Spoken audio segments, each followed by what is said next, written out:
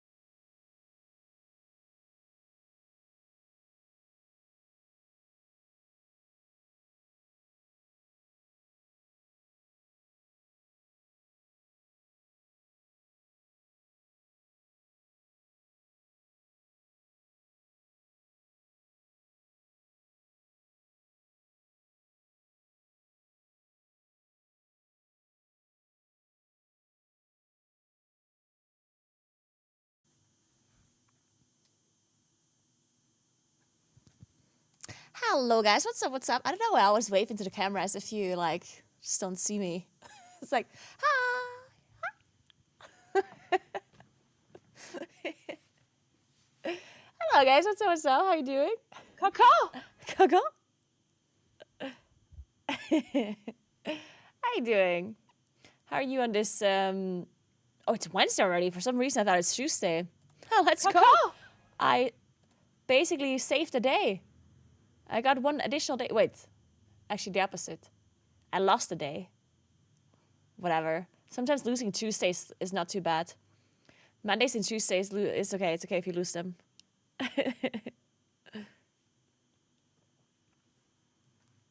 Lost a day again? I know, right? It keeps happening to me. Hey, Badger, what's up? Hey, Jielski, what's up? Hey, Join. Hey, Reaper. Vikutora, what's up? Anna. Hey, Lisa. Klavi.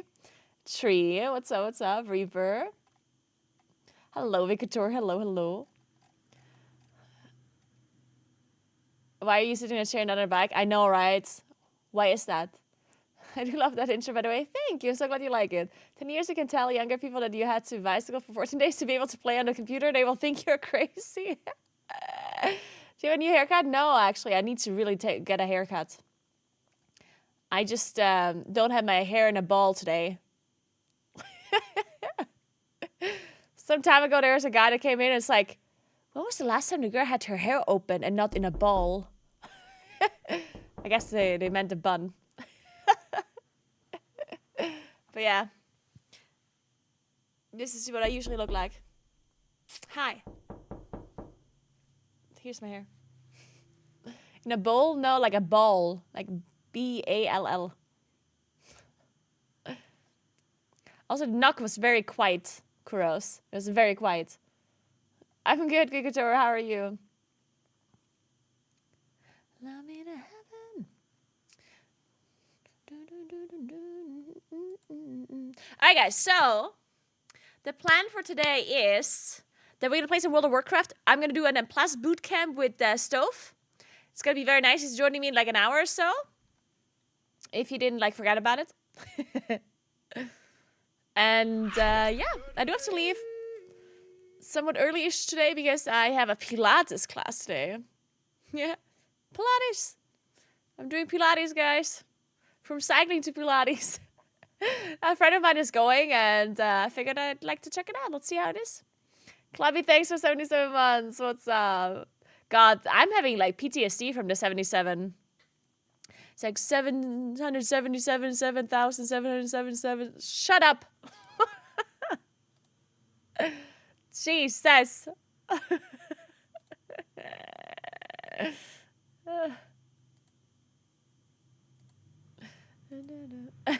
Sorry, yeah, you better be, Clubby.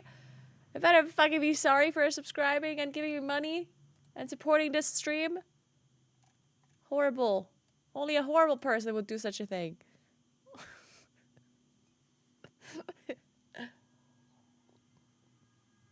Yoga is good for the whole body, but I'm doing Pilates, not yoga. But yeah, yoga would also be good. Diddle-doo, diddle-doo.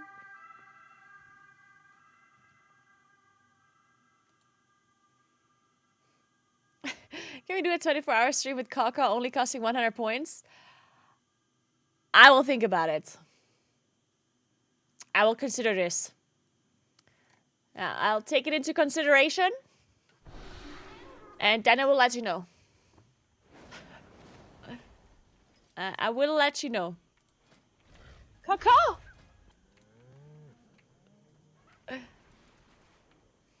Same concept but using small weights. No. No, Pilates is definitely something different than yoga. It's definitely two different things. You should look it up. I'm a 2-hour yoga teacher. You're a yoga teacher? Do you say that Pilates is the same as yoga? What the fuck? I'm now confused.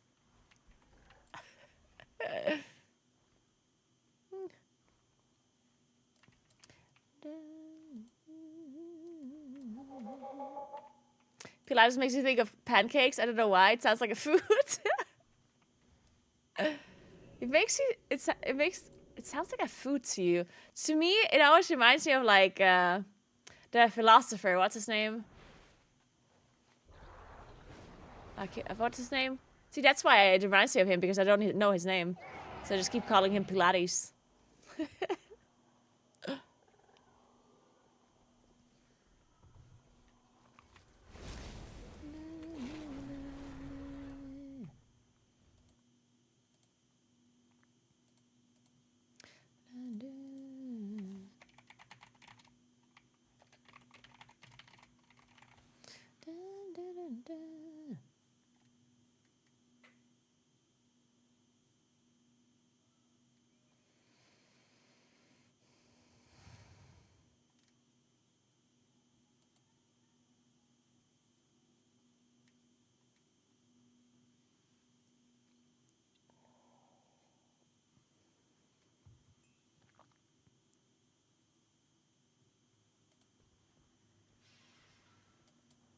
All right, so since Stove is joining me today for the M Plus Bootcamp, let me see if I can do some upgrades probably. Maybe we should get an embellishment. I can upgrade some stuff, maybe this. Wait, how many gilded crests do I need to do a crafted item? Plateau! That's who it reminds me of. Yeah, Plateau.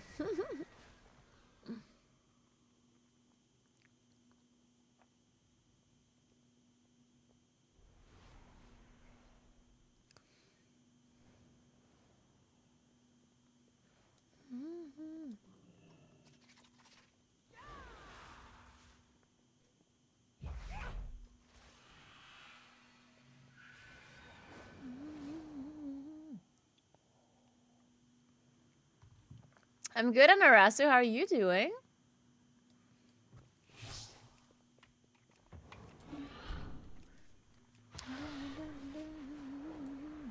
I'm gonna check how much it costs. Let me see. What am I even crafting? Probably boots.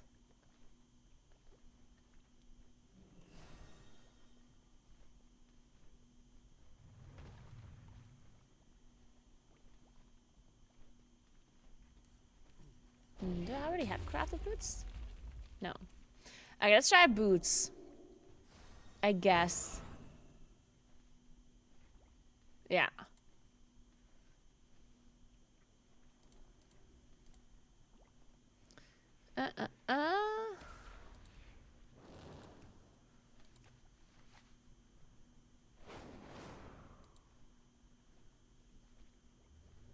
Oh, I need a spark as well. Ugh. Wait, how do I see how much? I guess you just buy it here, right? Oh, wait, I need 90. True. I need like 90 gilded crests. Ugh.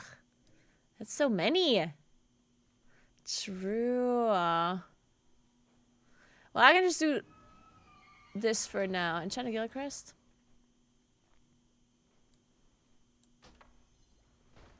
Or should I buy a ring? Now let's just do boots.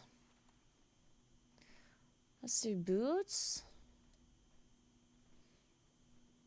Okay, so I have this. Then let me see. Oh, I need a spark. Do you have enough valor point and valor stones for a spark? We're within season 3. That seems correct.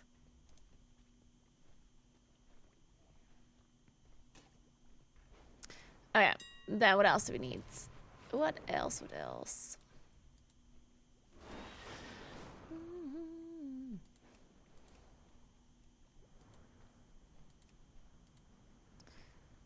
Okay, let's track this. I'm gonna do a public order, I believe. Actually, wait. I should probably wait until I have the rune crests, because then I can do it all in one instead of having to recraft it, right? Don't craft boots, get the raid ones. Ah, good point.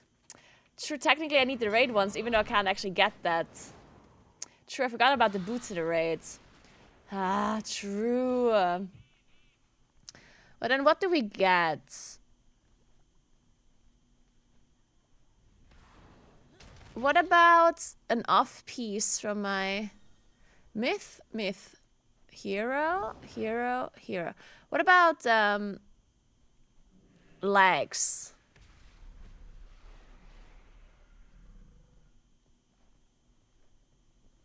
Wrists? But I already have good wrists with a socket and all.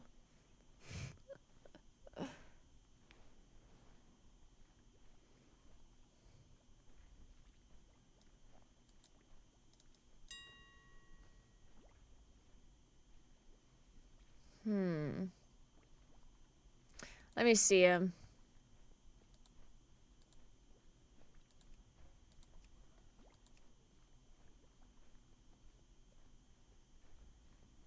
Yeah, because I don't want to craft a thing without a socket. Like, that's stupid. Okay, let's...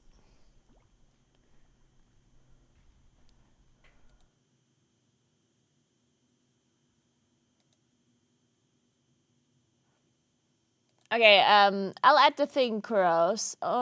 For now, I only add it to the WoW scene.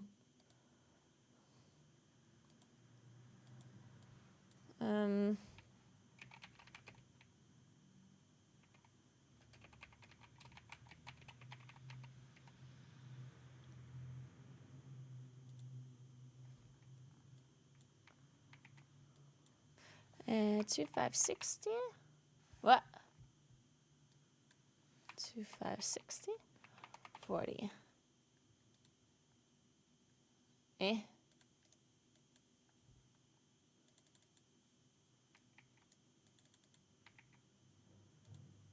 Okay. Now should work. Okay. So let me see what the other monkeys are running. I mean, it doesn't really matter what the other monkeys are running because the other monkeys probably are raiding and I'm not. And they actually have access to good gear. And I do not. Is there... what kind of monkeys am I even talking about, actually? Are there even any monkeys in 2 high keys? I don't think so. Is there any, like, high key moonkins at all? I'm scrolling. I'm still scrolling. Scrolling. Feral. Uh-huh.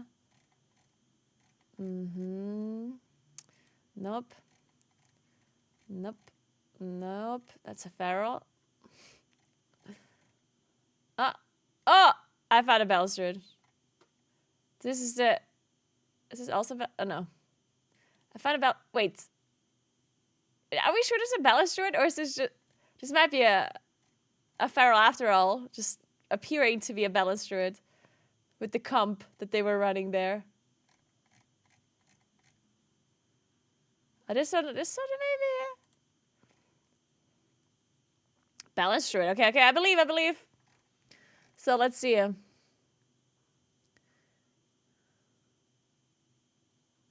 Oh, he's got like desk... oh, because he's got the different weapon, I guess.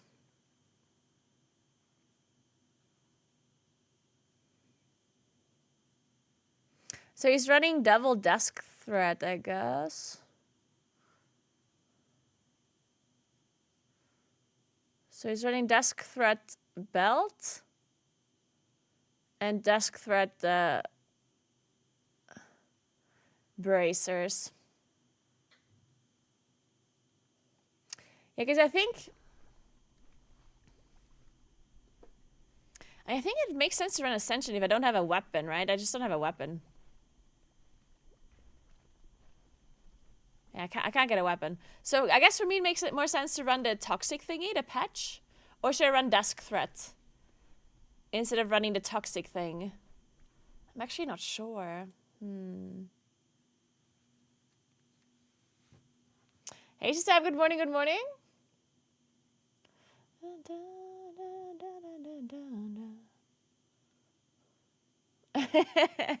Thank you so much, Shisab.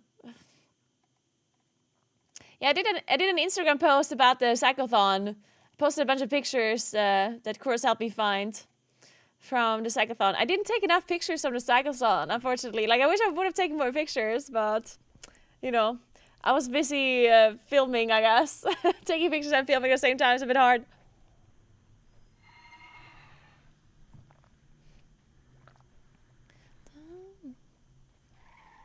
It's hard to remember because I'm already focusing on, like, actually filming the things, right?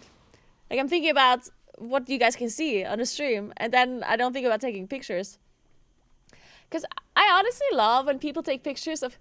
Because, like, I only ever remember to take a picture if it's, like, really pretty, you know? Like, if there's, like, a really nice mountain or a nice background or whatever. But those pictures are usually... Like, even though they are, of course, nice, it's nice to have good pictures of very beautiful scenes and scenery and landscapes or whatever. But the best pictures, in my opinion, are always, like, the random pictures of, like, random stuff that is happening that is a good memory. You know what I mean? Like, that's why I took a picture of, like, me sitting at the side of the road eating McDonald's, for example. Because, like, that's something you remember. You don't remember, like, one view, like, one single, like, mountain view or whatever. Like, yeah, it's nice to have those mountain view pictures, of course. But I actually prefer the pictures that are much bigger memories and, like, you know? I don't know if you guys are the same. But if I go through my pictures afterwards, I kind of like it when I have pictures of, I don't know, like, maybe the Avio cafe that I was sitting in, or like even if there's a picture of Gary that joined me on, like, a little bit, or a picture of a schnitzel that I ate in one of the bistros, or a picture of a kiwi that I stole off of a of a tree, you know, stuff like that. I actually prefer more than some of the cinematic views, even though, of course, I do enjoy the views as well. But I already experienced the views in person, and in person they're always prettier than our picture anyway, so.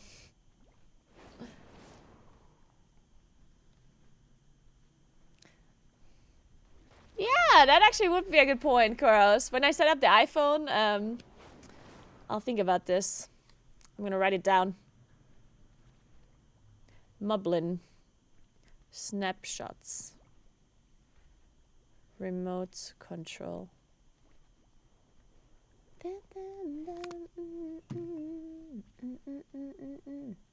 Alright. I still know what to craft now. What is the off piece that people are wearing?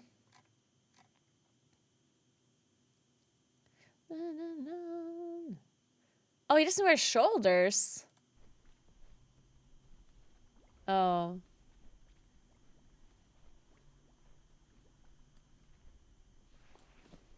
I think maybe I just replace my legs, honestly.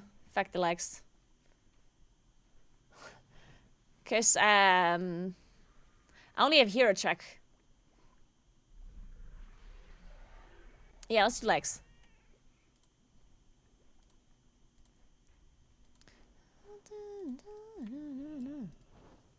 I would still craft... But it doesn't make sense to craft wrists when I have socketed wrists. Like, I'm literally gonna be downgrading my gear then, yeah? I don't think that makes sense. Like, I'm gonna be losing out on a socket, right? Wait, I can open my vault? Wait, what day is it? Oh, it's Wednesday, of course. Maybe I should open my vault before I do anything else. But you can always get a socket. That is just not true. I don't raid. The only myth items I get is from the vault. Ooh, Sulias. Huh. Hi, friends. Halloween is here. What are you going to be for Halloween?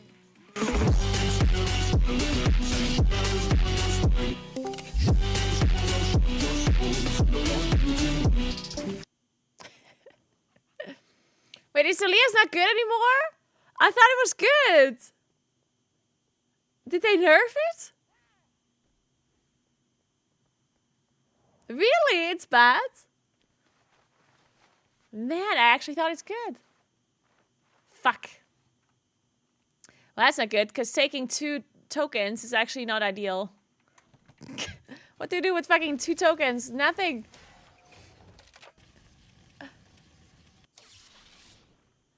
It's not bis, so people say it's bad. I mean, I can just sim it. Let's just sim this before we listen to what Twitch chat says.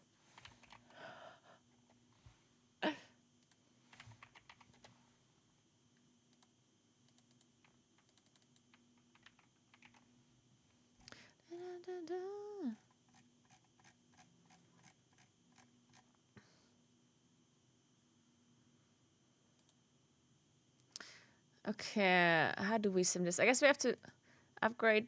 Oh. Let me...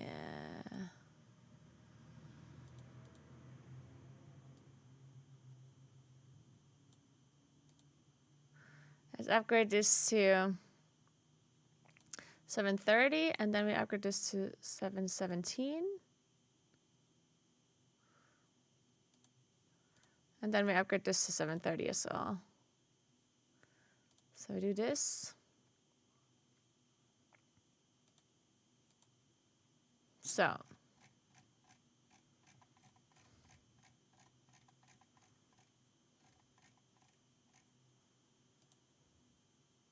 Alright, see what happens. Forge isn't great for M+. Why did people tell me that Forge is literally the best string ever? I know I listen to people. Why do I listen to people? I should do an M+ sim. Do I have an M+ sim that I have? Let me see. Do we have anything here? What route did I do? Wait, a holes. I can do the 17 holes. This one. Let's take this.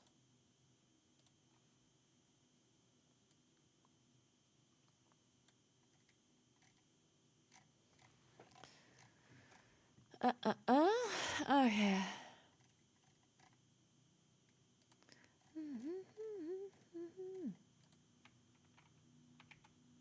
Okay, let's do this.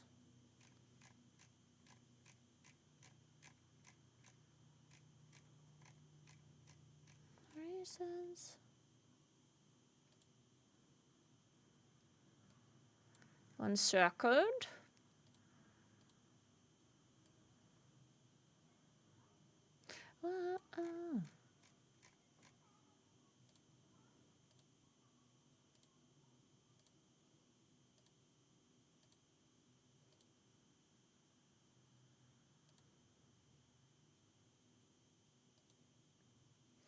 All right. So this is the single target sim. So even for single target, it's better.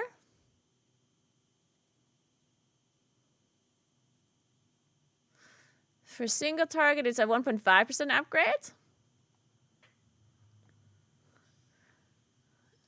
And for M+, we're gonna see in a second. You fucking liars. Who the fuck said this is bad?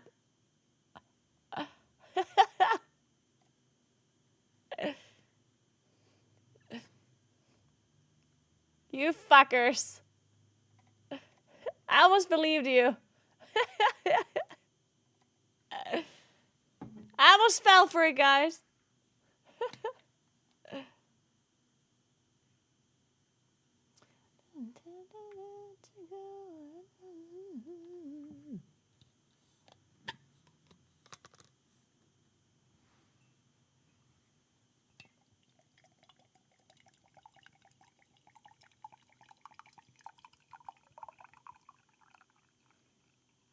Oh my god, this is a long queue. How am I going? Oh, I thought the queue is like... I thought I need 81 out of 81 in queue, and then I was really confused on why I'm going downwards. Wait, how does this queue work?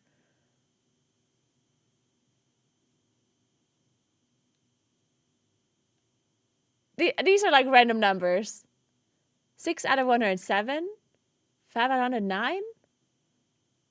What? 2? Oh my god, I did it!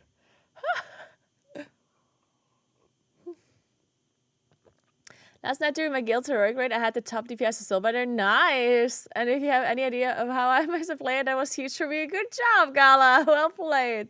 That's sick. Good job, good job. Hey, Trio. What's up, what's up? Good day. What's up? It's such a nice day. It's very cold lately. Like, it's actually, like, freezing lately.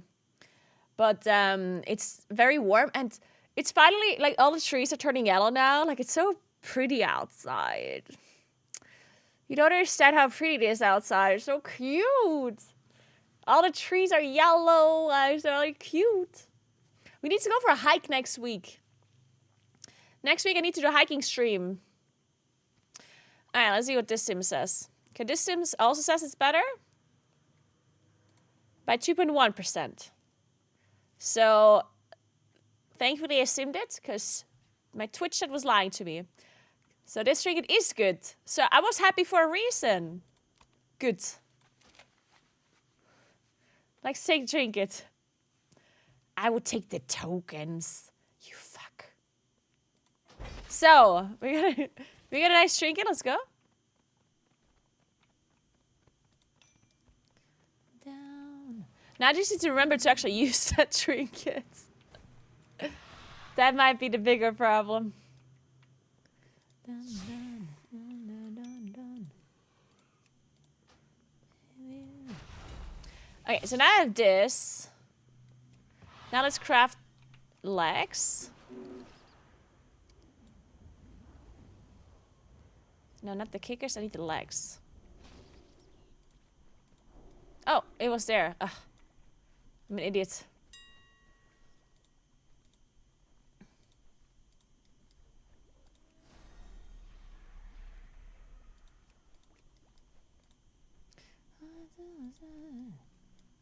So.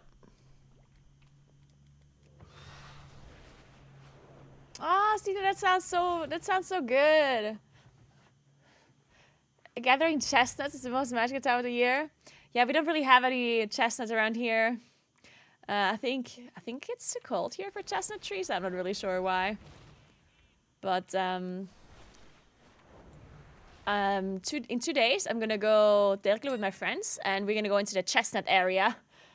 So we're gonna see a lot of chestnut trees there. Let's see. It's not that far from here. Like, I just need to drive like an hour or so, and then there's chestnut trees everywhere. Let's see. Crystal fused height.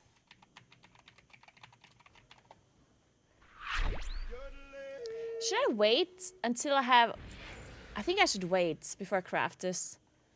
Storm charged leather. Felina Hisha, thank you so much for 30 months. I appreciate that. Thank you very, very much. Danke, danke.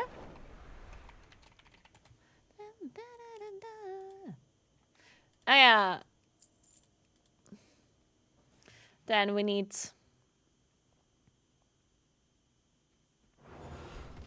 Mischief. Fever flares, I think it's called, right? Yeah. Then I need... Shit, I don't know what embellishment to use. I think I used the toxic binding or whatever it's called, like the toxic patch. Und tausche das beste Trinket mit dem Platz 12 Trinket. Das Trinket ist besser als das andere. Für ein Plus. Ich hab's gerade gestimmt. Writhing Armor, yeah.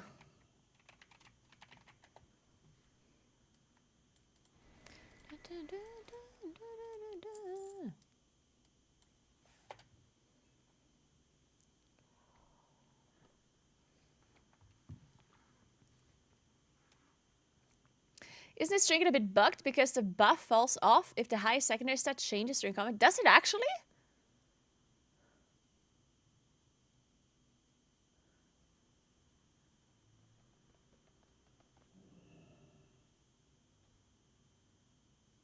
It's like it actually just removes the buffs or the buff or what? Huh. What else do I need?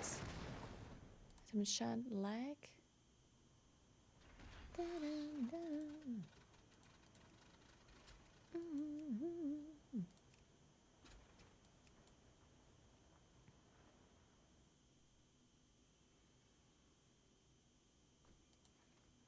So we need this as well.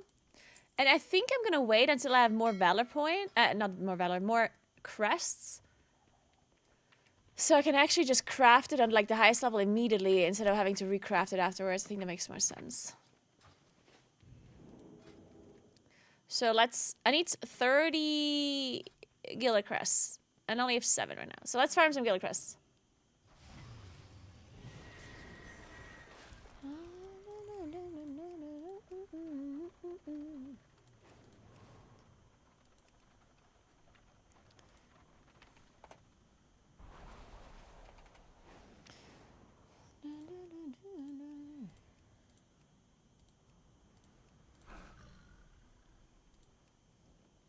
Did Steph didn't join me before, right? On Bootcamp? I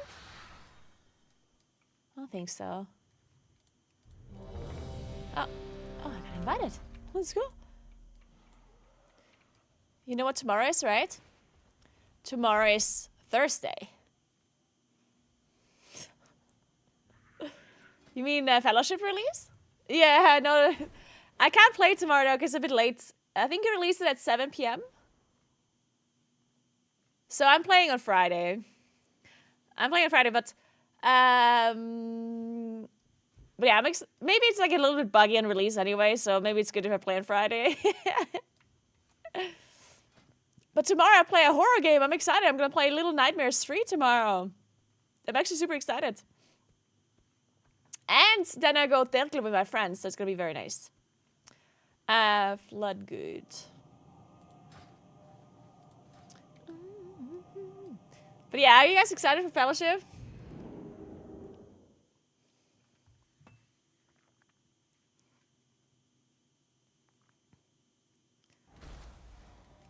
Okay, who gives me master like haste in this group?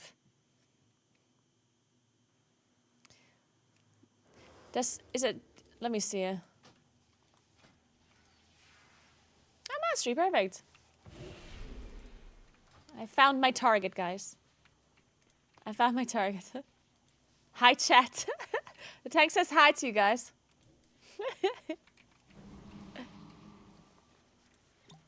I'm not in the mood of this. Sorry. Sorry, we have to skip this song.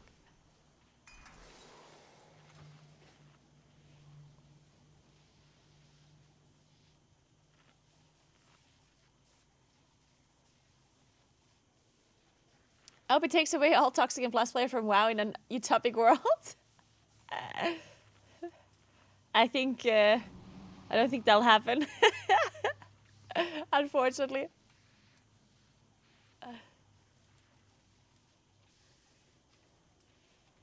Who said hi, chat? The tank. Leaky. Hey, Raging Duds. How do you feel about the add-ons being removed at Midnight Expansion? I personally think it's a really good idea, or like their philosophy behind the way they want to remove the the Uyghurs, and the add-ons. I think is good. I have no idea if they actually managed to execute it the way they want to. So that's the only thing where I'm like, okay, 5, 4, it might be a shit show initially, you know. 1. There's definitely a possibility that's gonna be bad at the start, but I still think it's overall positive because of how they told us what their goals are, and I personally think that's good. Like the way they set the way they're talking about what they want to achieve. I think those goals are good. So even if they don't get there immediately, like even if initially it's going to be kind of shitty, I'm a person that plays World of Warcraft for a long time already, right? And the game is not always perfect. And there's been times where the game overall is like, I don't know, wasn't for me, or I didn't enjoy it as much. And I don't know, I still played it for 20 years on and off, right? So if there's a time where the game isn't so hot, because they messed up the removal of add-ons somehow. Well, okay, that obviously sucks, but in my opinion, it's more important to know that their goals are something that I agree with. Because if that is their goals, that means that they want to get there. And that also means, to me at least, that means that they will fix it until they actually get there, right? And to me, that's more important, right? Because if the game is a little bit scuffed for the first like couple of months in the next expansion because the add-ons are gone, okay, yeah, again, like that obviously sucks, right? But will it stay that way? Probably not, right? Because if their goal is to make the game good without add-ons, or without, obviously they don't want to remove all add-ons, right? They only want to remove the combat add-ons. But yeah, if their goal is to make the game good without combat add-ons, and they want to implement it in a way that makes sense to me, then it's good. That's how I see it, you know? I personally think there's definitely like a nice future up ahead for World of Warcraft without add-ons.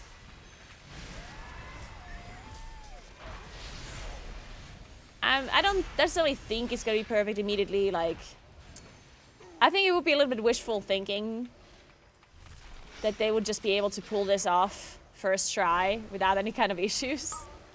I think that's definitely a little bit of coping to think that way. But again, I don't think it actually matters that much overall in the greater scheme of things.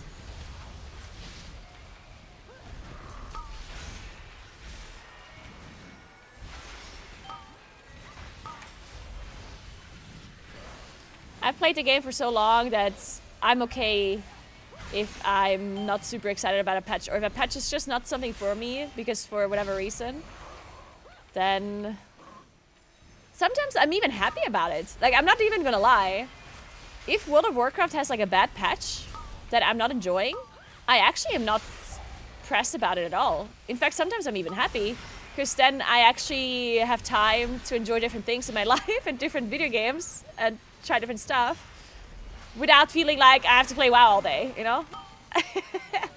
So I am okay with it. As long as their vision and their goals are aligned with what I would actually like from the game as well, which I think they are. From what I've heard them talk about it. Like, especially in the interview with Max and Dratnos, where Ian talked about the add-on thing initially. I think overall it definitely all made sense of what he said, and I agreed with most of the stuff. And if that is their end goal that they want to achieve eventually, then perfect. That is an interesting pull.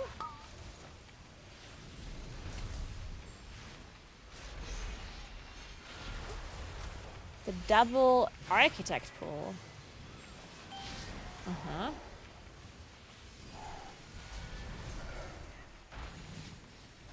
Alright.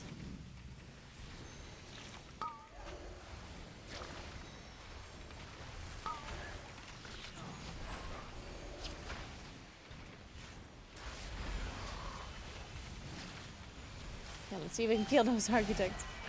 A lot of scaffoldings.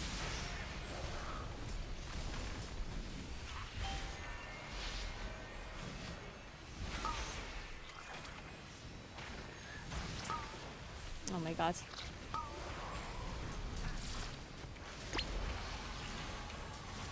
Oh.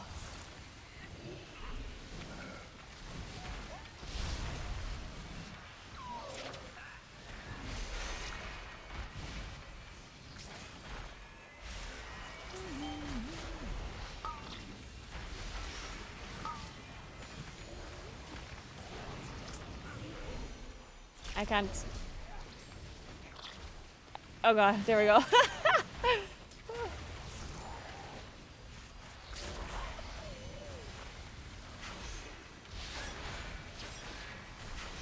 Guys, we're doing it, I think.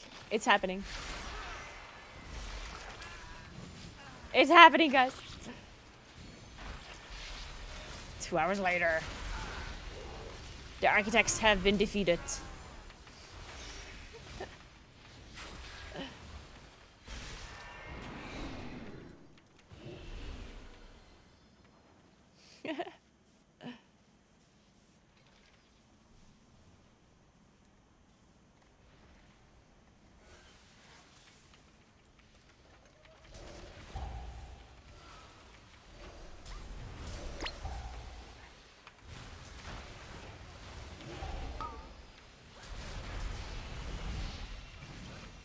Okay, so far I haven't lost the buff, by the way. Like the Celia's technique.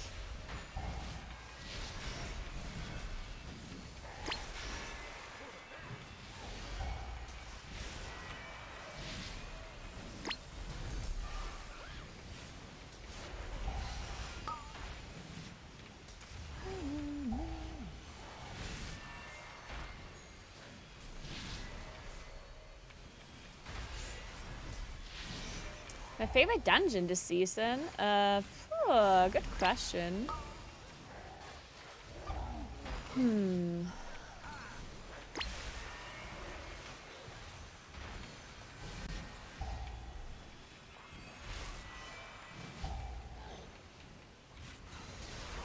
me see. That's the wrong thing.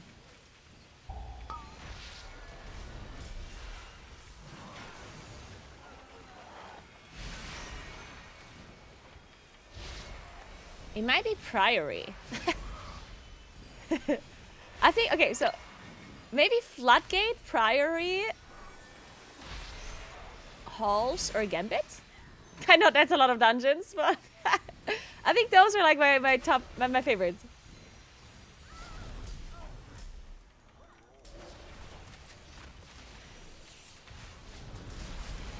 Maybe even Halls. I really like Halls. I also really like Floodgate.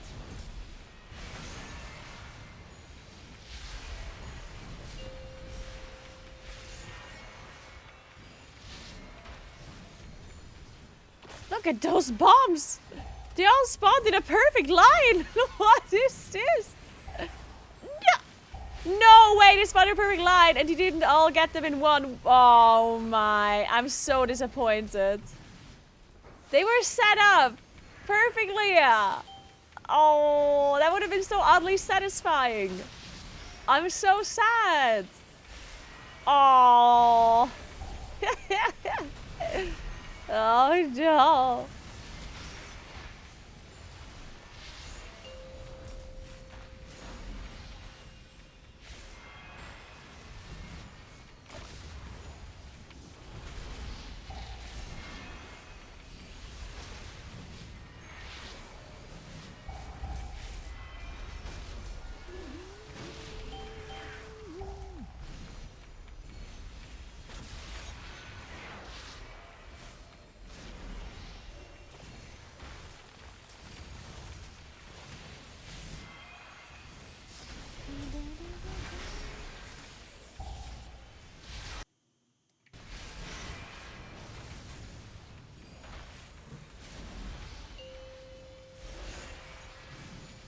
Yeah, I use Grid 2 for party frames. But honestly, you can kind of set this up with Blizzard party frames, yeah? The reason why I use Grid is because I've used it for a long, long time before add-ons were... Oh my god, I can't actually... The tank will have to get those, sorry. Be good, I think. Yeah. Yeah, I used Grid for a long time before Blizzard raid frames were actually good. But now, Blizzard raid frames are good in my opinion. So if you don't need like a lot of things to set up in your raid frame, especially with Midnight coming up, honestly, like with, cause what is happening with like raid frames? I don't know, but like I know that weak arrest and stuff are gonna be removed, but what about actual raid frames? Like, is Grid and stuff still gonna be working or no? I guess I kind of assume it's not gonna be working.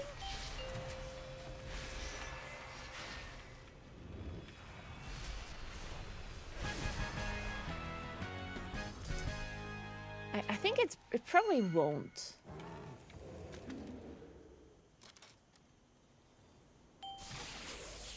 Because I guess raid frames need to read combat stuff. All of them are dead? Okay. Yeah, so since all raid frames don't work anymore, you should just use the Blizzard raid frames. Because honestly, the Blizzard raid frames, they really are not bad. You can set them up the exact same way as I did. Except the icons on the bottom, but this is Omni CD anyway. Like the icons on the bottom, that's not part of my raid frames. That is as a separate add-on.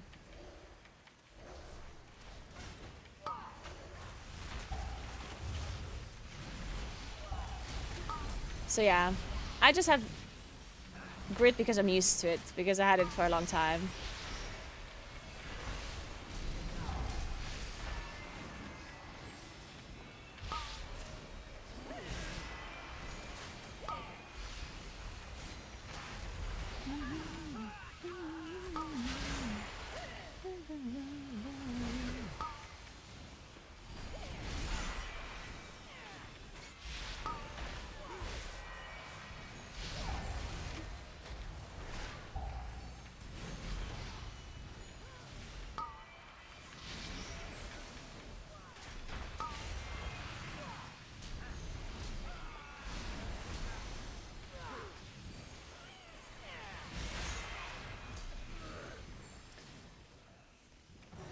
They will go back on their no weaker plan? I don't think so.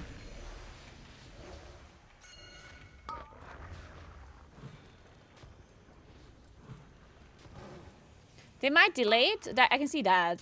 I can see that they maybe, if it's a shit show and they're like, you know what, I think we made the decision a little bit too early or whatever, we won't be able to make it work until midnight. That I can maybe see, but I don't, like, they're not going to go back on their decision. They might delay it. That's the only thing I can maybe think of. That would make sense.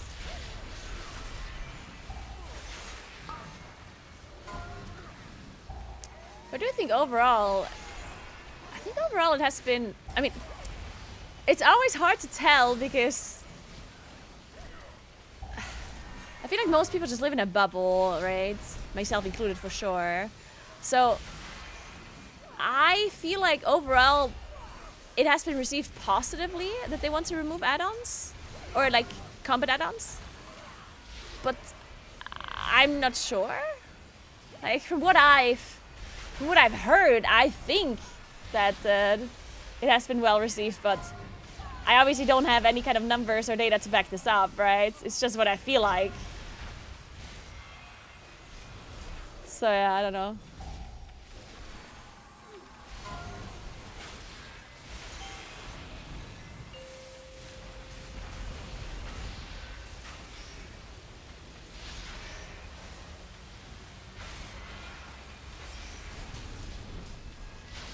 Sepham, thank you so much for the Prime. I appreciate that so much.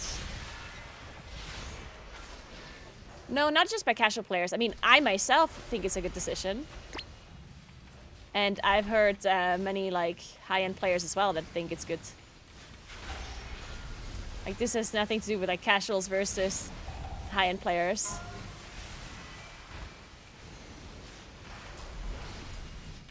I mean, it makes a lot of sense because if you want to be a high-end player, you are required to have a good UI and working weakers and everything, which is a chore. Like that is my main argument for this change. The main thing that I am looking forward to is I don't have to set up my UI for every fucking patch, which is it's just so much work. Like, it's just annoying. It's like yeah, it is of course great to have a perfectly set up UI that works perfectly. Like, that is obviously like a good feeling. But the work and time that it takes you to set this up every time. And then this breaks, and the other thing breaks, and then this weaker isn't working anymore. And then you need to change this position because you got another weaker that you now want here, and now you need to move that. And now this boss has like something that you need to see, so you need to move everything on the other side, and then you need to like make sound effects. And then a new raid comes out, and now you need to all of a sudden completely new weakers, and you need to set up your raid warnings to have different colors and different sounds, and a new Implast season comes out, and now you need to set up everything for Implast, and it's like, ugh. And then you have a new trinket, and now the trinket needs a new weaker because that one works differently, and it's like, ugh. Like, it's just so fucking annoying.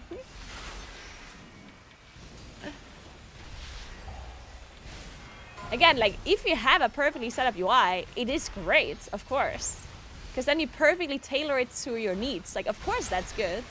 But I'd much rather live in a world where the base UI, or where the game itself, works without you feeling the need that you have to set up any kind of add-ons or UIs.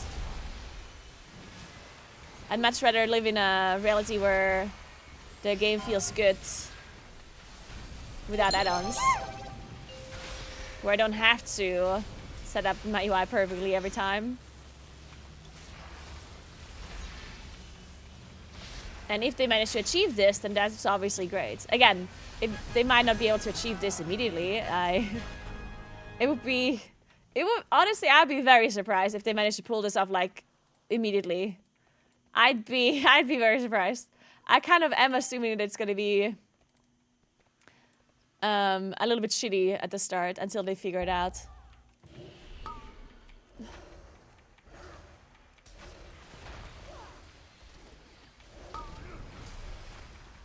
But if they actually figure it out eventually, then I'm gonna be happy. Tiffany, thank you so much for the Prime. I appreciate that very much. Thank you, thank you, thank you.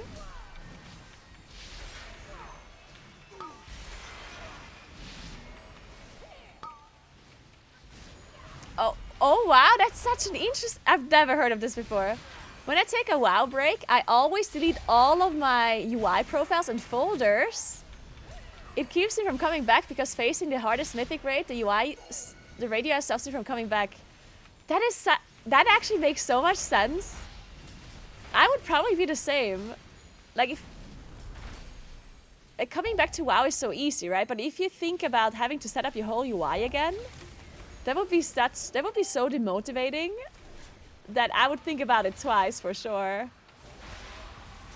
Yeah, and that is such a good point against add-ons.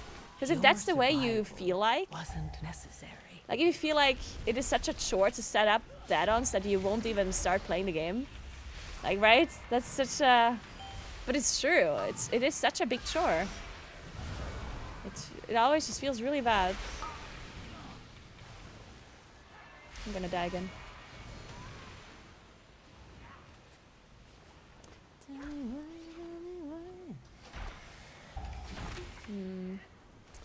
I have a feeling we can't kill this. If I take this rest, I'm just gonna die again, don't I? Actually, I take the rest if they survive this. Okay, I take it.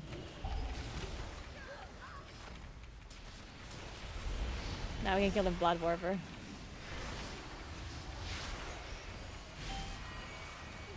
Kill the Blood Warper! Nice. Okay, we got this.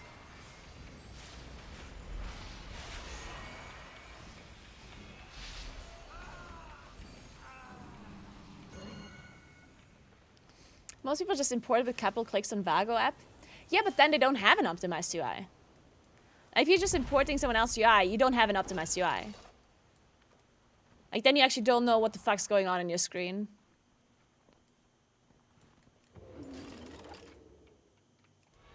And it's a good, like, every time this topic comes up, I always quote, like, a person that I know. It's like, I talked to, like, a game developer, not actually from Blizzard, from Riot Games.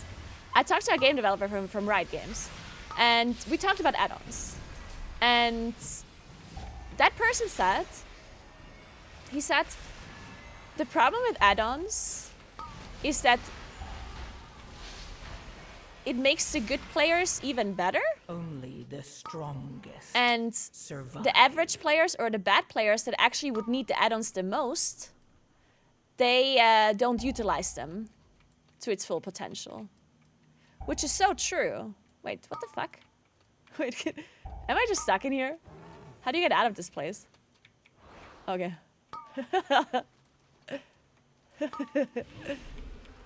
And I think that is like a very good statement. I think it's very, very true. Because the good players, they will have the absolute, like, perfectly optimized UIs, right? They will spend hours upon hours figuring out their UI, and it's perfectly tailored towards them, right? And that will make them better players, of course. Even better than they already are to begin with. And people that are not that, like people who are just average, or who are maybe even, like, not so good at the game, like those people, they would need add-ons the most because they need the help, right? But then they are not going to utilize them because that would be a lot of, like, work and effort and time they need to put in, which they don't do Because otherwise they would be better players, right? So it just creates a bigger, like, delta between, like, the best players and the average players, or the best players and, like, the middle players. Well, we tried, guys. We tried. We tried.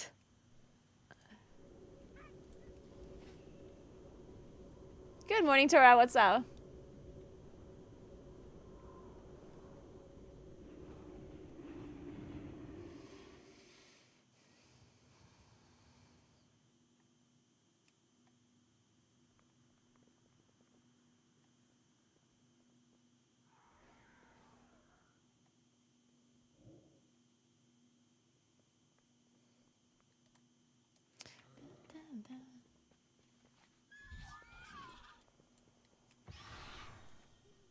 Hey, Kirby. What's up?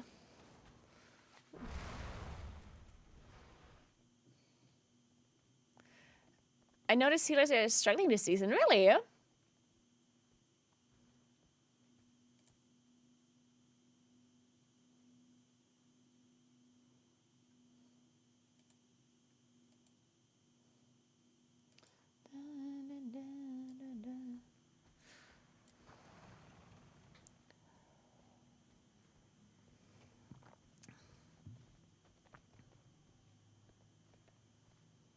The problem I face as a game dev, the only thing I can assume is that the player is totally new to the games. So anything that they would need should be available for them in the game. They shouldn't need outside sources. Yeah, I think nowadays that's what most games understood and go with, right? I feel like nowadays when a game gets released, a new game, they rarely ever like allow add-ons to be a thing if it's a competitive game in any kind of shape, way, or form, right? At least as far as I'm aware. Like the fact that add-ons are part of World of Warcraft, that's something that is only true because the game is so old that back then they didn't really think about the consequences very much, I guess. I guess Blizzard was just like kind of like, yeah, whatever, I guess you can have add-ons, like, because back then people didn't think of WoW as like in a very competitive kind of sense, right? Back then an MMO was just like an exploring game, like a questing game, lore, all that kind of stuff, and a community-based game. It wasn't necessarily about like the race to war first and like Mythic Plus score, and yeah, there was PvP, but there was no ranking system at the start of PvP either until we had Arena that was added to it. So I think initially they honestly didn't really consider it very much. Didn't really consider the consequences, and then just kind of went with it.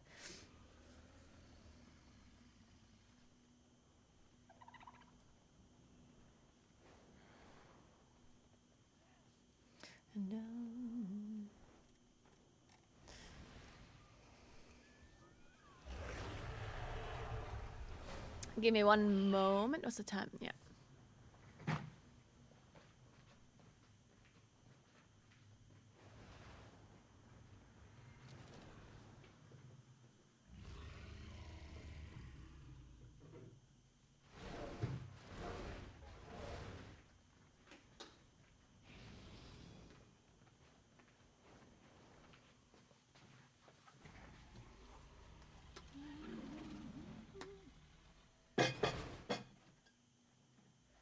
So.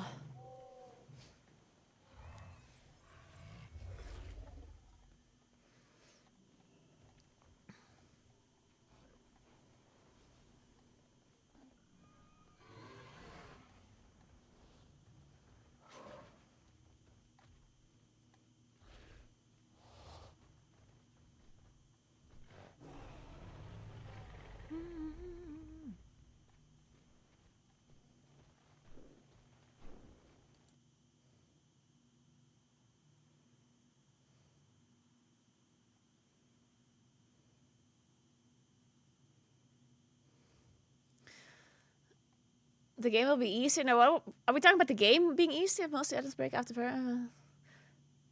Without all supports on add-ons and API, Blizzard devs will have so much easier.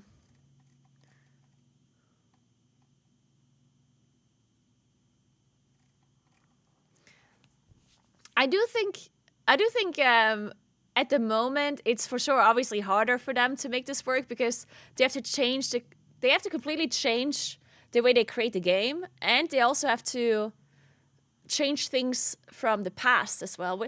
That's actually one of the things that I personally think is going to be the hardest thing for them to do. And I didn't even consider this for a long time, but you know, when this change to no add-ons, or this change away from weaker-us and everything, they are not just like removing weaker-us and removing, like they're basically working together with the boss designers and the class designers, right? So what Blizzard is trying to do is they want the removal of combat add-ons to be a change of how the game works as a whole, right? They don't want to just continue to create bosses the same way and create classes the same way and remove add-ons. They want to remove add-ons at the same time, kind of not like at the same time they want to change the way bosses work, and change the way dungeons work, and change the way classes work, so they don't have to replace add-ons, but basically take away the need for having them. If that makes sense, right? So they don't want to remove weaker-us and make their own version of weaker-us. Blizzard doesn't want to make their own weaker version. Blizzard also doesn't want to make their own like Cell or Grid 2 or their own bigwigs. Blizzard wants to change the game in a way that you don't need those add-ons to play the game. Which basically means the game is going to get easier. They're going to make classes easier and simpler, and they're going to make bosses easier and simpler, so that you can play the game without the need of those add-ons, right? Without it feeling overly complex, or not about the complexity, but mainly just like, I think the problem is that they have created the game with add-ons in mind this whole time, and there's just certain things that you were not able to really figure out without having add-ons, or at least not in an intuitive way. And that was the problem, right? And now they're working together with the whole game designers and class designers, everything, to make sure that add-ons are not needed anymore. And they will make a replacement for certain add-ons, like the cooldown manager and stuff. But they will not go that far as to make it a replacement for weaker-us, right? It's going to be a very simplified version of the add-ons that we had before. And if that's going to be easier for them or harder in the long run, I personally think eventually it's going to be easier. Because right now, when they design bosses with weaker-us in mind, it's hard for them to really design bosses because they're not like, honestly, I doubt that the game developers or that the boss designers are fully aware of what's even possible with weaker. Like they know what's possible with weaker-us, but coming up with the idea of a weaker is still like almost like an art. Like you have to be really, not everyone can come up with certain weakers, right? Certain weakers are so complex, you have to figure it out first. Like you have to have the idea to even make the weaker, right? And I think that is really tough when you create boss fights, because then you have to keep that in mind. It's like, could they possibly make a weaker for this that would make it easier for them, or that would trivialize this mechanic? Like, they constantly have to think about this. There's like, okay, what if we make this mechanic? Could they just solve it with a weak aura and it would be super simple, or no? And that's kind of annoying, right? Like, that makes it kind of hard, in my opinion, to create boss fights. But then if they remove the combat add-ons, then they know what's going to be possible with their add-ons or with their UI and what is not possible. And I think in the long run, it's going to be easier for them to design bosses. Right? Because then they don't have to constantly think about, oh, what could they do with weaker as? What could they do with this? Right? Eventually, it's going to be easier.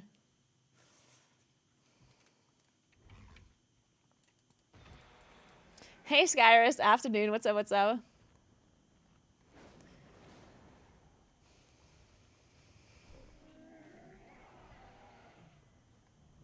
Hey, Paulos.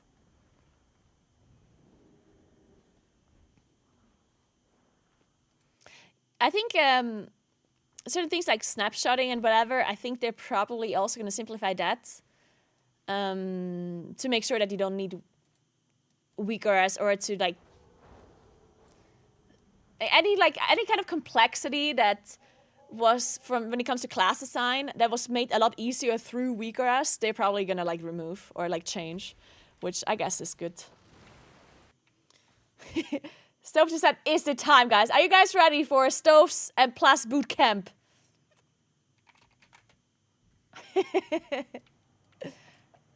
Man, Stove's on time too. What is this? Tattles was on time. Stove is on time. What is going on? Unbelievable.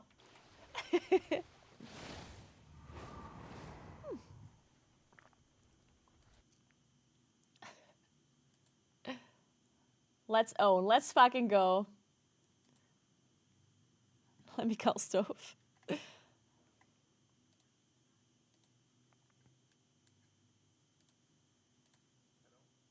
Hello, hello, hello. Hello, hello. How are you doing? I'm doing all right. How about you? Me too, me too. How is MDI prison? Okay, that's good. Well, it's a prison, you know. So, no, but it's going good. It's going good. Practice is fun.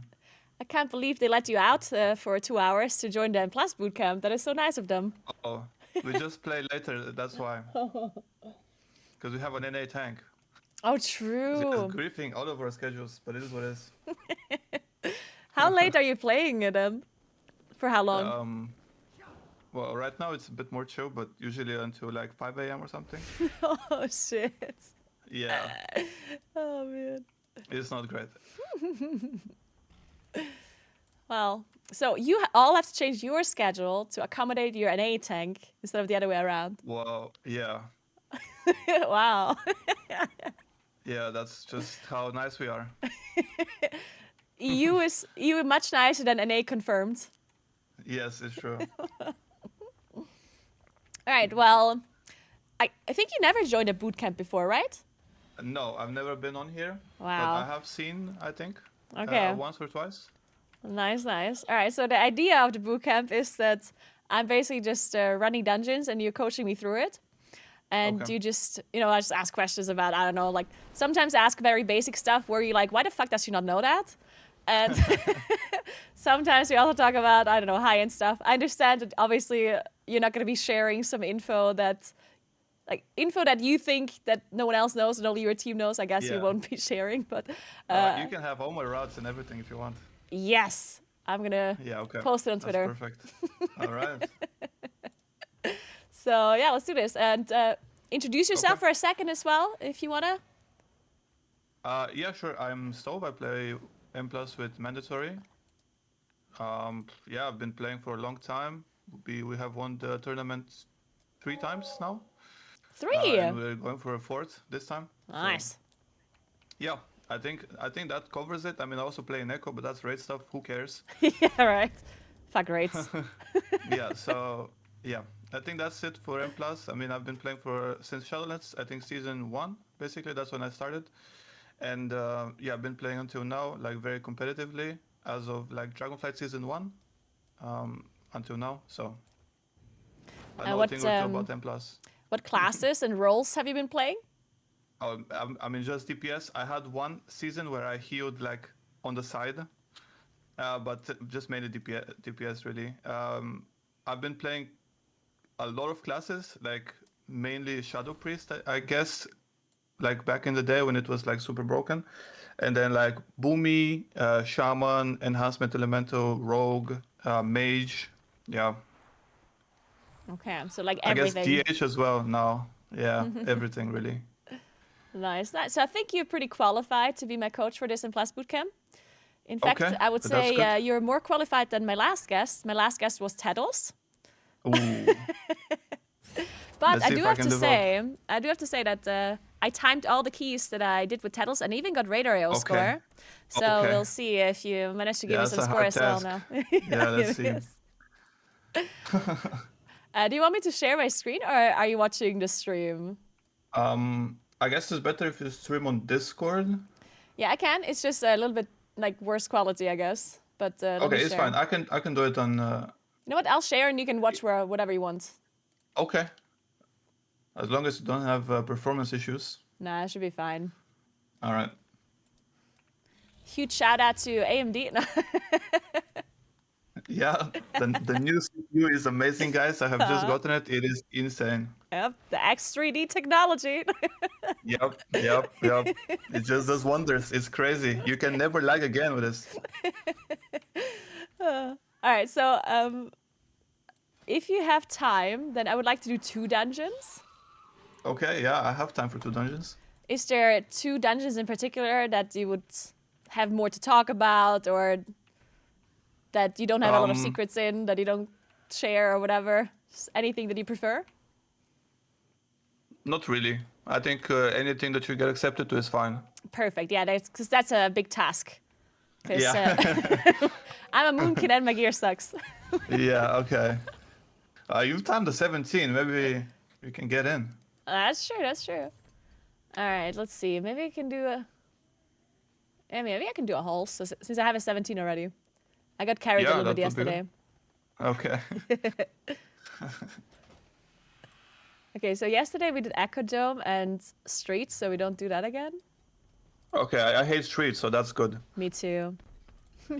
Yeah, that's probably the worst dungeon. Yeah, it's way too long. Too many bosses. Yeah. Annoying ones too. Yeah, I mean, you are familiar with most dungeons in this pool, no? It's just Ecodome that's like pretty new. Yeah, Ecodome is new. All the other dungeons I've obviously they have been in previous seasons at some point. Yeah. So yeah. They did change like a bunch of stuff, or like routes, I guess they're different, and some random things that people learned this season that they didn't know before. It always happens. Yeah. Yeah. That's true. Yeah, they always change stuff up, especially for like Shadowlands dungeons and like the returning dungeons, I guess. Mm.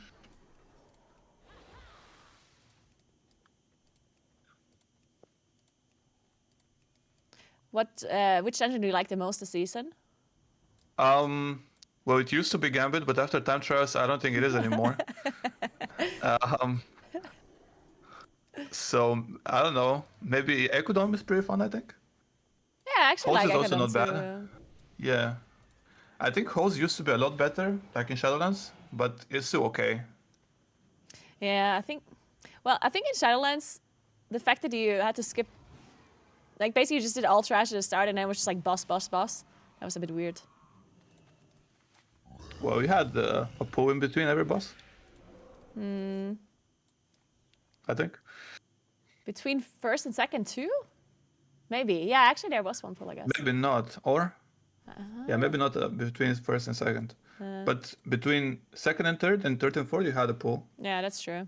Except in MDI, we just pulled everything onto the boss.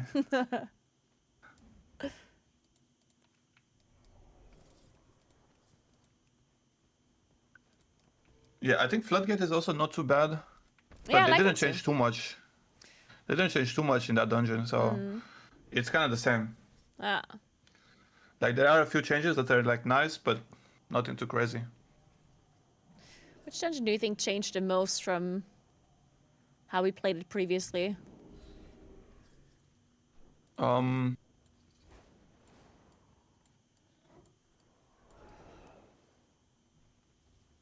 Maybe streets. Yeah. Yeah, that's what I was thinking. And Hose as well. I mean, Hose, you do so many more pools now. You need so much count. Yeah, that's true. Yeah, it's the new design. They always make you do like every pack in a dungeon except like 2. Yeah. It's so weird because like I was doing Streets yesterday with Titles and I haven't played that much this season, right?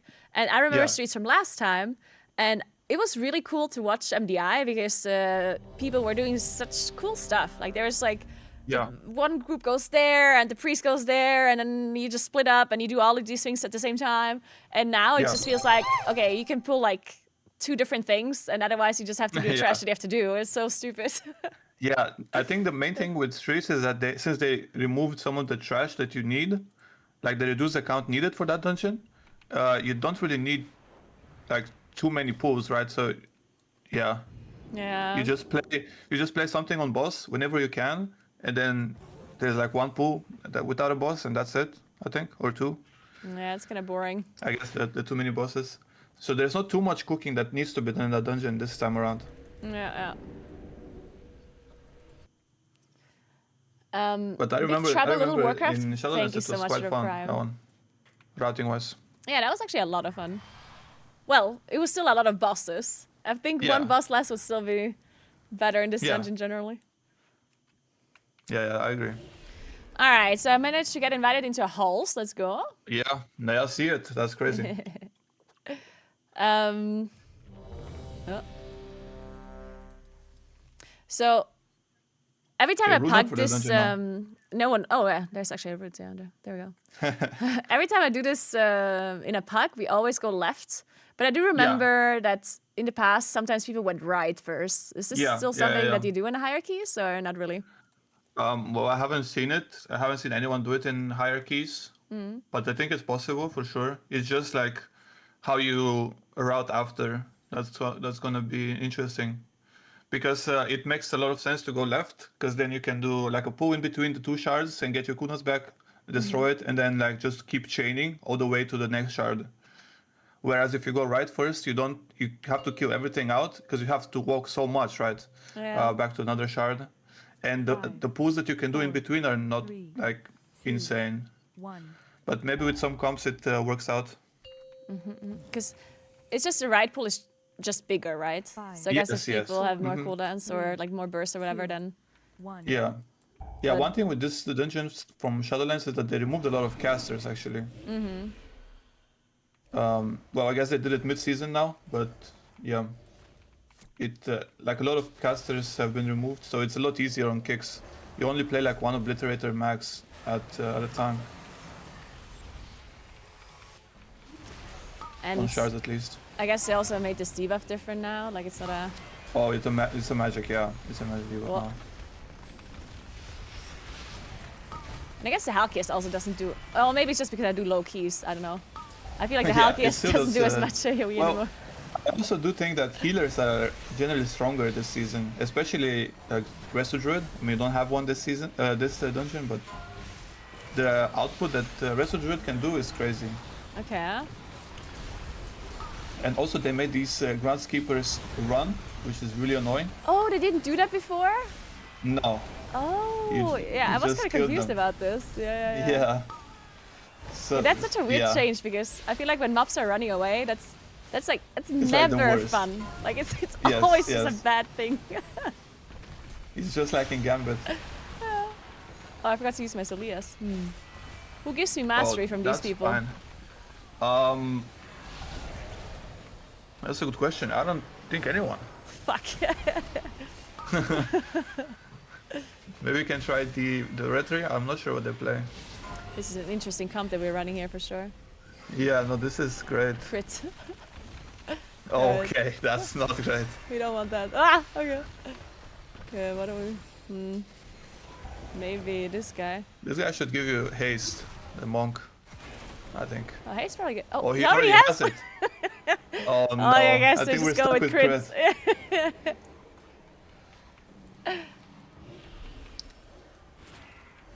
Yeah, I think like the house masters here, they used to have like a little frontal, like they would jump and do a frontal, if you remember. Now they don't do that anymore, so it's just a kick. An actual frontal? The Houndmaster? Well, they were just shooting in a line or like a cone. Oh, yeah, true. True. Like they disengage into like volley or Yeah, something. Yeah. So you have to stop that, but now it's not there anymore. True. I actually forgot about that. And then the other guys also the frontal, the Dark Blades. Do they still have that? Yeah, no, they don't have that anymore. Oh, okay. Instead, they do like a stacking debuff on the tank. Oh. That's also magic. Okay. So the healer has a choice on which person to dispel. And you can do like some cool things like rotating dwarfs on them. Oh. Can you like hide it to just have it run out, I guess? Oh, I guess you could, yeah. Or CC or whatever. Can it be interrupted? Yeah. Is it like an it's just actual their cast? autos. It's just Oh, it's their just autos. auto. Okay. Yeah.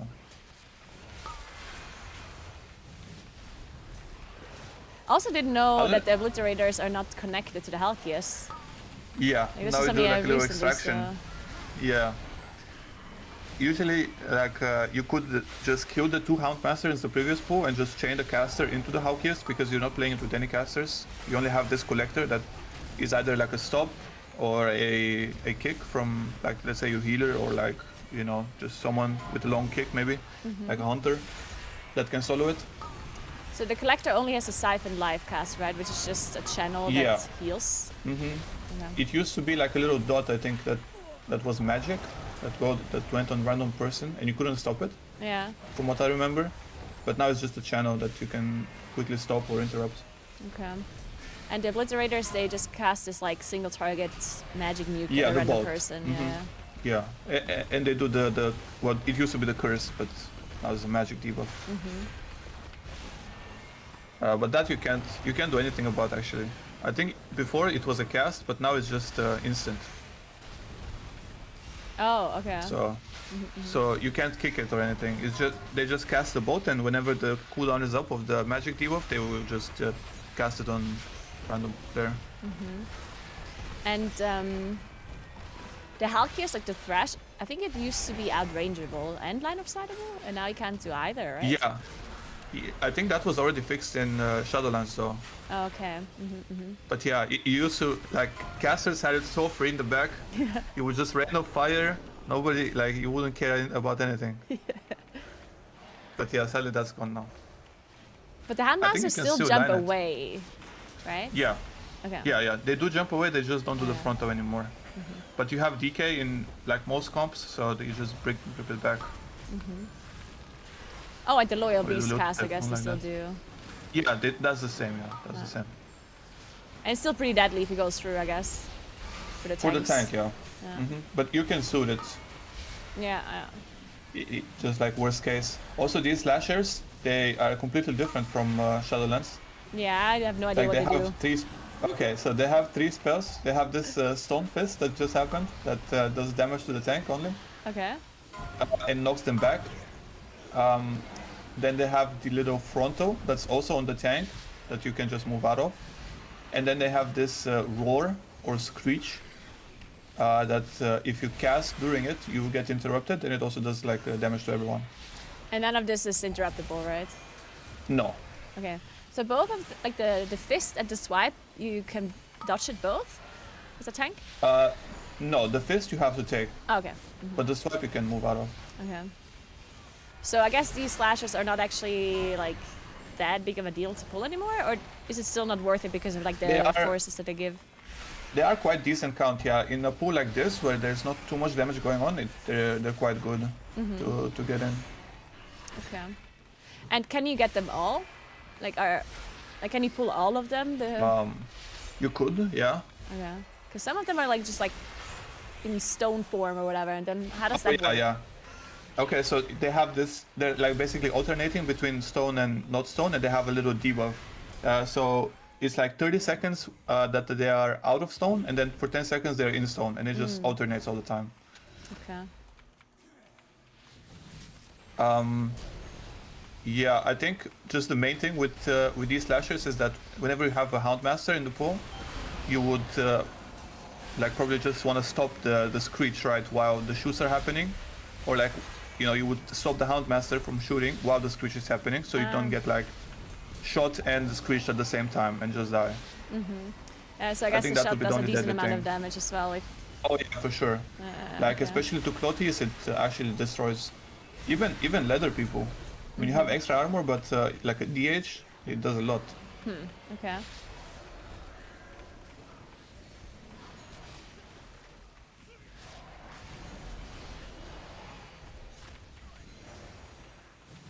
So I guess that like if you do a big pull in the MDI or whatever with I don't know Handmasters and slashers, then that can be like a deadly thing to look out for, like any kind of double like shot into Yes. screech or Yeah. bolt into something. Exactly. Does a bolt one shot you if it goes through?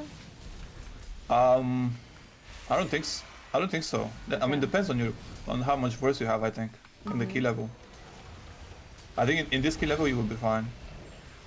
And I guess you generally don't pull a Halkias with a slasher. No, Unless you're crazy, maybe. that would be suicide. Yeah.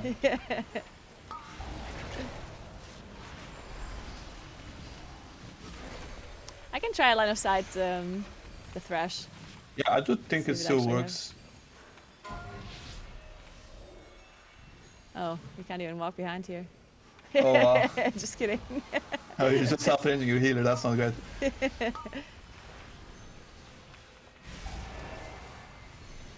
Like preservation healing also seems pretty crazy. This guy is stopping you every second. Yeah? even when I'm somewhere. Yeah, even when you're lining him, you're still topping him. That's crazy. Can you line the Screech as well from the Gargoyle dude? Yeah. Okay. And then I guess the other thing is here with the Hulk. Like you have to kill the 3 Halkias to be able to kill the boss, basically. Oh yeah, right? yeah. Just like before, yeah. And Yeah, in once this dungeon you fill, really want like. Oh yeah, you can go ahead. Sorry. I just want to say, once you fill like once you kill all 3 Halkiases, it still takes a while for the boss to actually be like Yeah. attackable, right? Yeah, you're gonna see some RP, and there's like the animal going towards the boss, and it's like going up in percent like every second or something. And do you have to kill these collectors in front of the boss as well to spawn You boss, don't or have no? to know, Okay. but they are pretty good count on the boss. So usually most groups just tag them, and then whenever the bar hits 100% to the top, they will reset. So be careful with that. They will also reset aggro and everything. So yeah, you need to be careful with that, and also retake your focus, because sometimes they randomly just They just remove the replace focus. themselves. It's a clone. Yeah, it's a clone. Oh, okay. Yeah, you see they reset There we now. go. Careful with aggro, and yeah. Usually you wouldn't want to put them like this, like where you damage them a lot and then they reset, unless you're building up some resources, because they reset their HP, right? Yeah. But they also don't do that much, so it's not too bad. Like it only takes like 3 kicks. You have 3 melees in this group, so they can always kick it, and you can back up with a beam.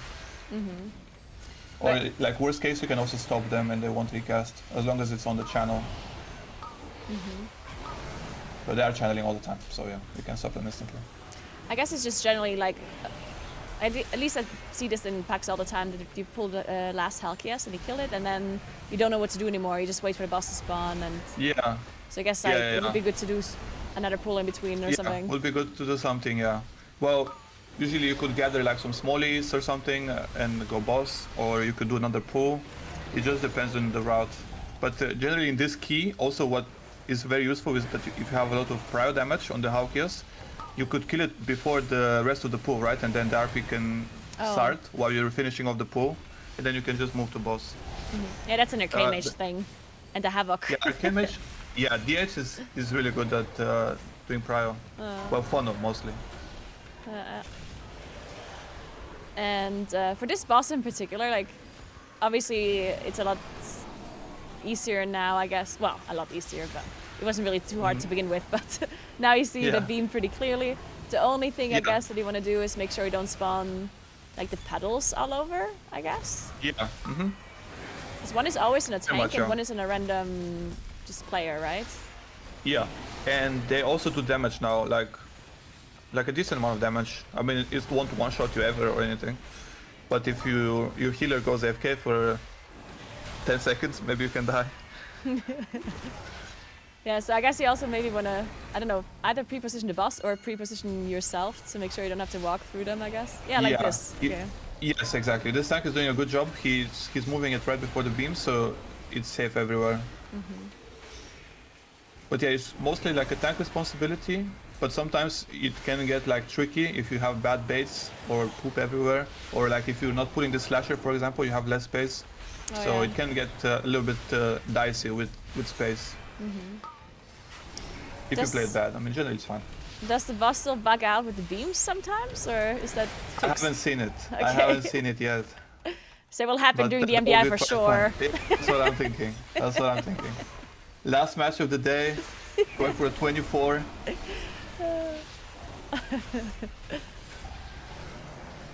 No rematch, it's still doable. Yeah. Oh, man. Have there been any bugs that are actually really bad that could maybe happen in the MDI? There probably have been. I can't think of any on the top of my head, but there are always bugs. So The one thing that I know that happened to me once is that, like in streets with the, you know, where you have to get the gifts to like the different vendors or whatever it is, RP. That would bug out sometimes, but I don't know if they fixed that now. Oh, okay. No, yeah, I haven't seen it bug out for us, but it's also a set route for the MDI. Oh, okay.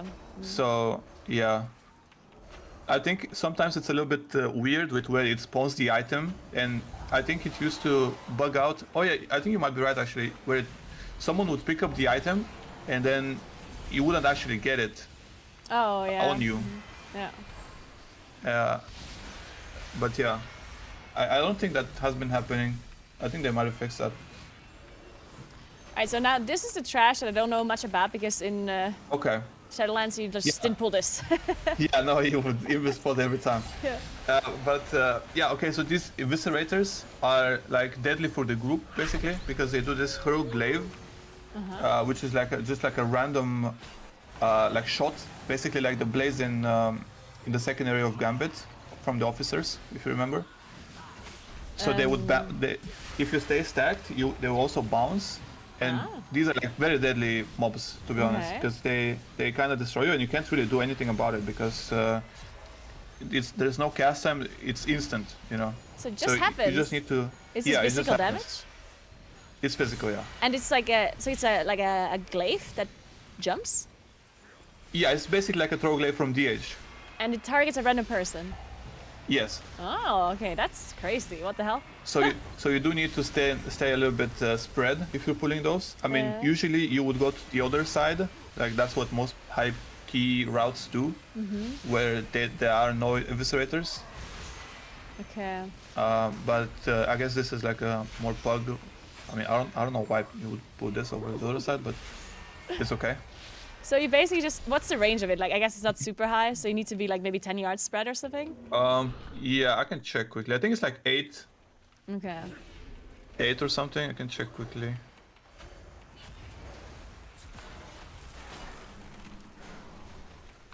Yeah, so the glaive itself is 40 yards and the spread is 8. Okay. Yeah, so those mobs are quite deadly, and also these ankle biters, these smallies, they do Yeah. like a little stacking debuff on you, and they can get really deadly if you don't kill them fast. Because if you get to 5 stacks, you, well, first of all, you're slowed by 100%, and second of all, you are getting like trucked. Like they do a lot of damage. Yeah. Yeah, I But you noticed. can dwarf them. I think you can. Maybe you can shapeshift them. I'm not sure. I don't think you can, no. Okay. But yeah, it's these are rough, so you really want to have like a good amount of damage, like burst damage to slam them fast. And they put the bleed when they jump. So they jump on you and put the bleed, Yeah. and it stacks, okay. And can you Yeah. avoid, like if I vortex or stun, do you still get the bleeds? I think so, but it keeps them in melee, which Yeah. makes them die faster. Yeah. Yeah. And then I guess the other mobs here are these reavers. They don't seem to be doing that much. The Reavers, yeah, they basically have this Mortal Strike or whatever. It's just a tank hit, Yeah. so who cares? And then like the other thing is like a little circle underneath them. Okay. So I guess the deadly So- mobs are the eviscerators and the ankle biters, I guess. Yes, you can get comboed very easily in higher keys, especially. Especially in this next pack after this boss, there's like 2 eviscerators and 2 no. hound masters. So you really want to make sure that you slam one of them.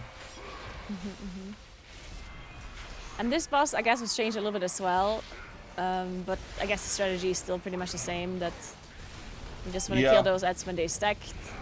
Yeah. And I guess you also want to like pre-position yourself onto the dead bodies, because otherwise you're not gonna make it, I guess. Yeah, you want to make sure that you go there fast, but also you want to make sure that these puddles, you bait them good, because you see, you baited one that's pretty bad right now. Yeah. So you want to make sure you don't do that. Because they do quite a bit of damage, these puddles, Another and they also shitty one. like... Yeah, no, that's That's not even so worse. Good. Yeah. It's I'm fine, just, you can move to the other side maybe. I'm just showing it, you know, to make sure that Yeah, people what know not what to it do, looks what like not to when do. you do when you do it badly. Okay, yeah, no, that makes sense. So, what do you think about the strategy where you just tank it on one side here, where you have, because they always spawn it's left qu- and right. Yeah, so they always spawn the same positions. It's quite nice to tank them on one side, I think, because you just cleave 3, and then the other 3 come later, so you don't have this explosion of 6. at the same time, which can be quite deadly for the group. Yeah, because when they die, they do AoE damage to group. That is unavoidable. Yeah. Exactly. So generally, like this debuff that you just got, Yeah. okay, you are getting destroyed. Yeah. Apparently it hurts. Yes. Wait, I He died also through TD'd. dilation. Oh wow. Yes. It That's does a lot of crazy. damage. This one. Do we have res? I can't see it No. on UI. Oh here. no. Okay. Oh, okay. I see. Yeah, and then I guess the bolts, they obviously also need to be interrupted, but they Yeah. don't seem to be doing like that much damage, or is it always They're in the always tank? on the tank. Okay. Yeah, it's always on the tank, so you don't really care too much unless your tank is like kind of weak at that time. One thing that you usually play Prot Warrior in the highest keys, so you can reflect all 6 at the same time, if you don't and they also interrupt. have and they have a shout that can interrupt all of them for like 6 seconds, I think it is, which is quite nice as well. Wait, so the shout? What's a shout? Like which shout? The AoE taunt. That's a 6 seconds interrupt? Like a silence, or Yes. is it actually an interrupt with? It's an interrupt. Yeah, you need to actually kick them up to have the lockout. 6 seconds But, lockout. That's a lot of. That's long. It's a long time, yeah, especially nowadays where they nerfed all of them. Yeah. I think it's the biggest in the game. That's crazy. Because I think silence sigil is also 6 seconds, right? If you actually interrupt, or is it less? I don't know. I think it's 4. Maybe it's 4. Yeah, could be. I think they nerfed it. Maybe. Yeah. All right. Okay. Interesting. But yeah, one thing with this season is the stops, really. Stops, especially in the in the comp that you play in high keys, they're not the hottest. You used to have like Boomkin with 2 stops and a beam, like DH with like 5 stops or whatever, like 4 stops. You used to have Mage with 2 stops as well with no cooldown.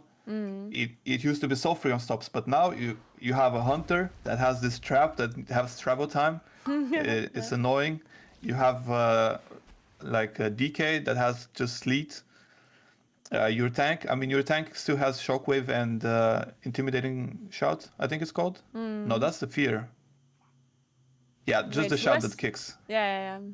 Yeah. I mean that's good though. Yeah. They have the shockwave too, right?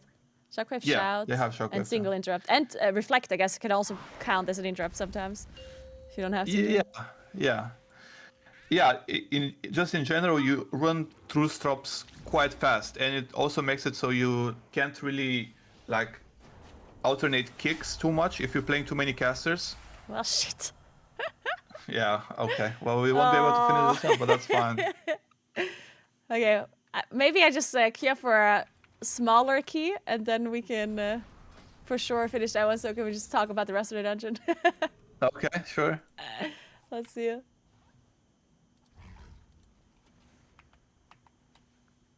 Wait. Oh. Well, we have talked quite a bit about this dungeon. Maybe you want to do something else? Maybe. We can just open up like MDT and talk about the rest of it, I guess. Yeah. Well, so yeah, after this boss, basically all the mobs are the same. So there's no new mobs, but you do have like this big pool that you do after with like a Reaver and 2 Eviscerators and 2 Houndmasters. Yeah. Yeah, right there, pool 11 on your MDT, which can be quite dangerous. Like you need to spread, or everyone needs to spread. So for the glaives, and then also for the shots, right? You can get comboed quite easily with shot and glaive at the same time. True. Yeah, because this is the first time you play Handmaster and Eviscerator together, I guess. Yeah, exactly. And there's 2 of each, so it's quite difficult. You need to either kill one of them or CC one of them, or just deal with them in a smart way where you don't get comboed like as often. There's like you can't actually mind control anything anymore here, right? Like since the Reavers are humanoids, you can't do like a priest thing anymore, right? Well, I guess you could MC a Houndmaster. True. But you don't play priest in the highest keys, so yeah. MC doesn't matter much. All right, and then this guy was changed a little, I think. Like. Yeah, a lot actually. Oh, really? Okay. Yeah. So there's this anima fountain, I guess. It's just a bunch of puddles on the ground, which can like kinda, if you bait them bad, they can they can be in the way of you and the lantern, right, and the ghost when you're getting fixated by the ghost, Yeah. which is the same mechanic, right? So you need to like you take more ticks from the ghost if if you bait it badly, right? The fountain, and I think it's on people, like better on people, the fountain. Okay. So there's no more volley anymore. There used to be like an important cast on this boss, like a volley that you True. had to interrupt like 100% of the time. There's just the bolt now, which is really good for Prot Warrior because you can just reflect, right? Because it's always on him. And also you have 2 debuffs, basically each wave, on 2 random people that you need to dispel. It's a magic dispel, so it means you can dwarf, you can like I don't know what else. You can AMS, I guess. But yeah, AMSing is hard because you don't know if it's on you or not. Ah, you need to pre-AMS Also, it. Okay. yeah. Well, I think there's a talent that you can do it after, but yeah. And yeah, I think that's kind of the boss. I mean, it does a lot of damage, especially when you get the debuffs out and you have the ghost. That's when you really need a personal. But generally, like if you have the debuff, you personal. And also, there's more lanterns now. I think there used to be only 4 before. Now there's 6, I think. Yeah, I noticed that they like the randomly ghosts. spawn now, like in like weird like locations. I don't know if they're still set locations. Yeah, they are set. Yeah. Oh, okay. It just looks weird to you because we're used to the 4 from Shadowlands. Yeah. But Okay. there's more. There's more now. That's So what's yeah, you just cut it confused me. in, cut the ghost in there, and that's it. Okay. And the ghost just yeah. is sticking damage as long as it's alive, or as long as it's not in Yes. the lantern. Okay. Yeah, you're gonna get to this point where if you like, you need to be fast with these ghosts, and that's why baiting matters a lot. Because if you don't do it, you like, and you go out of lanterns, like because initially you get like 4 or 5 or 6. But once you go through all of them, you're gonna get the random spawns, right? And if you don't run the ghost to the lantern fast enough, the next ghost is not gonna have a lantern for a bit. You see, Oh, so yeah. so you need to be fast with them. So the next lantern spawns, and you have a lantern already for the ghost. So if you take your time, Wait, so the you next will... lantern is like the spawn is related to like the removal of the previous one? Yes. Ah, so as soon as you Exactly. remove the lantern, there's a timer that starts, and then once the timer is over, the new one spawns. Yes. Exactly. Ah, okay, that makes sense. So if you're late with one, then you're gonna be late with all of them. Yes. Exactly. But that's only after the first Yeah. the initial few are gone. Yeah. So Okay. later on the boss. Yeah, and then the next mini boss I think is almost the same as in Shadowlands. Yeah. He just does this debuff on people now that actually increases damage and healing, but also the sticking damage. I think it's called Display of Power. Yeah, this one. Okay. So yeah, you want to It's a 30% basically damage you buff. want- I didn't know. Okay. exactly, yeah, 30% damage and healing for 15 seconds. So you want to slam like all your cooldowns. Like usually people bloodlust this guy as well in hierarchies, just to make sure that you kill it in as few phases as possible. And you also can. He also has this Dark Communion as before, where he heals off the souls, right? Yeah. But he's a lot less Mortal now, Strike, right? yeah. Oh, and Well, Mortal I'm not Strike sure if he heals works? less, but Mortal Strike works, yeah. Ah. So having a Mortal Strike is very important for this guy to kill it in like less phases. And the bolts are also on the tank only, I think. So you can you just reflect them all the time, which is also super nice. So in the packs that I've been doing, everyone like just single targets this guy, and nobody kills the neutral souls. Yeah. And I don't know if it's like a comp thing, because obviously when I'm in a group, then usually that means we don't have a lot of funnel damage because Moonkin doesn't have funnel, right? And then if we don't have a mage and we don't have a Havoc Demon Hunter, then this just always goes wrong. Like it always takes forever for us to kill this guy because he just Yeah. heals like a million times. And we also don't have Mortal Strike usually, I guess. So I guess you really only want to nuke down this guy if you have like huge single target damage with like a K-Mage, Havoc, whatever. And I guess you have a Mortal Strike. And otherwise you still probably would rather just kill the souls, right? Or at least cleave them Yeah. down. Yeah. I think as Moonkin especially, you should just dot up everything while well, before you get the display of power, right? Because then you're just gonna get the damage buff. You're gonna have everything dotted, and you're just gonna AoE everything down, right? Yeah. So that's probably what you want to do as Boomy. But the ads that he spawns, the little manifestations, they fixate, right, like before. Yeah. And he also like chooses one for this disperse sin, and it puts a puddle on the ground as well. Oh, yeah. So you definitely want to keep them controlled with like stuns and vortexes and like maybe even typhoon, and not have it in the middle of the room.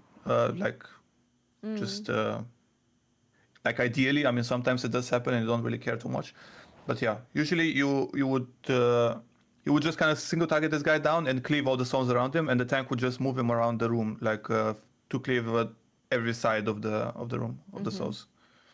Okay, yeah, that makes sense. And then Yeah. the last boss changed a little as well. Like, Yeah. does some different damage now, I think. Yeah, so basically every time that he tosses a statue, Yeah. you're gonna take damage at the end. Like the whole group?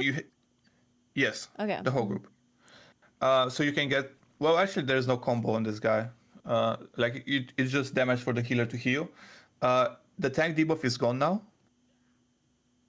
Okay. There used to be this stigma of something. Yeah, that's no longer a thing. And also the soak in the middle, you can still soak twice. However, before the soak, when he pulls in all the statues towards him. Yeah. Yeah, and then when he pushes them away, it's gonna do a lot of damage. Like Yeah. that's where you want a defensive, or go bear or whatever, right? I noticed that. That's where And you he need does the that defense, twice, yes. right? Like it's percentage based? Yeah, 70 and 40. 70 and 40, okay. Yeah. And for the soaking, like the beams towards the statues after he pushes them away, you can still do 2 at a time. Like if you stay close to, like in the middle of 2, basically, Yeah. you'll get both of them. So I guess a tank and somebody else tank and that's someone tanky else usually. Yeah. would take it, because it's easier for the healer to heal 2 people rather than 4, Exactly. I guess. Yeah. Yes, exactly. And that still does a lot of damage? Like, is this still something that you want to have like big defensives for? I guess. I mean, I think you press something on it, but I don't think you can die to it really if your healer is healing. Okay. And I also noticed, like, the statues, are they not bouncing off the other statues anymore when they hit each other? Yeah, that's super weird. I think I've seen them bounce, but I feel like I haven't seen it recently. So I'm not super sure about this. I don't think that they do anymore. But I think I have seen it And before. in hierarchies, do people bait? Because like when he tosses a statue, he tosses them to a player's position, right? Do people like bait them into a certain location to make it easier or better to move, or is it like not really a big deal? No, Okay. I think you just kind of have. And the main also, I guess this wasn't there in Shadowlands, where he had these puddles around the statues, so it's like just some zone denial. Like as melee, you have to move out of the boss, for example. Oh, like the Yeah, big it's just circles. like a little puddle. When do they happen? Like, is it just a cast of him, or do they always happen with the intermission? Yeah, after intermission, it always happens, and then I think it's a cast as well. Oh, okay. And also, there's this frontal. I don't think the frontal was there either when we play Shadowlands. Oh, like the cone That's frontal? also exactly the cone. Because that one is always, it's like a random player that is targeted, or is it a tank? Yeah, it's a random player. Yeah. Okay.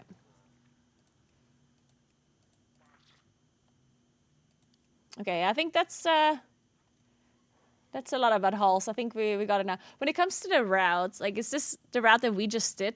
That seems to be like the standard route that I see everywhere, except maybe this one pool that we did with the eviscerators. On the right, right? pool 9. Yeah, this is.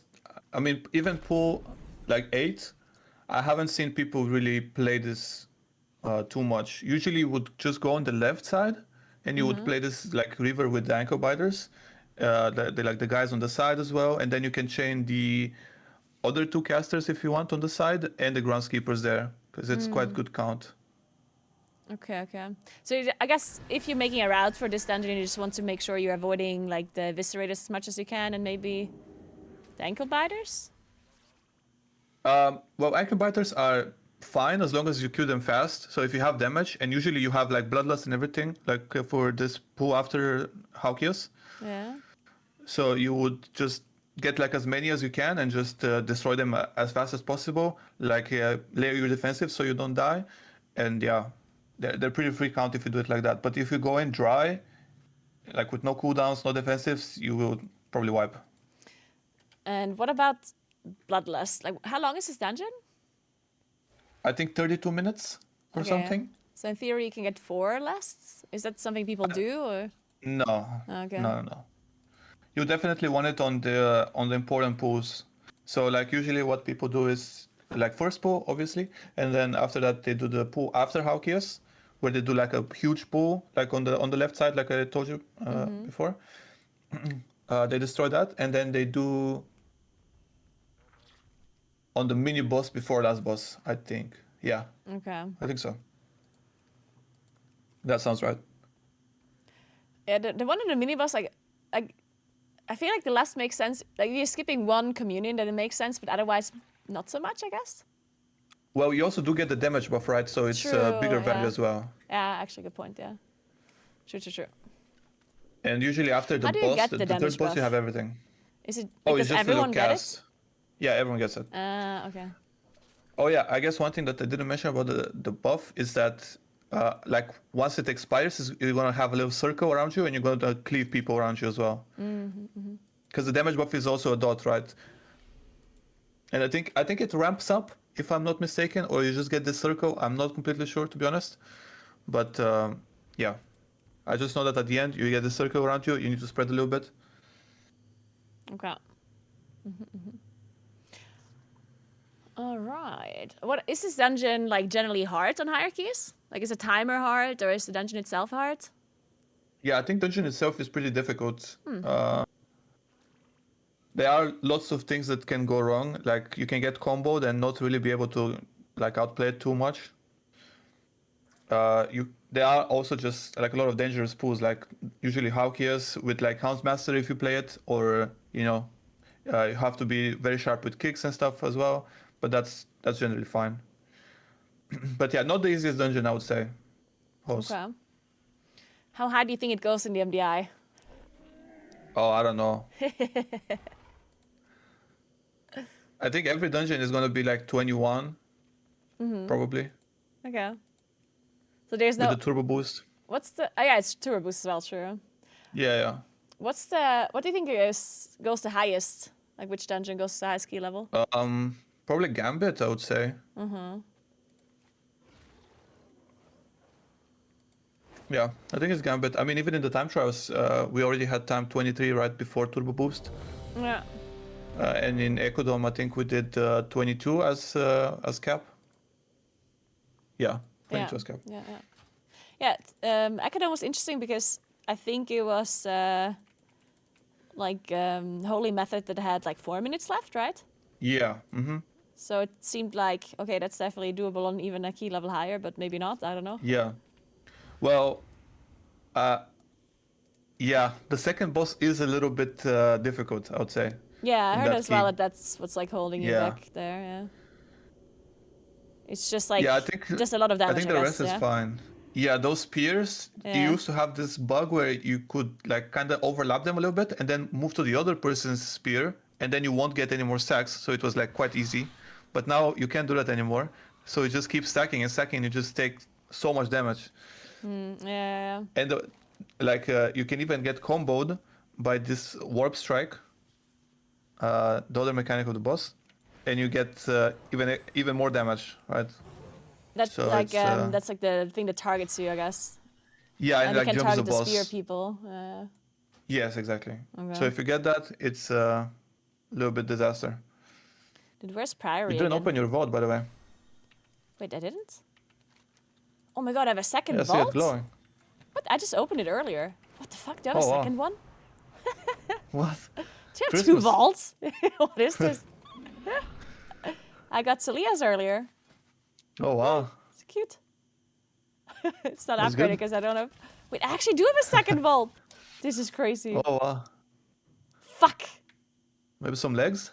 Maybe I did take the legs. Haste first, Yeah, that's pretty looks bad. like. Yeah, I guess looks we'll like take legs. Nice.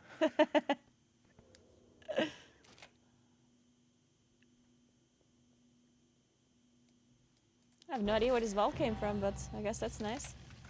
Alright. Achievements as well. Perfect.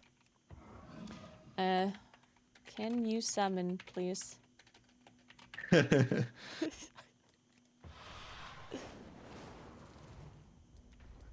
Alright, I got Yeah, adventure so you're doing Priory. okay, that's oh wow. Okay, that's a spicer. Yeah, Priory. I mean, it was changed a little bit, right? And I see people go right Yeah. a lot, but then some people still go left, and then I don't know what the fuck's going Yeah. on. Like it's. Yeah, so right, like right side I think got nerfed. I'm not completely sure, but left side definitely got buffed, right? So they made the shoot bigger and also the reflect damage a lot bigger as well, I think. So going left is generally like a lot more difficult compared to before. And since the guy on the right, I think got nerfed, I'm not 100% sure. But he just basically does this one AoE that leaves a dot on everyone. That's also magic, so you can like dwarf or like dispel one person always. Or It's, mass spell if not you, too for bad. whatever reason, run a priest. So the main difference also is on the boss, because the boss got also changed, where he would throw a spear now instead of this. Well, okay, he used to throw a spear, but it was like a little frontal. But now it's just like a whole area that gets like it puts poop on the ground after. But that does initial damage to everyone. And since you went left, you had this AoE guy, AoE mini boss on the boss. Yeah. So you can get comboed if you do that. If you follow. Yeah, I'm not sure I follow. We're gonna have to talk about this when I actually see it.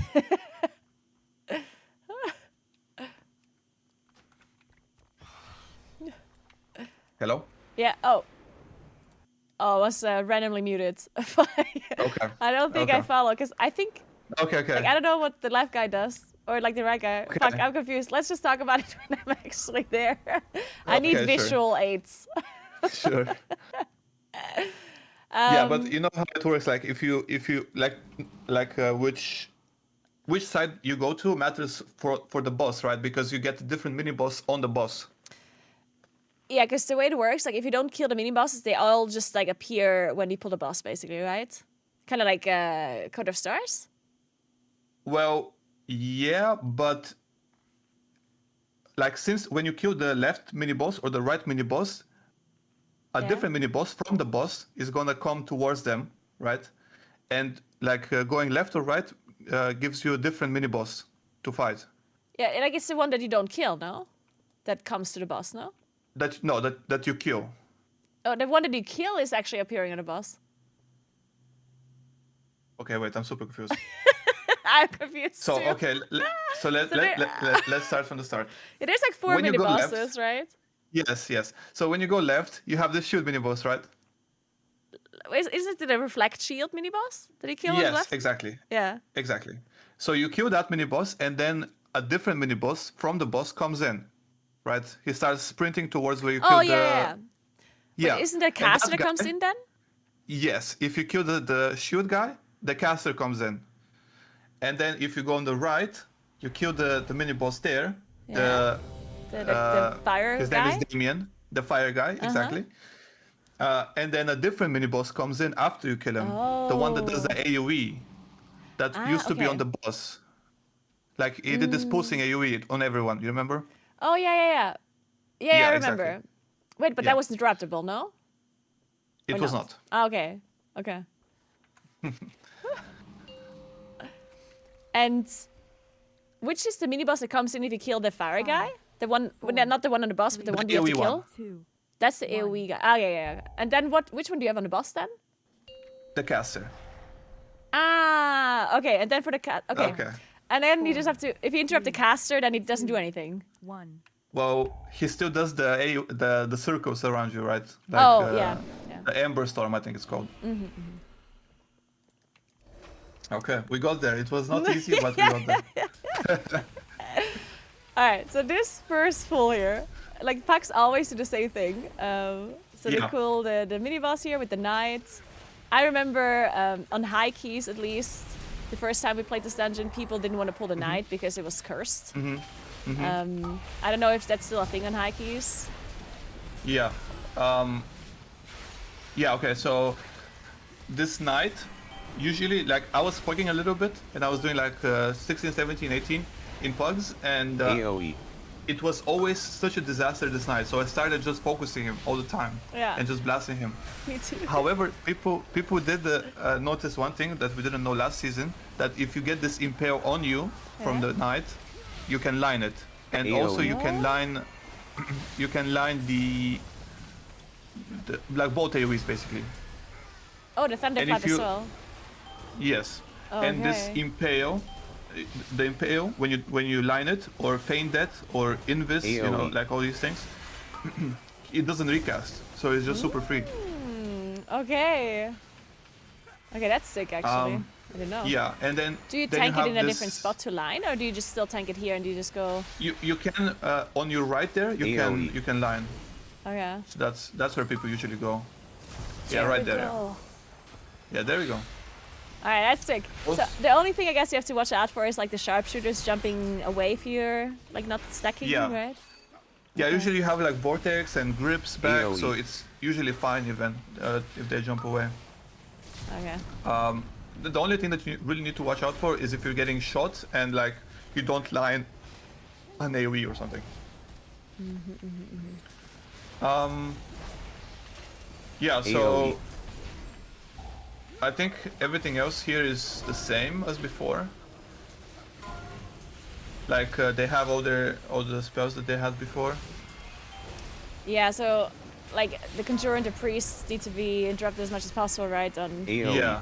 on the Exactly. smites and the firebolts. And well, how's the heal? Like I feel like the heal is not. I mean, it's obviously bad, but Yeah, it's not it's some not crazy great. heal, right? Yeah, I mean, especially if it goes on the mini boss, since Oh, it's yeah. I think it's percentage based. Okay, well, that's bad. It's quite bad. Yeah, it's quite bad. And for this mini boss guy, you still just want to avoid like the jump, right? Like the lunging strike Yeah, by exactly. just like moving. It's the same. Yeah, it's the same.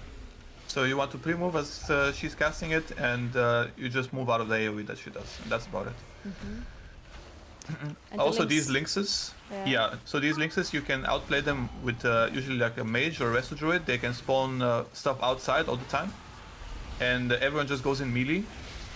So they just don't jump. So they always jump to the same person. What you mean? So now- and they just outrun it? So now they always jump to you. Yeah, yeah. And I could just because dodge you're it. outside. Yeah. But if you are in melee and you have like, let's say, images from a mage outside, they will just never jump to anyone. And the chainmail got like the mini boss would still jump though, It right? still jumps. Yes, Okay. yes. Okay, that's interesting. Oh, and with the rest you can have the trees that bait it, I guess. Yes, exactly. The trance. Yeah, Okay. yeah. So you also did on Solea, by the way, again. Oh, I'm fuck. noticing. Okay, who gives the master here? The DK, I guess. I think the DK, yeah. Let's see. Yes. Nice. Even stronger now. Wow. Oh, you get intervened there as well, which is quite nice. I mean, it doesn't do anything in this pool, I think, but usually it would soak up some shots, which is nice. This the jump, does it always go on like completely random people, or is it mainly just ranged? I think so, yeah. Okay. So yeah, the impale. Okay, that's good because the impale cast is like the bleed that the knights cast, right? That just like Yeah. traps people. So that Exactly. one you just line. Oh yeah. Yes. Yeah, that's sick. I need to find a line spot. Is this line? Probably not. Yeah, you can also melt it, by the way. Oh and yeah, I guess it that does the works same. too. Yeah. Yeah, you probably want to go in melee here. Since makes Shenmue is sense. probably gonna die.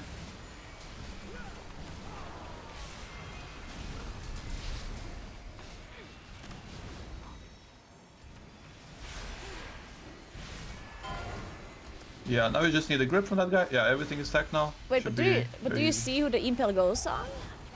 Yes, you can see it. Because I feel like you were not able to see that before. Wasn't it just always targeting the tank? I think you could. Maybe. I don't know. I don't remember, to be honest. I think in the end we didn't play any knight, so Yeah, yeah. Okay, well at least you can see it now, because now the shaman was targeted, I saw. yeah. Yeah, I don't know if that was always a thing, but that's pretty good tech.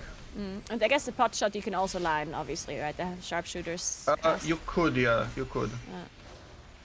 You could also stop them in, like when the knight is. It's kind of similar to the Gorgon, right, or the slasher in what do you call it, in Hose, where you have the shooter, and while the Argon, or in this case the knight, is doing the AoE, you would just stop the rest, right, so you don't get shot and AoE at the same time. Yeah, yeah.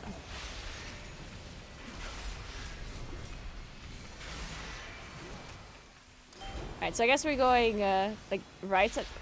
So on high keys, does everyone always go right side? I think so. I haven't seen anyone go left actually. Okay. Like this guy is quite free. It just does this AoE, The heat wave. the heat wave. Yes, and then it just does damage to everyone, and leaves a little debuff. That's magic. Doesn't seem so free. That just did a lot of damage. Okay, well, you had some shooters still. Okay, then he does Yeah, his and- paddles. Yeah, he also has his puddles, yeah, and that's about it.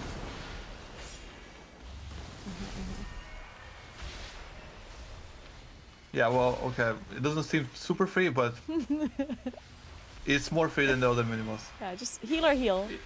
Yeah, exactly.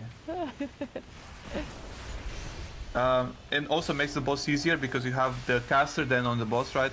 Instead of the guy that does AoE.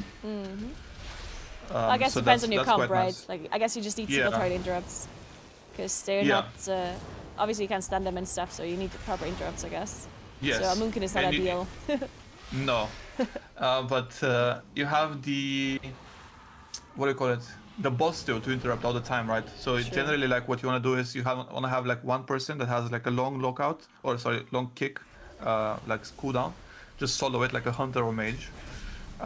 You don't have any of those in your group, but that's fine. You have a lot of melee, so it's fine. Yeah. Yeah, So so does all these Emberlance leeches are gonna do jump it? to you now. Yeah. So Add a you need vortex to be down. careful. Yeah, vortex is great here. Oh wow, that roar was amazing. I know, right? We beat him. Okay, that was great. Okay, so this guy just does the Holy Radiance, which, you know, I remember this on the boss. Yeah, of course, I remember this from the last time. Huh? Yes, exactly. And that's it. Yes. Well, it does a tank hit as well, this Divine Judgment. Oh, that's dispellable now, I guess. Yeah, I don't know if it was before or not. I don't remember. Yeah, same. And I guess, okay, so another thing for the links is, like, you can stop the jump mid-air as Yes. well, right? Yeah. Yes, like we did with that roar. Yeah. So you can outrun it. Obviously, like when the jump has already started, then you can dodge it with any kind of movement speed, Yes. or especially like the further away you are, the easier it is to dodge. Yes. But the further away you are, the longer it takes for the links to actually go back, so there's going to be less damage on them, so Yes, that's something to exactly. consider too. Yeah. Usually what you would like to do is like probably just like vortex, or have this tech with a pet outside if you can do that. I think with the pet seems pretty broken. Yeah, I mean, worst case, right? You have a DK that can just grip them back. Yeah. That makes sense. Yeah, and also For this the pool hunter, here. isn't it yeah. a damage loss for the hunter to have the pets out? No, I mean no. they don't have it out. Like It's just the there's rest two of to the damage. It's just the residue with the trance. Yeah, okay. Yeah. No, you would never do that with a hunter pet. Okay. Yeah, and usually this pull here that you were just doing, you would tank like a little bit there to the left, where you see a little. The Yeah, furnace swing? you're looking at it. Yeah, like there's like no. Or under the pillar? Yeah, there, exactly. Okay. And you could line both, like the impale Ah. again and the shout, and I think the mini boss as well is lineable. I'm not 100% sure on that. Okay, yeah, that makes sense. But basically, okay, you're Anyone getting destroyed. Isn't necessary. Oh man, I actually It's didn't interrupt fine. myself. I was distracting you, it's my bad. What is this debuff? Do I dispel this? Damage increase? Yeah, this debuff? that looks like a dispel, yeah. Yeah, so that's the boss cast, the one that I was talking about earlier. So you want to have someone, usually pug groups say, I'm doing boss. Like, that's the only communication in this key that I've experienced in pugs. Yeah. Oh no. Uh-oh. Is it a reset? Yeah, that could be the move. 9 minutes on BRS, yeah, might not look so good. Maybe we just foreman this. Yeah, maybe that's... Well, might be struggling on kicks a little bit, but we'll see. Maybe. So what's the most important thing to interrupt here in duel mode? Just the fireballs? Yeah, that's the only thing he has, I Oh, think. fuck. Okay, I guess we're dead. Yeah. Yeah, you can still reset maybe.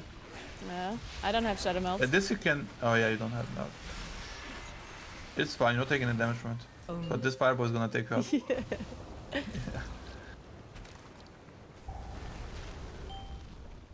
Yeah, this dungeon I think is really rough for pugs. It's the one that you usually struggle on the most. Yeah. Okay, I guess we're bad then. Oh, shit. Oh no. Well, I just want to say, like yesterday I timed 2 keys, I got radar score, and today, I don't know. I don't know still. Yeah, no, that's rough.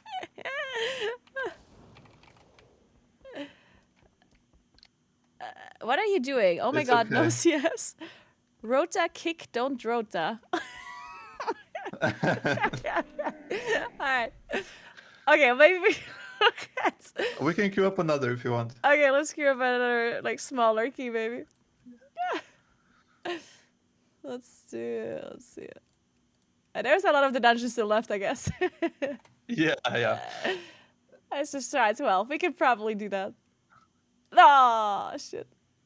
12 No. fast. Plus fast. I like it. Oh wow, that's it.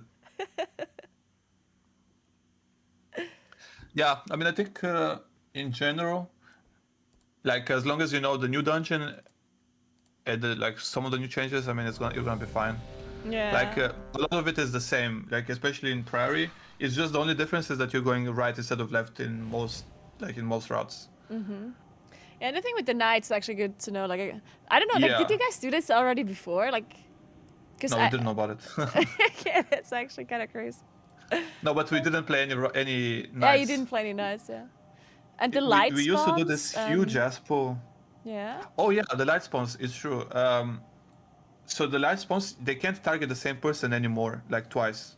Oh. Or well, they can, but you're only gonna get one of them, and then the other one is gonna recast.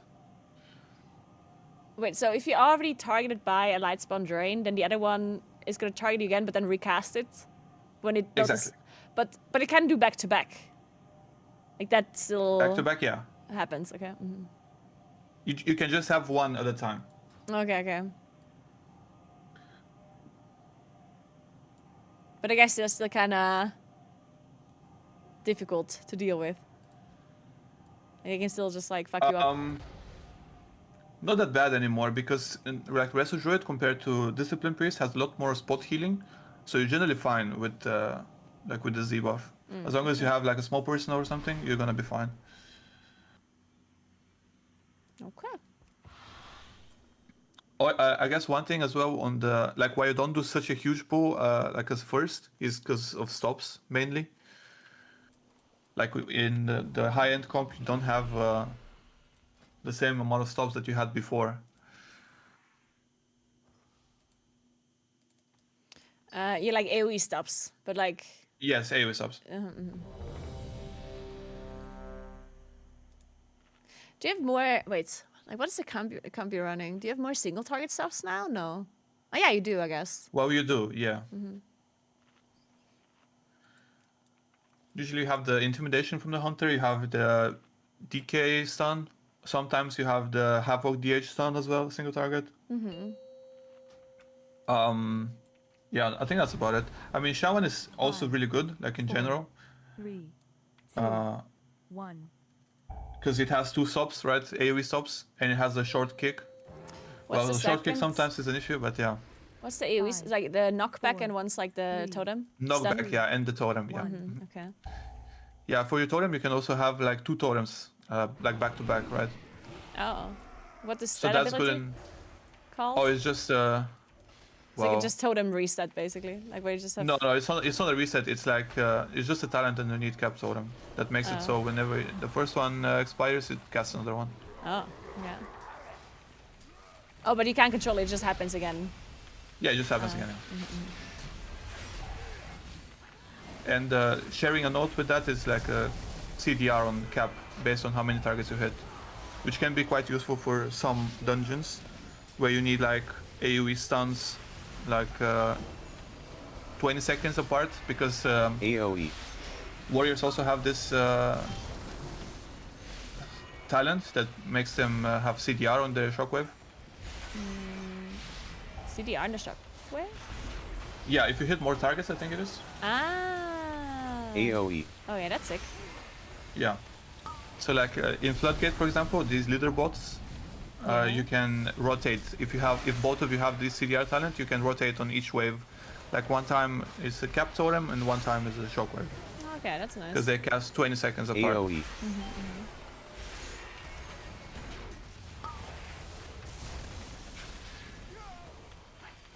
Oh wow. Lining all the things. Yeah, that's great. Vic Assassin didn't land there, you see, he's instantly dead. Yeah. AoE.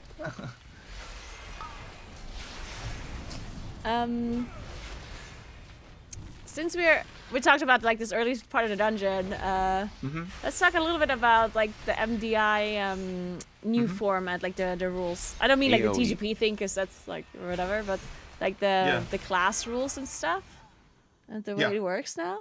What do you think about it? Yeah. Well, now it's just 2 specs instead of 3, right? Oh, they changed it. I didn't know that. I don't really know anything about the new rules. Oh, okay. So it's 2 specs now, okay? Can you just Yeah, quickly I think explain the that- whole thing? Because I get that a lot of people that are watching maybe don't Yes. know anything. Yeah. Yes, okay, so in group stages, you basically play like 2 days out of the 3 as a team, right? Well, 2 days if you qualify for Sunday, right? Basically, it's Friday, Saturday, Sunday, and you play either on Friday or Saturday as the first day. And during that day, you have like your top 2 most played specs get banned for Sunday if you qualify. And then on Sunday you can play whatever is not banned, right? And if it's equal, like if you played the same comp in every single dungeon, what gets banned then? So then it comes there's a prio. Basically, it's first tank. If your tank had the most played, that would get banned, and then it's the healer, and then it's the DPS. And it's if it's like 3 DPS at the same amount played, you get to choose which one you ban. Okay. At least that's how it was before. Hopefully, it's the same. Yeah. So it's only 2 now. I guess that's a little bit better. Yeah, it's a little bit easier to think about, but yeah, still have to have like a tank and healer that swap basically. But there are a lot of classes that are actually really good this season, so I think it will come to like it will be a good thing to watch. I don't think everyone will be playing the same comps on Friday and Saturday. Yeah, I guess that's the reason why they even had this rule, right? So we actually see different comps. But as a player, I guess it is a little bit like obviously it's more annoying like this compared to not having the rule, right? Yeah, way more annoying because also like lower keys count, right? So you would just play the lower keys with your like shittier comp, let's say, and then for the highest keys you just swap to the main comp anyway, and you kind of like cheese the rule, in a sense. Yeah. What is happening in this key, by the way? Why is there 50 We're just pulling mobs? everything. Oh, wow. Oh, this is speedrun for the second area. I like it. Just pull Devil Knight into all the links like this.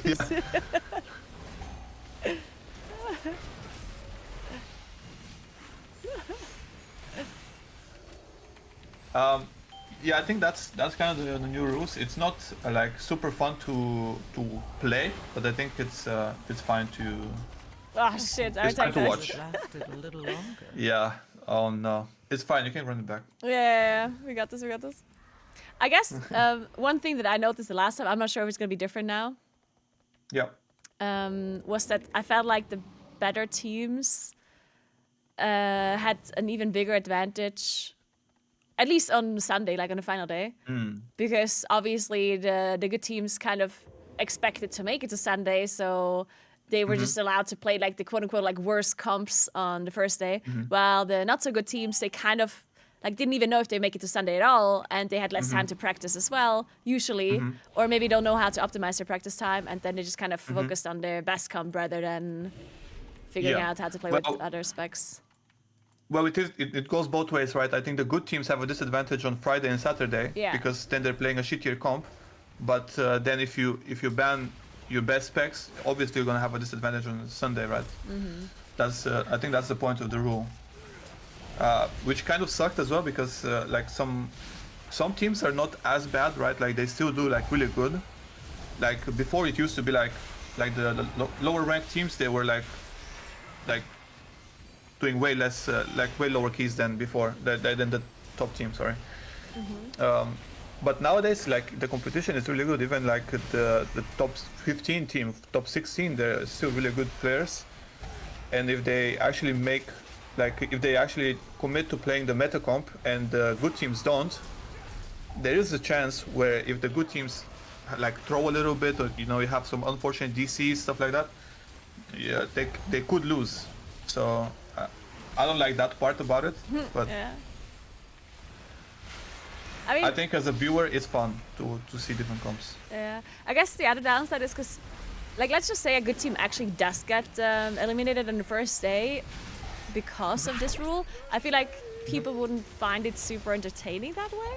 Like, some people I'm sure would be happy, but maybe just because, they want to see the underdog win. But most people would kind of assume that it's like bullshit that they lost because of the rule, right? Yeah. So I feel like that would be a little bit weird if that actually happens. And then the problem I see on Sunday is usually that it's just even more one-sided towards like the better teams, right? Which I think the better teams probably would win anyway, right? Usually. But it just seems even like a bigger difference, right? It seems like the teams that all of a sudden have to play like a worse comp, they don't even stand a chance at all, right? Which of course is a little bit meh. Yeah, now with the two specs being banned, I think it will make it a bit easier as well. Maybe, yeah. To change it up, especially because like healer, for example, there's two really good options, right? Like rest to druid and rest to shaman. True. They're both really good. So that's an easy swap, and then we haven't thought about it too much. At least I haven't. But I don't know what we're gonna play. I think we're gonna see what the group A people play, and we're gonna see after that. But I think it won't be like anything too crazy. Like you're gonna swap your tank and healer maybe, and maybe you're gonna play the same DPS classes, like for most of them. Because what you can do is you can play the same DPS classes for most except one key, right? As long as the other people swap. True. Yeah, so you don't have to do like a complete different comp. You can literally just have all of your damage dealers. Yeah, just play one, or like just do one key where you do a little bit of a different thing. One or two keys. Yeah, like the lowest keys you can play with the less optimal specs, and then you can just swap back as long as your tank and healer are swapping for more. Yeah. I think that's how it works, right? Yeah. Yeah. Yeah, and I guess there's also like, I guess one thing that I see is a little bit of an issue is that tanks are pretty important, right? When it comes to like how you're routing and how like you're doing the stops and stuff. So you kind of want to avoid switching your tank, even if there's other tanks that are good. Yeah. It's just hard to switch your tank as a team, right? Yeah. Yeah. Well, what you could do is you could just swap your DPS as well, right? You can just only swap DPS and play the same tank and healer, maybe. Yeah. Actually, you can do that. Never mind. Yeah, I think what's gonna end up happening is you're just gonna play on the lower keys. You're gonna play like a different comp that's not so optimal, and then on the highest keys, you're just gonna swap. But it's probably all gonna be like mapped out in a sheet. Okay, we can play this in this key level. That's what we did last time. So yeah. Do you also like plan Bs, like because I guess when you make a sheet, you kind of also have to assume certain things like we're 2-chesting this or we're 3-chesting this, right? Yes. And if you end up making a mistake and it doesn't happen, like what do you do then? Do you like have a plan B, or do you just decide to just like we have to 2-chest this, and if it doesn't happen, we just go out and try again or whatever. No. The thing is, like, if you, like, let's say you're playing an 18 and you only 1 chest instead of 2 chests, right? If you play the 19, then you're gonna get 1 more key with the like worse comp, right? Yeah. So it's actually kind of a win. So you don't really care too much if you 1 chest or 2 chests. But I think usually what we did is we mapped out every situation and we just knew what we're gonna do. Okay. Is this gonna work? Oh god. Okay, got it. Man, my Okay. Y button doesn't work anymore, and I have to keep clicking my Oh no. broken form. Oh man. I don't know why. I think I switched my keyboards. Yeah, I did. Okay, there we go. Okay, now we're back at the spot where we arrived earlier. Yes, it's true. We're back at it. Thanks for 23 Okay, I months mean, to yeah, the and boss thanks is for gonna be Prime the same Lubricus. since you went to right again, right? You're gonna have this caster, and then Deocry is also gonna need an interrupt. Now, in this key, what would probably be the most optimal is your Warlock would solo the main boss, and then everyone else would be on the mini boss, right? Duomo. Yeah, I guess we had. Oh wait, the Warlock did actually interrupt the boss. Okay, that's good. Exactly. I think he can solo it, if I'm not mistaken. He also has a curse as a Warlock, so these casts should be quite free to interrupt if he presses it. Curse of Tongues, I guess. Yes.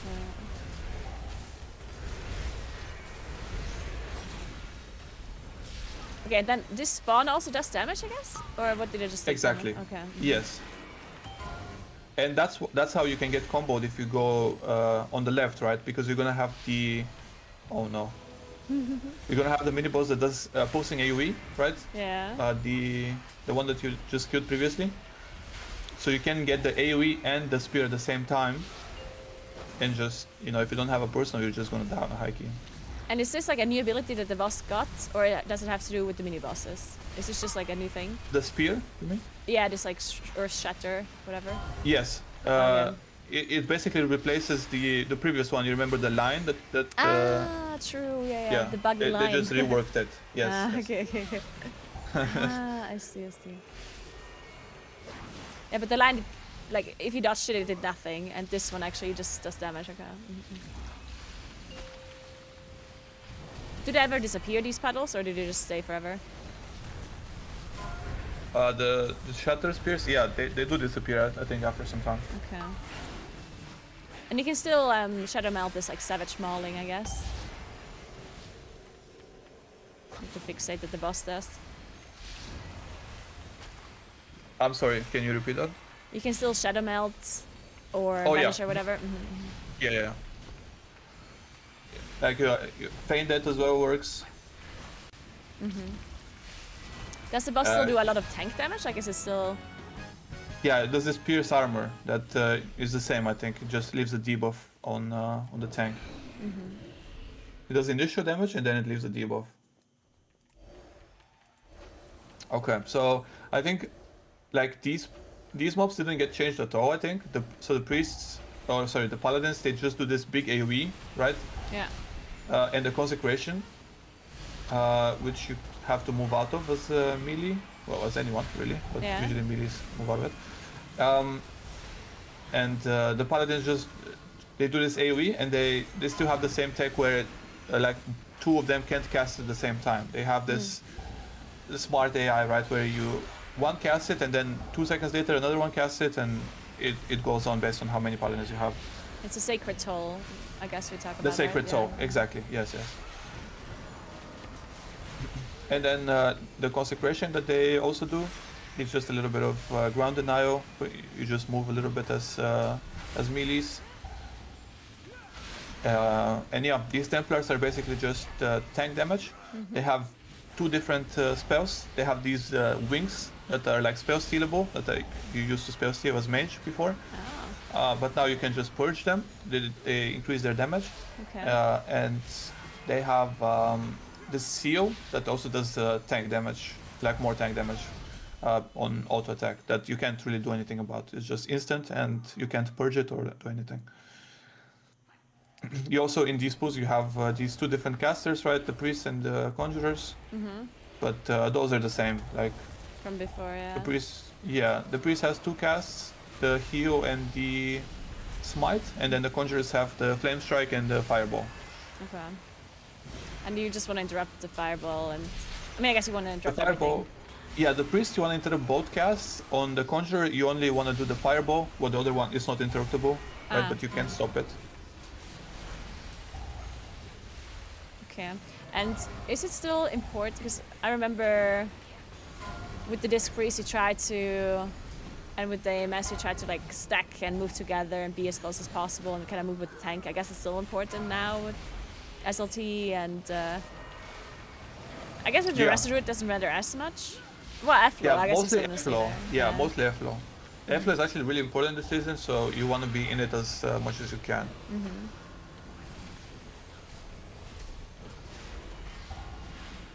And these pull, and like this yeah. pull is still pretty difficult though to execute on hierarchies if you have like all of the paladin damage and game drops on top. Yes. Well, yeah, you don't generally play like too many casters. Usually you have like 1 or 2, right? And you can just do like, you can alternate kicks and then stops in between, which makes it easy. I think the real issue comes when you have like 3 or more casters. That's when it gets like really spicy. Because you can't get 2 sets of kicks on both, right? You can only get 1. So it's like basically 1 stop less. And especially this season with like less stops, it's just a bit harder to keep them controlled all the time. How are prod warriors? Are they like super tanky and they never die, or do they struggle with some stuff too? Well, this pool actually is kind of difficult for them Okay. in general. I think the main thing that they struggle is what do you call it? Magic damage, I think. Yeah. But generally, like they are quite tanky. Like, well, we had DH last season, which was also really tanky. But I think the last time that there was not a tanky tank was like when you played Proc Pala and you could just randomly die Yeah. at any point. Yeah. So it's not like It's that not with like prod that. warrior. Okay. No. It's much like DH last season, where if you play it good, you cannot really die. Okay. You can get kind of unlucky, of course, that does happen sometimes, but generally, like they're super tanky. Yeah. Who's the squishiest then in like the main comp at the moment, like the meta comp? Usually it's the shaman whenever you play shaman, Okay. because hunter stacks worse, right? And it's playing dark ranger, which makes it so your exile gives you a little wall, right? And whenever you wall, you get a little exile heal as well. Oh. And you have your like 2 walls and pet wall as well, and also the more HP from pets. So generally, like it's quite tanky hunter. Okay. And when it comes to DK, I mean, yeah, you can't die. It's a DK. It's DK things. Yeah. So generally, like it's mostly the shaman that needs help. But this season, actually, a lot of like this standard called seasoned wins. So when you kick a cast, you get a DR based on the school that you kicked, right? It's quite nice because gets that? a lot of Who gets the the shaman. Oh, The okay. shaman. Okay. So when you like in most pools, it like the school that you can kick is also the damage that you are taking. Like on this boss, for example, when you kick the boss, you get holy DR, and every damage in this fight is holy, right? So like For how stuff long? like that. That's For a long time? yeah. 15 seconds, and you can stack it up to 2 times. Oh, that's sick. I didn't know. Okay, that's crazy. Yeah, that's a really good one. And then you have, I mean, you still have your wall, right, and totem, but generally like not the tankiest spec. For this boss, like this boss is pretty much the exact same as it was before, right? Yes. Okay. Yeah. So nothing.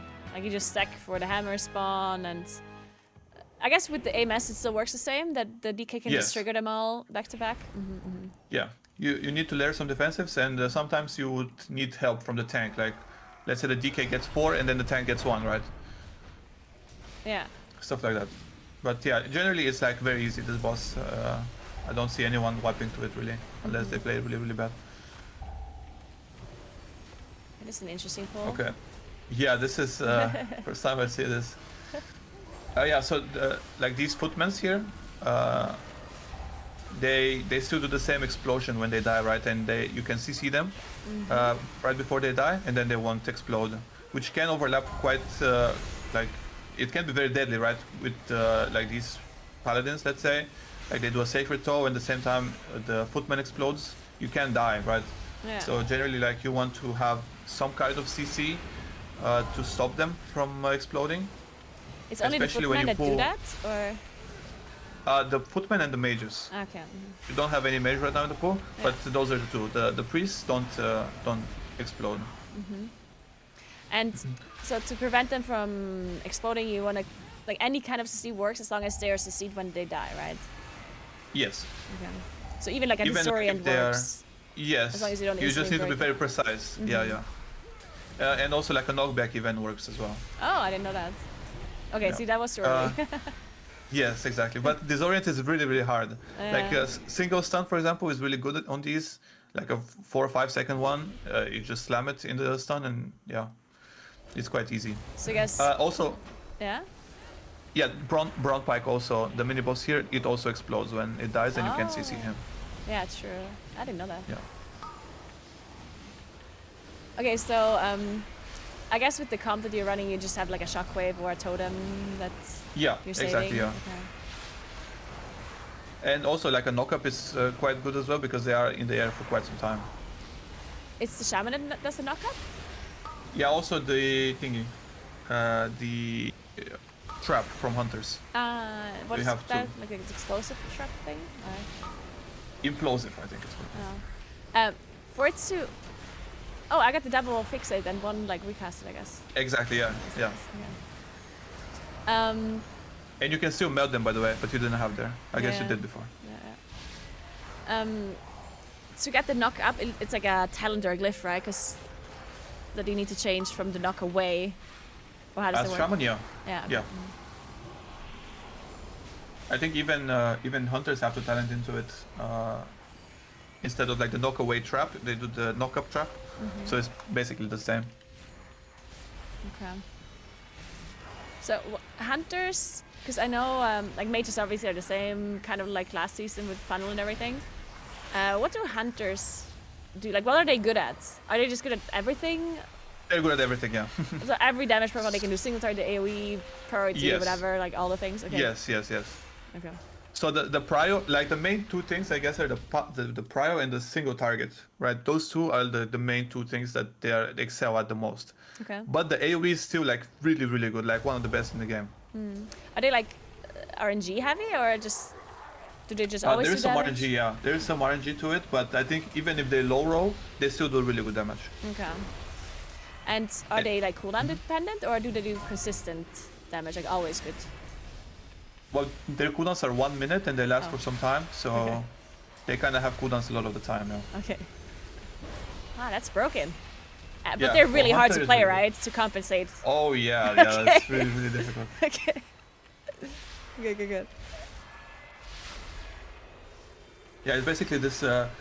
So they also have two builds, like hunters, right? Like they have the two hero talents, which are both good at different things. So Dark Ranger, which is played, I think, mostly everywhere, basically. I think everywhere. But Pack Leader also has some potential for some keys that does a lot more AoE. However, it's a lot like less tanky because you don't have the Dark Ranger talent that makes it so you have the wall on Exile. Yeah. And you also don't stack the verse, right? You need a lot more mastery. Okay. So you basically play 0 verse and you don't have the Exile wall. So you're a lot squishier with the Pack Leader build, but your AoE is like the best in the game. It does a lot more than anyone else. Okay. Yeah, and the prio in that is like a funnel kind of situation. I'm not 100% sure how exactly it works with Pack Leader, but it's quite good when it comes to that. So I guess on lower keys, maybe some hunters play like Pack Leader, and then on higher keys they would switch, maybe? Yeah, it could be, yeah. Okay. Interesting. Alright, so about this boss, I think they also didn't really change anything here, right? No, I think the boss is exactly the same as before. Okay. Is there anything that people figured out or that we will probably see differently now, or is it just the same thing? No, I don't think so. I think the main thing for this boss is that you press something on the overlap. So whenever she casts, I think Inner Flame, and she buffs herself and does some AoE, and does the big AoE where this Inner Fire, right? Now you see you have the bar even for the damage. And if at the same time she casts the big AoE that makes you have to face away, that's where you need to personal. That's the big danger from this boss. Okay. And how do you see these ads here with the comp that you're running now? So you can do like Earthbind on one side, reset Earthbind on the other side. You can do Vortex on one side. You can do Binding on one side. Have a lot of tools. Is Earthbind something you always have, or do you need to spec into it? So for the root, you need to spec it, but the slow you always have. I think it's actually called Earth Grab if you have the root. It's a different totem. Yeah, you can also Typhoon, which is super nice. 4, 3, 2, 1. What else wow. is there? Like I'm trying to Yeah, think, run down. because Druid is obviously like I know all of the Druid utility, and let me think. Yeah, like Hunter is something we haven't seen in quite a while. So like Hunter, I guess. Yes, definitely. Even though I Well, know okay. most of the stuff, but like I feel like Yeah. people never really use it. And then when you see, it's like, oh, you can do all of this with the trap and with the feign death and misdirect and all of this stuff, I guess. Yeah, well, Misdirect I think for BM is not the best, right? Because a lot of its damage comes from pets. And that does not get misdirected. It's just what Yeah. you okay. Well, I think with Dark Ranger, a lot of your damage is actually in yourself, so Misdirect is a bit more powerful there. But if you play Pack Leader, for example, I think a lot of the damage comes actually from your pets, so it's a little bit different there. But Misdirect in general is not the big thing. Like generally, like feigning, especially like in Arakara, for example, you have this talent where if you feign, you remove all your poisons on you, like it's a little cleanse. So that's super good in some situations. Like in Arakara is the main thing, I guess. Like these crawlers at the start that do the poisons. Yeah. You can dispel yourself. But they did get nerfed, I think. The damage of them got nerfed. So they're not as big of a deal anymore. Or maybe just healers got better at healing them. Or like stronger. Yeah. So yeah, maybe. But yeah, in Arakara also the crawlers don't die anymore at below 30%. So you actually need to finish them off all the time. Oh, okay. Yeah, so that was one change that they did in Arakara. Yeah, because Shaman can dispel poison, right? Yeah. You have the totem, yeah, but you can dispel it with the totem, true. normal. Yeah. But that's pretty good for that dungeon in particular now. Yeah. Okay. It's very good, yeah. It was always good, even in season 1 when you played Shaman again. It was very, very good.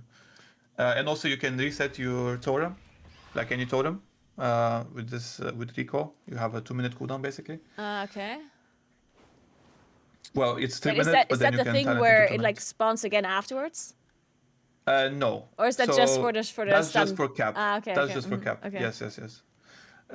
And like the recall is just any totem. The last totem that you press, you can basically recall and remove the CD, right, and press again. But then you can place it again wherever you want it. It's not gonna like respawn. Yes. Okay. Yes. Okay, cool. And then what's the other? Oh, DK. Well, DK is just. I guess we had DK before. Like. Yeah. I know what he last can do. season, yeah. Yeah. What about DK's like damage profile? They can also just do everything really well, but they're not necessarily like funneling or anything, right? They don't have funnel damage. That's just like a map. So they do benefit from having multiple targets. They have this. It used to be called Syndragosa's Fury, I think, or something like that. It basically makes it so whenever you have this, whenever you press Pillar, and like a little bit after, if you have 5 targets, or what it stacks with target, you get like 8% or 6% mastery per target, and it caps at 5. Okay. And their mastery basically increases their frost damage, so basically all of their damage. Yeah. Because you play frost now instead of unholy. Okay, so So you want to have like 5 targets basically, or that would be nice. Yeah. Yeah, it just makes it so they do more damage. It's not necessarily funnel, but you just Get more. you just do more damage. Yeah. Yeah. And what about Hunter?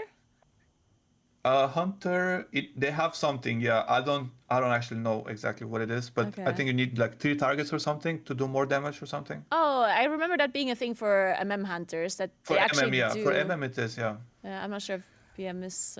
For BM, I'm not same. super sure. Like it's not the same because on MM it's trick shots, but it's Oh. I think it's something to do with Dark Ranger. I can't. okay. I don't know for sure, to be honest. And what is the hunter like?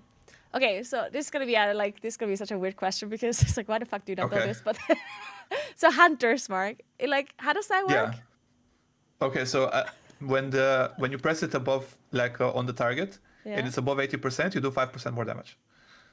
But you have to press like it's a single target thing. Like you can't just apply Yes. to all mobs basically. No, it's just one target. Okay. And what's the cooldown on that? There's no cooldown. Oh, there's no cooldown. Okay, but you can only Yeah, have yeah. it up at one target. Yes. Okay. So I guess it's okay, but it's like not great. It's not the best now, but it gives you a bit more prio, I guess, because you usually press it on like a mini boss or like the prio target in a pool. So it is something, but I wouldn't say it's anything too crazy. Okay. Oh, okay. I'm actually being told there is actually a cooldown in combat. So you kind of want to use it pre-combat. Yeah, out of combat there is no cooldown, but in combat it has a cooldown apparently. I guess that makes sense. So hunters don't constantly have to like repress it in combat or something. Like that'd be weird.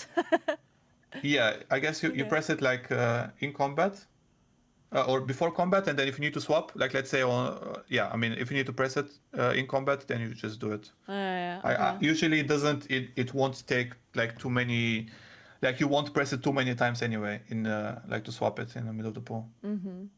And all shamans now have this this, what is it, a mastery buff? What is it? The Yes. shamans have? It's just a mastery Yes, buff. yes. And it's just a permanent So, buff. It's just always up. And every spec has well, it. we have to buff it, yeah. Like that, it's marked with wild basically. Okay. And every shaman has it, and it's just there. Every shaman has it, yeah. Okay. And also it gives you like extra like chance on melee attack to swing again. Oh, So for this, DK, for example, it's really good because they have a killing machine procs, yeah. which it buffs their obliterate, and they get it by auto attacking, and that like Sky Fury increases the chance basically. Okay. And also the hunter thing, you need 3 targets for barb shot and for beast cleave apparently. Okay. So I think you get beast cleave if you hit 3 targets or something. Okay. And then the DK, DKs don't have any buffs, or do they have buffs too? No, it's just grip basically. Good. But okay, yeah. but a Frost DK has like 2 single target grips basically, and that's it. Yes. Okay. You also have a talent which makes it so when you kill a target, you reset your cooldown on grip. Okay. And also gives you extra range, the same talent. Okay. Yeah. Okay, I definitely learned a lot. I didn't get any radar score, but Yeah, well, it's unlucky. That's unlucky. just At least unlucky. you top overall. That's something. then I did actually basically gain radar. It's It just is not true, it is visible true. radar. It's just Yes. yeah, that's the most Mental important radar, thing. yeah. Mental radar. Yes. No, but yeah, that was very, very nice. Thank you so much for joining, Stove. If you ever Yeah, want thank to you as join well for having again, me. you definitely can. I'm gonna message you. Okay. Maybe after the Okay. MDI when you're less busy and you can Yeah, share and all I of the can actually secrets. show the secrets, Yeah. exactly. Yeah, that actually would be cool. Just- Like generally just talking about like MDI stuff, just getting some Yeah. people in and. Well, I would be down, yeah, for sure. And we have to get ready for next season. Yeah, no add-ons, nothing. It's gonna be crazy. True. Oh my god, I actually didn't even think about how that's gonna affect the MDI. That's actually a good point. Yeah, well, I don't know how it's gonna be. We need to see the dungeons. We need to see a lot of things because the classes are not as hard to play anymore. Yeah, that's true. So we're gonna see how they do dungeons. Like if the dungeons are gonna be hard or not so hard. I mean, I would assume they would try to make them like more intuitive and easier, but I guess we'll like see. like at the very start, like the first couple of MDIs, there weren't really that many add-ons that people used, right? Like I feel like that kind of evolved quite a lot lately, where like now we have a lot of weakers, but maybe at the start it wasn't even that much that people used, right? I feel I'm like not sure. In Shadowlands, maybe, but I didn't play too competitive in true. Shadowlands. True, yeah. Like, I think maybe, like, Um, BFA and stuff, people were not super into add-ons just yet. Yeah, maybe not. But I do think that, like, since Dragonflight, at least since I've been playing, weak auras are the best tool to help you with anything, really. Yeah. Like, you can do anything with weak auras, and it's just super nice to have a tool that allows you to, like, reminds you of something, or like it makes it easier to see something. You know, it's nothing game breaking, but it just makes the game like much easier to play and much nicer. Who's the person in your group that does weak auras, or generally, like, has the idea to make certain weak auras? Usually me and Maestine, I think, are the main people. Do you also make them yourself, or do you have somebody? Yeah. Ah, okay, cool. Yeah, well, unless it's like a super complicated weak aura, then we would like reach out to someone to help us out, like with code and stuff. Yeah. But that doesn't happen like too often. Okay. All right, cool. Well, All then right. I'm gonna let you go. Good luck with practice afterwards. Make sure you say hi to your team. Oh, I will say hi. Yeah, I will be there. And All right. good luck, of course. I trust you this time. This time I will say you win, okay?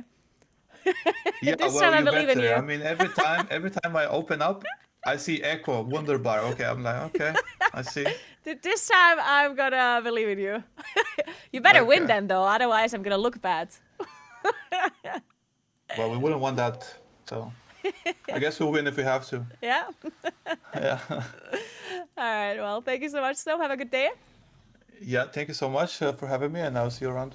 See you around. Bye-bye. Bye.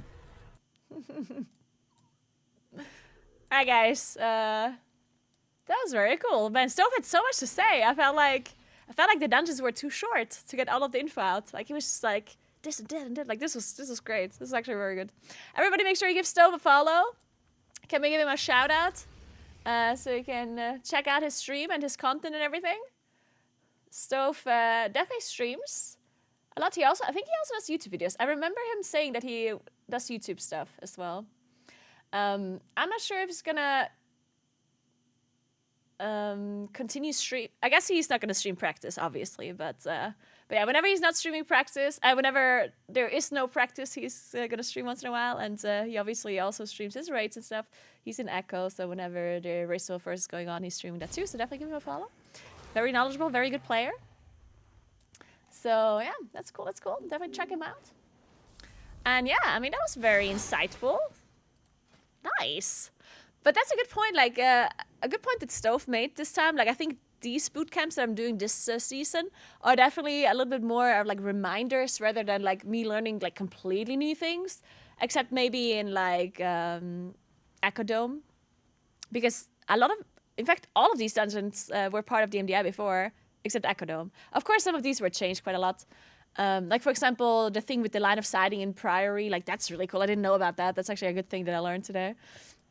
And, you know, like, going to the right side instead of the left, and, like, what the mini-boss does and stuff like that. But overall, I definitely have, like, a much better basic understanding of these dungeons compared to what I did in Season 2, that's for sure. What is the LOS Priory? Oh, you can line of sight the Impale from the Knights. You can line of sight the Disruptive Shout, and you can line of sight the Thunderclap from the first mini-boss too.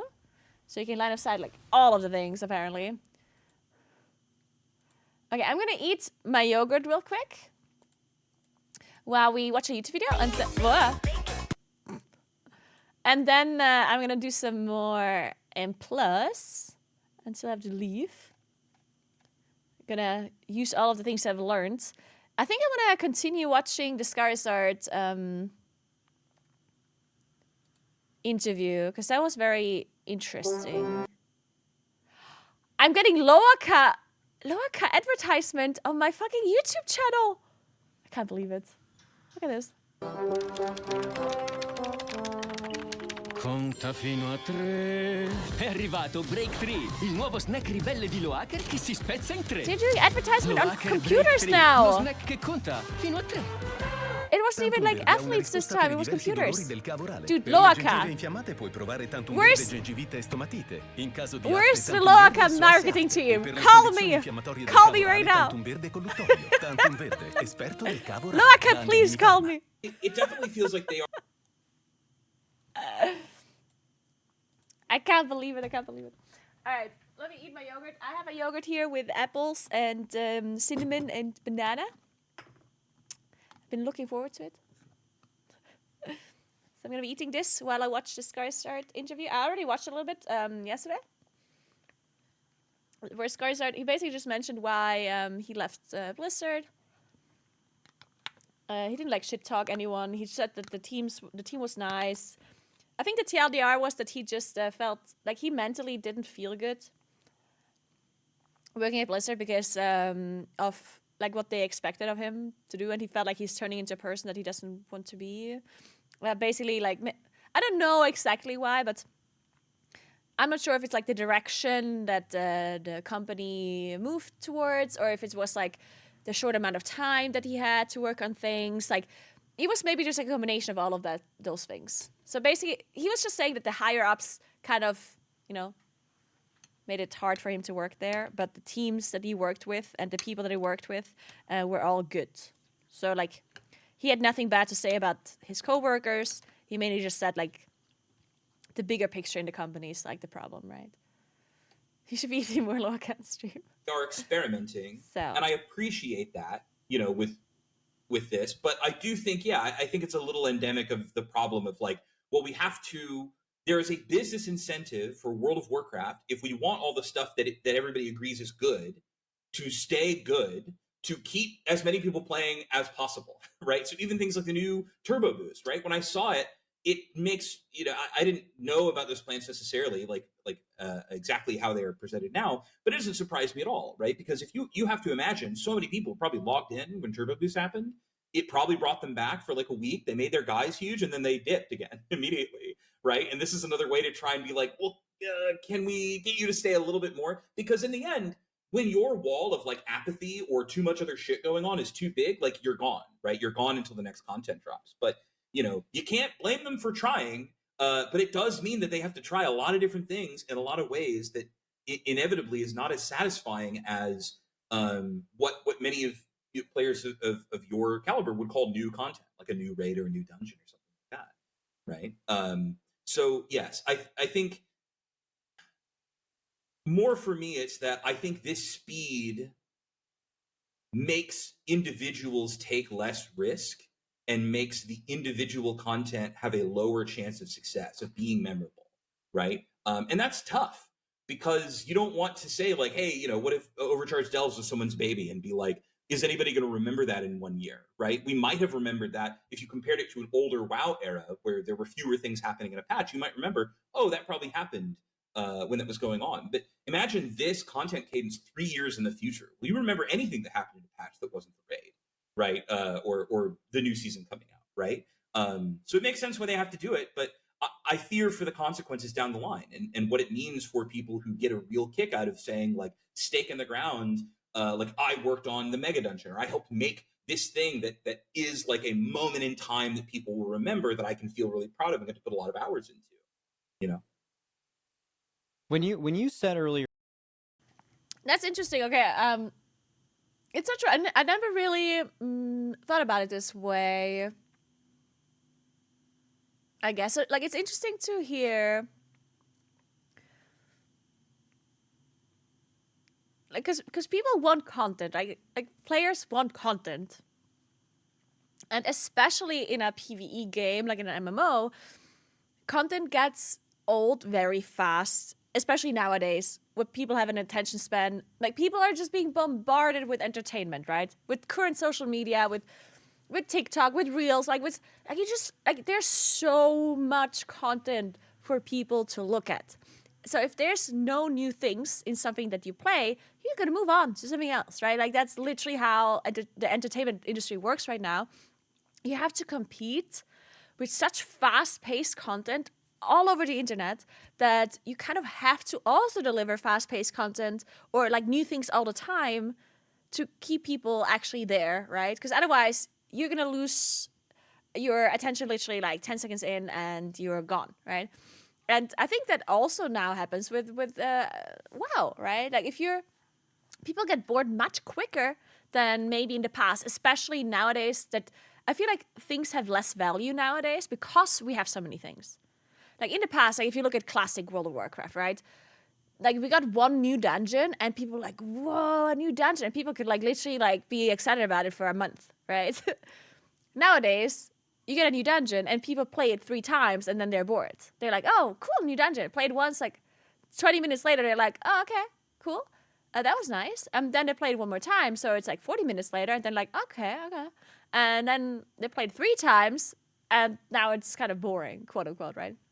So yeah, like I can totally see how the way the content pace that they're trying to keep up also creates a scenario where each content matters less, of course, and that also affects the people that work on it, right? Because obviously the time that it takes for them to work on stuff like this doesn't necessarily go down. Like you still have to work. Obviously, people optimize.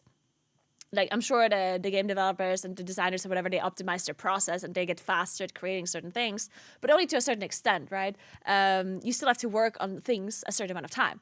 And if you work on things a certain amount of time and it's like really impactful to you, and then it gets released as one of like a million other things that are being released because people want like so many things and nothing matters, then that can be like, yeah, that can be really sad, I guess.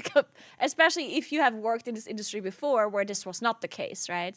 Where everything that you worked on was actually like a thing and people played it for a lot of time and it was actually like, you know, moving a lot slower than it does nowadays. Yeah, that's interesting.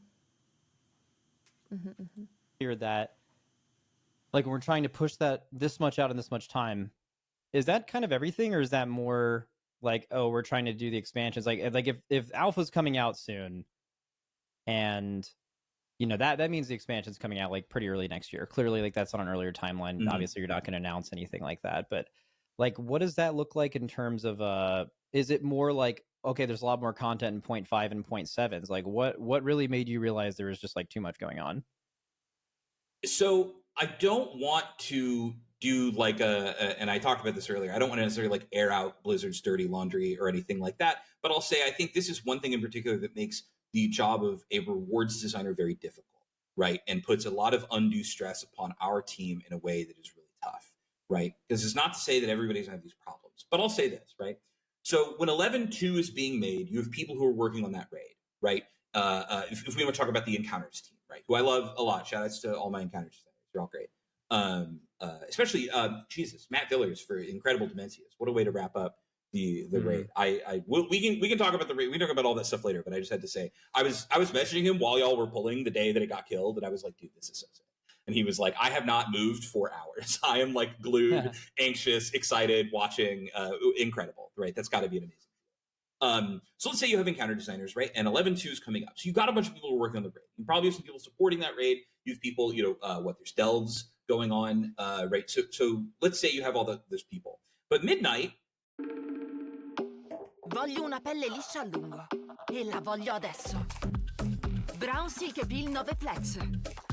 Cattura anche i peli più corti che la ceretta non cattura. E puoi goderti fino a 4 settimane di pelle liscia.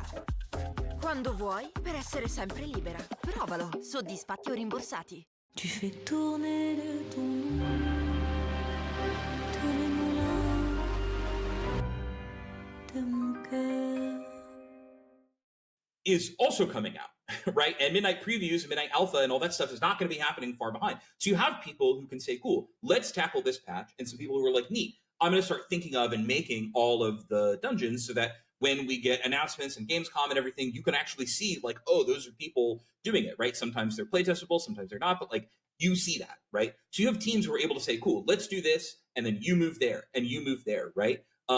Rewards is one of the few teams that has to kind of stop at every patch, right? There's not, at least right now, not really a feasible way for us to say, and even when, I don't want to make it sound like, we're fucking cave people that can't figure out like basic production schedules, right? But even when you have someone who's like, that guy's going to work on this patch and that guy's going to work on this in the future, right? Every single patch, there are on the ground issues with, think about War Within. Think about how many times we made big changes to crests. Or situations based on player feedback, right? Or things like the turbo boost, right? Which has now happened, soon to have happened twice, right? These are still big undertakings that take on, if not one individual's time.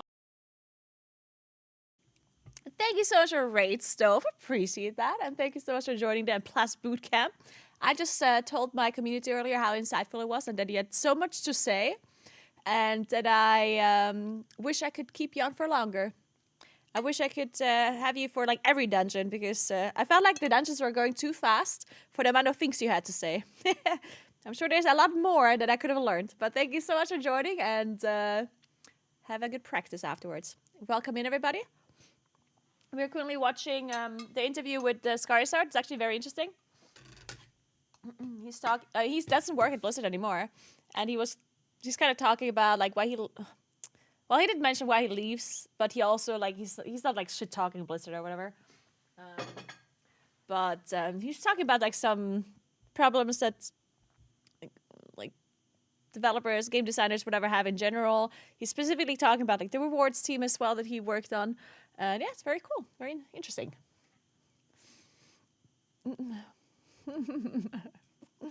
Big Stove fan, and Stove's girlfriend is Biss. It's true. Do I know Stove's girlfriend?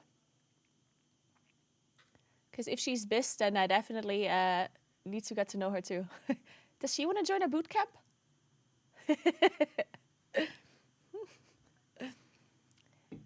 Stove girlfriend and plus boot camp?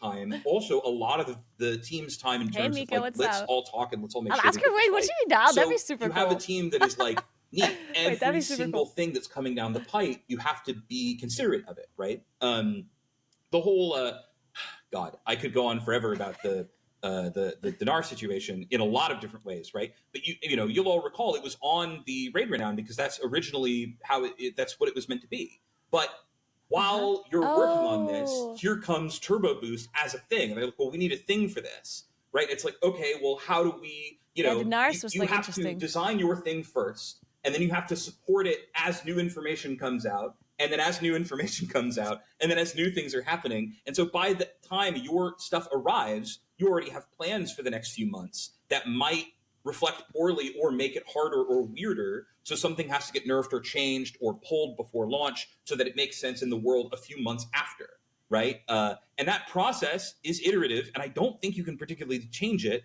but it does mean that unlike a quest designer who might say, I'm going to make my quest for this campaign and it's shipped and it's gone, right? Mm-hmm. We, the game's systems and the game's rewards and how all of you play it exists in perpetuity, week after week, in your great vaults and everything, right?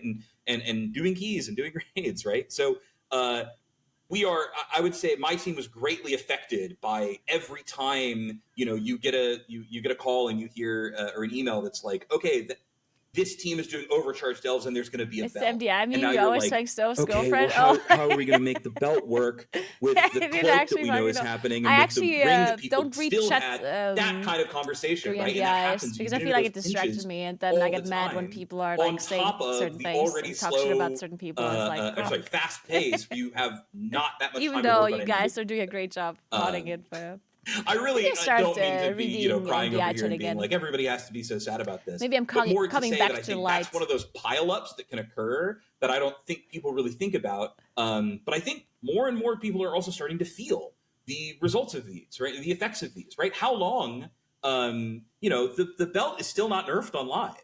And that's a little crazy to me, right? They were like, we're going to nerf it in 8 weeks. And it's like, but wait, why though, right? Like, it's a problem now. And again, I can't speak to why they made that decision, but between like other sorts of stability or like, people, a lot of people have been complaining, rightly so, that like more bugs are happening. I think it's easy to see.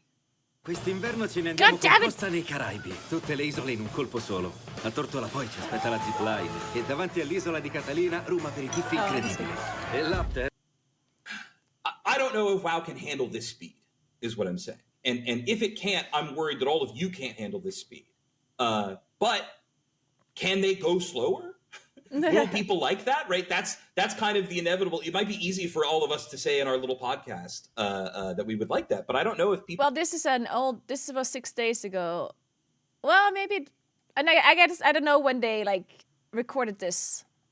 Like maybe it wasn't nerfed when they recorded would this. or could Like this is some not a of it live being, stream, obviously. 10 weeks instead of 8 weeks, or 12 weeks again, or even just going back to a more standard patch cadence, right? I don't know that the genie might be out of the bottle on that one. Sorry to interrupt, but I'm actually really glad you brought that up because we actually had this exact conversation a couple of times in the past. We mentioned about how, why are these patches coming out buggier than ever before? And we speculated that, maybe it's because the content cadence is much quicker than usual. That's like something I brought up, and we were just completely speculating, right? Like we don't know any better. We're just gamers on a podcast. And so for you to bring that up, that actually does make a whole lot more sense, because that was actually one of the things I wanted to ask you. This patch in particular has felt a lot buggier, especially with class bugs. And I mean, so it's kind of funny story. I was just browsing around in the Frosty K Discord, and I saw you chatting in there. Yeah. You were asking for Frosty K advice in raid or something. You were playing Rider Frosty K, I believe. Yeah. And they were telling I'm a you ride or how... die. I'm a horse guy. If Skarsgård is somewhere, what's his name? I feel like, would I recognize Skarsgård if he's typing somewhere? Is he just is his name just Skarsgård? Would I recognize him? What's his Twitch name? He used to be a Twitch streamer. What can I say? Yeah, I mean, Ryder's amazing, but yeah. So you brought it up how you were playing Ryder, and they were telling you how Ryder is actually not very good right now, and it's because the tier set is quite literally bugged, where the 20% increase obliterate damage just doesn't even work, and that is kind of mind-boggling how these can exist for such a long period of time. And in fact, some bugs I'm boggled, exist for man. Trust years. me, I'm boggled. I would be. Yeah, so that was one of those things I would, if I would get on Slack and I would be like, "Hey, what's up? What are we doing?" Yeah, what's up with that? Yeah, no. Brief aside, I want to say people in class discords, Frost and Death Knights are usually nice enough to me. If somebody comes in asking how to play their thing, don't just say do the other hero talent. You're psychopaths. What's wrong with you? He's shit talking classes, right? What do you? I didn't. So No. This was the context for this was for obvious reasons. When this patch came out, I was it's so cold in here. I was not really playing at all. I think it was a week and a half into the patch that my team was like, "We're gonna throw you into a 9 in eco dome." It's like, sure, fuck it. And that's what I learned, that the extent to which Frost had been reworked. And I was like, okay, I'm gonna vibe it out. Here, guys. And then I hit a point where I was like, I should maybe make sure that what I'm doing in my brain makes sense. So I just went to be like, can you log review this and 3 a.m. in the morning. And that's when I learned that it was like, hey, not only do you have sickos being like, just play Deathbringer. It was like, well, yeah, this line on this tier set just doesn't happen. I was like, oh, that's insane, right? And I could only speculate, and I don't want to get too into the weeds on that either, right? But when I think about that, it's like, well, do I, Patrick, know the individuals responsible for fixing that bug? Yeah, I do. On the other hand, I'm like, do I know the kind of stuff that team must be under to make, I'll put it this way. Apex talents probably were in a conversation before I left. I had never heard the words Apex talent. I didn't know they were going to do Hero Talents Plus or anything like that. So I have to imagine that those people are absolutely face grinding to get a lot of stuff for Midnight out. Do I think that excuses it? No. But to me, it seems like it would be a probable way. It's like the same thing as this belt. It's like, well, why wouldn't you take away focus a little bit? Need one on the left and one on the right. Nerf the belt. We had done it for the circlet. We'd done it for the amulet. We'd done it over and over again, right? Which again, I don't think that stuff is good, but God, I hate the here's a patch and here's a thing, and then it's overpowered, and we tell you don't need it, but you are going to need it. I hate that shit, man. I think it sucks. That one's for free, gamers. I'll give you that one. I dislike it. But yeah, it's like. Anyways, the only thing that I do know is that everybody's working really hard and really fast, and so to me, it's like, well, that can be the only reason then, right? Or certainly one of the compelling reasons and a cocktail of reasons that make it, why that is. I will say, and this is, and maybe I shouldn't put my tinfoil out there, because Frost is doing well, right? Like Frost is doing fine. Yeah. This is some shit that happened on League of Legends a lot, where there was a character that was bugged, but their win rate was crazy. And it was like, well, what do you do? It was like, are you going to fix it and then give Rumble a 10% win rate buff? Now, granted, the answer is fix it and then nerf them at the, like restore them to a relative like functioning state. But anyways, I did get a little bit of that tinfoil. I was like, do they just not want to like have to figure out, are people going to like lose their shit if they see, hey, Obliterate does 20% more damage now in a patch note, right? But anyways. L'ultima cosa che volevo dire è che But this, tutto like, è possibile, this non is ci so sono interesting. limiti, Like, anche perché non all è the things mai Scar troppo started is actually very, very tardi per far interesting. avverare i tuoi sogni. Tranne se vuoi fare il But I calciatore. need to play a little bit of Iniziare a Plus fare il because calciatore 2 otherwise we're anni, just 3 anni, watching sino- videos. Otherwise I Poi turn per into il a React resto- streamer. There's a nice Vendi tanti altri articoli di seconda mano con le nuove categorie Vinted. Non lo usi? Vinted. Vendilo. Dude, I mean, that is something that I've always wondered about because, like, it's just one of those situations where I'm like, man, is it just like they don't know and we need to like find a way to like reach out for them to know, or is like maybe it's something that's lower on the priority because there are just more important things to work on, or maybe they just It like has to be lower aren't sure priority, exactly right? how to fix that exact. Like I think, I mean, this has to be a case of getting new content out is more important than fixing old content because bugs existing is not gonna turn as many players away from the game than not getting new content, right? It has to be literally just like them weighing off the pros and cons of fixing bugs versus. And then I guess it also depends on which bugs they are, I guess, because I'm assuming that certain bugs can be fixed by just kind of like anyone. Well, maybe not anyone, but like people that did not create the thing in the first place, right? Like, I assume if a bug is pretty, like, let's say a quest bug, or, like, if it's, like, a bug that is not related to something that you have to understand. Like, if it's a class bug, I think that's different, right? Or a boss that bugs. Like, if a boss is bugged or a class, I think the people that create the class probably have to also be the ones that fixed it because they know how it all works together, right? I assume that not anyone can fix a class bug, I guess. But then there's other bugs that can be fixed by, anyone. So I guess the bugs that are fixed by kind of anyone, those probably get fixed because there are people that can just do that.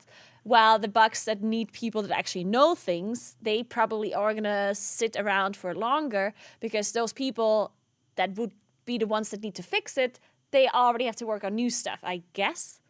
I'm assuming that's the problem.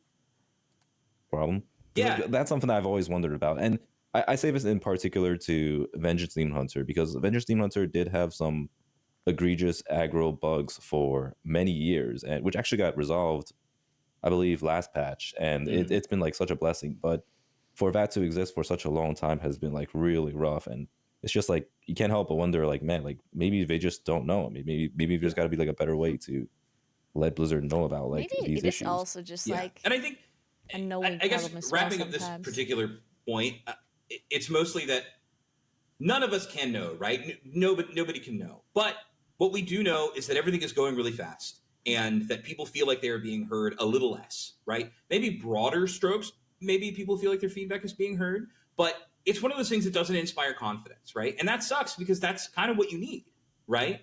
Especially moving into Midnight, right? If you want to say, like, do I think this next expansion is going to be worth playing? Do I think the one after that? Do I think they're going to bring it home on the World Soul Saga?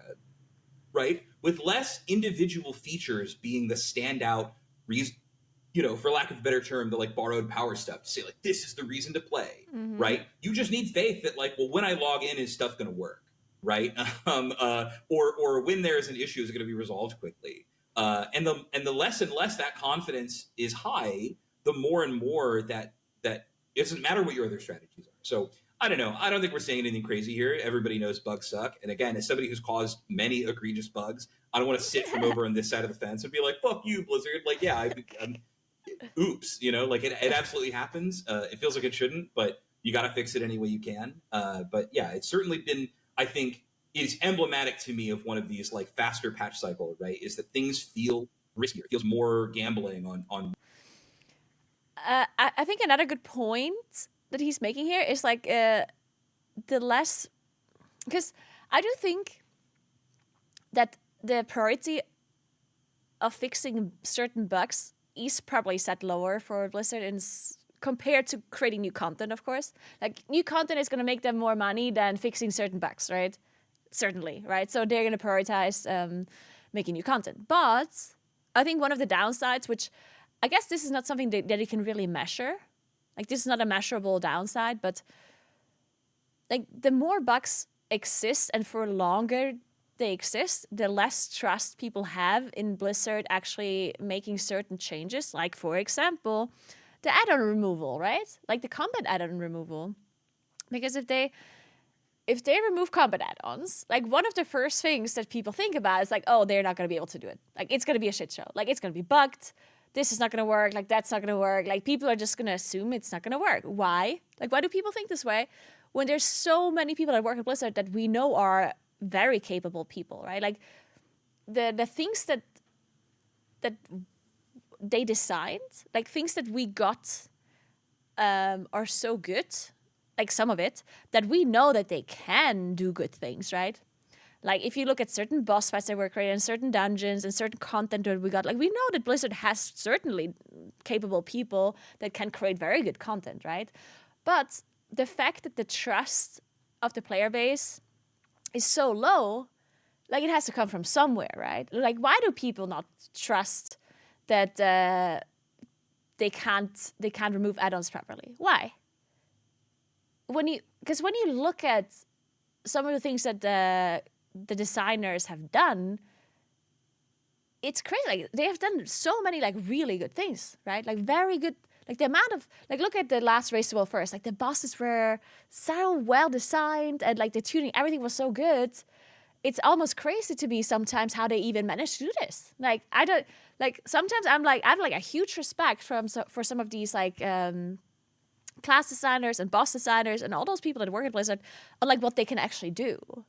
Because some of this stuff is actually really good.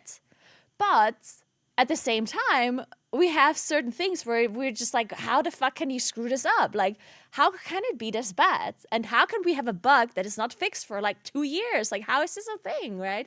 So you have like this like huge contrast in like this really good content that they can make, but then they also have on the other side, there's also like stuff they just doesn't get fixed.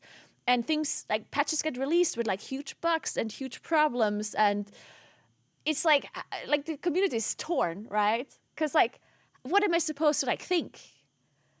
I don't know. And then of course people don't trust Blizzard sometimes when they want to make a huge change to the game, because we know that we've gotten things in the past that were very buggy and very like not working, right? So I'm in this situation where I feel like, okay, I definitely think that Blizzard has people that work at the game that have the ability to create a world where the game feels good without add-ons, without combat add-ons. I definitely think so. Like, I actually like fully believe that there's very, very capable people that can do this. But do I think that Midnight is going to come out and we can have a good game without combat add-ons? No, I don't think so. I think it's going to take them quite a while to actually make it work. And I think it's probably going to be a shit show for a little while. And why do I feel this way? Well, because of how rushed everything is all the time, right? Like, everything gets released where I feel like, dude, didn't I just like play beta a week ago and like half the things didn't work and like 1 million bugs still existed and now they're releasing the game? Like, huh? You know what I mean? It's like, it just feels like they have capable people, but these people don't get enough time to do the thing that they need to do. And then the games or the patches, they just get released in a hurry and in a rush. And then it's obviously not going to be perfect. And that is like the major issue that I always see. And that's why I don't trust Blizzard sometimes to release stuff properly. I definitely am in a situation, or I'm also a person that is not like a super doomer where I say that it'll never be good. Like, I definitely understand that some things might be shitty at the start, but then eventually it's going to turn out good. And that's currently like in a situation where I am with add-ons too, where I'm thinking, okay, at the start it might be shitty, and then eventually it's going to turn out good. Like, that's kind of where I am right now. But it would just be nice if things get released in like a good state, you know? If we could actually believe that when Blizzard says they're going to do something, that it's actually going to work out. It would be nice if we could think this way. But no, like currently we're obviously not living in a world where that's something that people think, unless they're like super coping, right? You have to be a super coper to believe that they're just going to release everything in a perfect state. When you should play. And that's tough. And that's not something that people should have to do. Certainly. How have y'all been feeling about the patch overall? Dude, I love how Skarsgård is like going on a just like talk where he's like the last like 10 minutes I feel like Skarsgård was like saying amazing things, like just like really insightful things. And then like he's the one that gets interviewed here, right? He's the one that is joining the podcast and is getting interviewed. But now Skarsgård was talking, and now he's everyone's like stun-locked by all of the information. And now Skarsgård is throwing the questions back at them. It's like, hey, I am running this podcast now, guys. So how did you feel about the patch? I love this. Hey, Cleans, thank you so much for the sub. Max, do you even play a lot after the race? I feel like sometimes I feel like you'll get into doing keys a bunch in that particular season, at least as of late. But what have you been getting into? I've just been doing a lot of stuff outside. I played the D4 season like all day, every day for like 3 or 4 days earlier this week. But as far as in WoW, I struggle to play WoW because of 2 reasons. I would say the least important reason is that I feel like a little far behind. Mm-hmm. We were done with the race, and any amount of time spending time on my characters before the race ends just feels like I'm not doing what I should be doing to help us win. Right. So just logging in 3 weeks late to a season or 3 weeks late to a game coming out that you really want to play, that's just like kind of a bummer. You know, you'd rather like be full on from the very beginning with everyone else.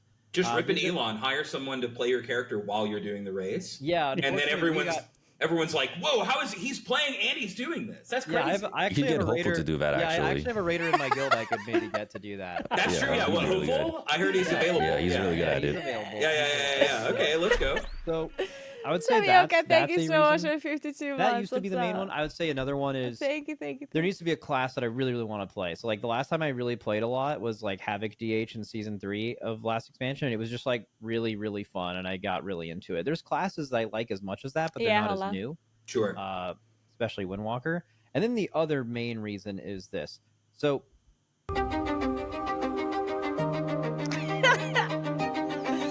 oh man. I like an analogy where you kind of look at sports, right? You have like this preseason, this regular season, the postseason, and then you have like the championship or the Super Bowl or whatever. But everything builds up to a point. And then I imagine when a lot of these athletes finish the Super Bowl, they're like, man, it's been a long time. I'm glad we won or sad we lost or whatever, but I don't really want to play football for 2 weeks. Yeah. Right? And it's totally reasonable. So the Race to World First is this really, really weird thing where if I felt like if the race was actually at the end of these seasons, I would actually play the whole time. Yeah. But because we do this thing that all of us care about so much, and it's everything that it's everything, and then it's over. It's like we're doing everything in reverse.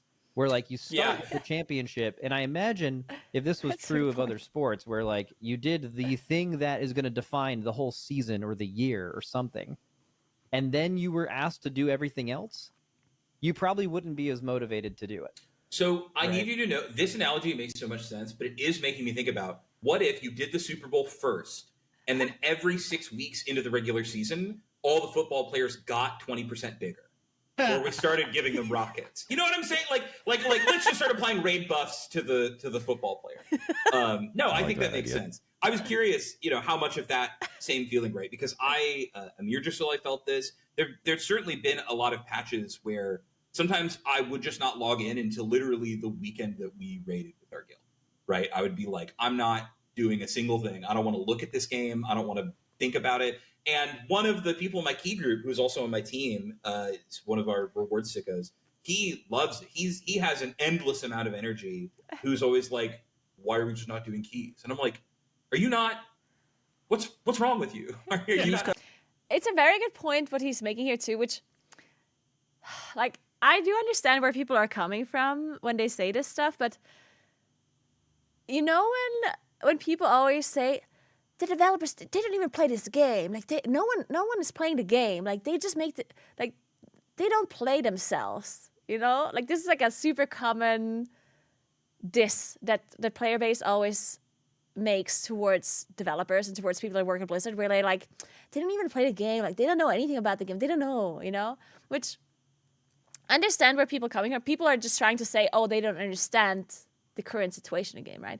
But what Scars are saying here, like obviously, like it's their job to work at the game, which means that they see the game all day and they're working on the game all day, and they're probably like doing internal tests all day, and they play the game all day, just not on live servers. They play it like at their work, right? So if you come home and then like I don't think you can like blame them if they don't want to play World of Warcraft at home anymore, right?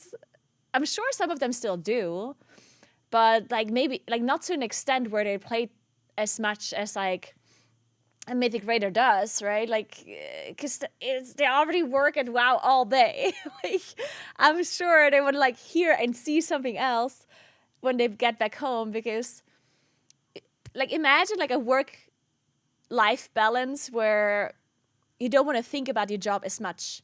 Like you want a little bit of like a like free time, right? But if you play World of Warcraft, even though it is not related to your job, you're still going to be thinking about the job, right? Like, so you can't really like, I feel like if you work at Blizzard as like a developer, a designer, whatever, if you go home and then play World of Warcraft, then you can't stop thinking about work, I assume, right? Like even if you do something else, because then you're probably thinking, oh, like, and then maybe you encounter a bug, or maybe somebody tells you something and you're like, oh, wait, maybe you could do this. Like, so it's like you constantly think about your work still, even when you're home, which is, I guess, not something that we want to do. Like, people don't like that. I assume you can relate, right? Like, people that have other jobs, they don't want to go home and constantly think about their job anymore. So, like, I'm not saying that Blizzard employees should not play World of Warcraft, but I'm just saying, like, I don't think you can fault them for not being Mythic Raiders when you work 8-9 hours on the game and then coming home doing a Mythic Raid afterwards for like 4 days a week. Like, I don't think that's something they can really fault them for, personally, right?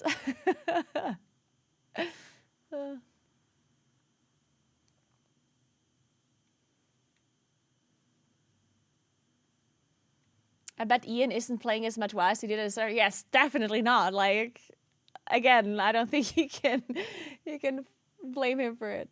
Hey, Hannah, by the way, what's up? What's up? Hey, Irby.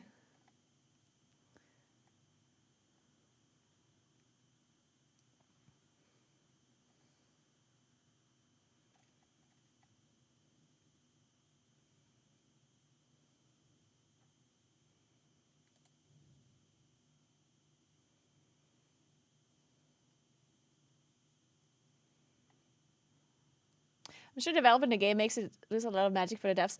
I'm sure it does, yeah. I'm sure. Like, one thing that like Riot does is that they actually, like, I think Riot actually like requires their employees, like all of their employees actually, to play all of their games, but like during work time. You know, like I think it's actually like they can. I'm assuming it's like a certain amount of time. I don't think they can just like play League of Legends all day and it just work, right? Like. But they make all of their employees like test their games, right? And play the games. And they have to be playing. Like, they have to be players, right? Which makes a lot of sense. Like, I like that. But then it's like during work time, and that's a different thing, right? And I'm sure a lot of these people don't like play 24/7. They maybe like certain games they probably like and certain games they don't like, right? Like let's say you work at Riot, maybe you like League of Legends, but you don't like Valorant, okay? So you played Valorant a few times because you kind of have to and you want to like see what it's all about, but then you don't play anymore. So I think that's kind of like a cool idea. And I'm assuming that everyone that works at Blizzard does, you know, play World of Warcraft to some extent, right? I don't think that there's people that work at Blizzard that are like don't ever play or don't log in or whatever. But in the end, as I said, like it's still their job, and yeah, can't blame them for not doing like super high-end content which requires you to play 24/7 outside of your working hours.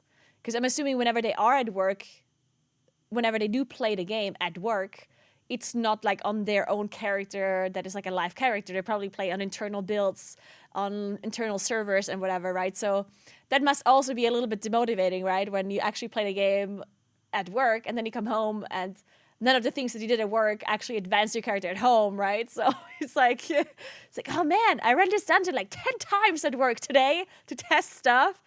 And I didn't get anything on my character at home, you know? Like, man. Got it right. Wait, but he's I'm with him on that. Okay, but he's doing okay. No. Shout out the keys, eh? Every single person in my guild knows who I'm talking about. This person will do them on 12 characters. This person, we have not pushed past 13s on our like weekly keys because every single time he rolls up on a new undergeared healer. Oh, dude, that's the worst. No. But do you want to know the most fucked part? And Dranos, if you do this, I'm step on a Lego. Oh my god, I'm punching you into the ocean.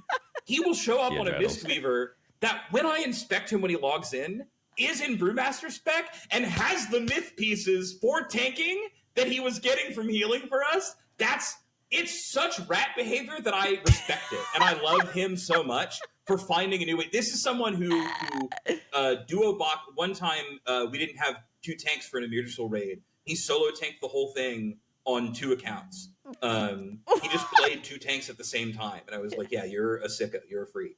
I can't believe you. So that guy's an anomaly, but I get what you're saying. Sorry, Dorko. I didn't mean to cut you off. I was we had to take a detour for everyone to know that the absurd machine that I play World of Warcraft with exists. Yeah. But yeah, I think Max makes a really good point about like if you're starting late in the season, it really sucks. Because I have a lot of friends who are basically tourists. They play World of Warcraft on and off. Yeah. And anytime it's like mid-season, there's just... It's actually crazy because I have I'm going to say this and then I'm going to stop watching, but like it's honestly crazy to say this because I stream for a living. Like I literally am a streamer. Like I can literally like play as much as I want, right? But because I also want to stream other things right now, like I'm streaming real life stuff, I'm going on like the cyclothon, I want to do variety sometimes, so I also like play other games, right? And I want to have some off time where I don't play games, right? So I also don't stream on Saturday and then Sunday. So yeah, so this is where I am right now. Like I basically stream 5 to 6 days a week, right? And I also cast DMDI and whatever, right? And during those 5 days, I sometimes play WoW like 3 days a week, maybe 4 days a week. And usually it's like close to 8 hours, right? And to think that a person like me, who actually does play the game a lot, like if you compare me to like a very casual player, I play the game a lot. But even I feel like I'm always behind. And that's crazy, isn't it? Like to say that a person that plays as much as I do, and still I always feel like I'm behind, especially with the new like hyper boost, turbo boost, whatever it is. It's just crazy. Like I understand. The thing is, of course, that I personally, like, I don't optimize my gearing, right? Like, I don't do the fastest thing that I could do to get the most Valor points. Because I don't like doing that thing. The thing that I like doing is playing high and plus keys. And obviously the problem, if I do high and plus keys, the chance of us depleting a key or leaving the dungeon or just generally taking a long time to finish the key is obviously high. So I don't... like the time that I actually play the game, I don't use very efficiently when it comes to like currency gaining and stuff, right?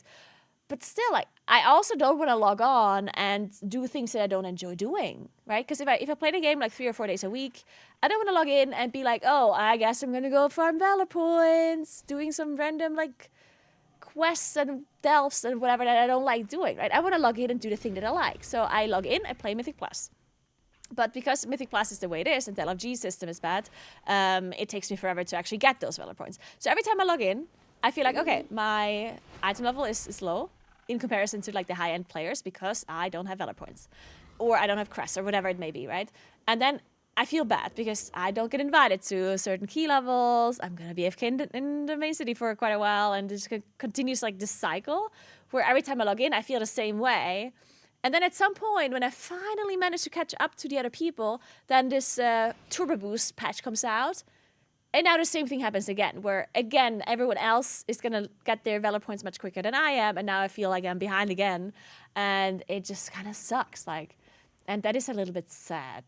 Again, I understand that maybe I'm a special case because I really just hate doing things like, you know, delves or whatever to get my Valor points. I'm sure other people would just shut the fuck up and farm some Valor points and they'd be fine. But yeah, I don't know. Like, I just think if I am in this situation, I'm sure there's other people who are also in like a similar situation than I am. And it's certainly not great, right? But yeah, anyway.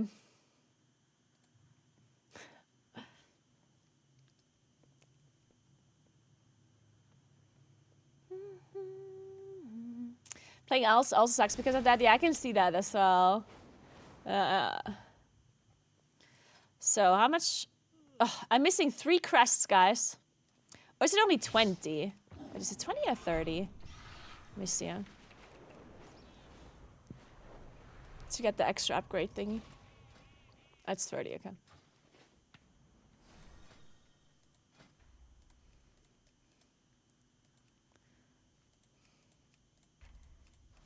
Maybe I don't queue for hulls because I have a high key for hulls.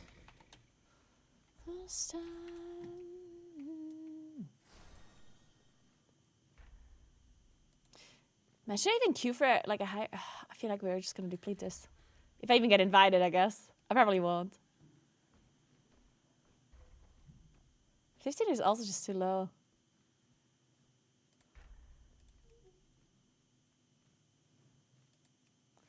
17 gamut will be fine, but I won't get invited.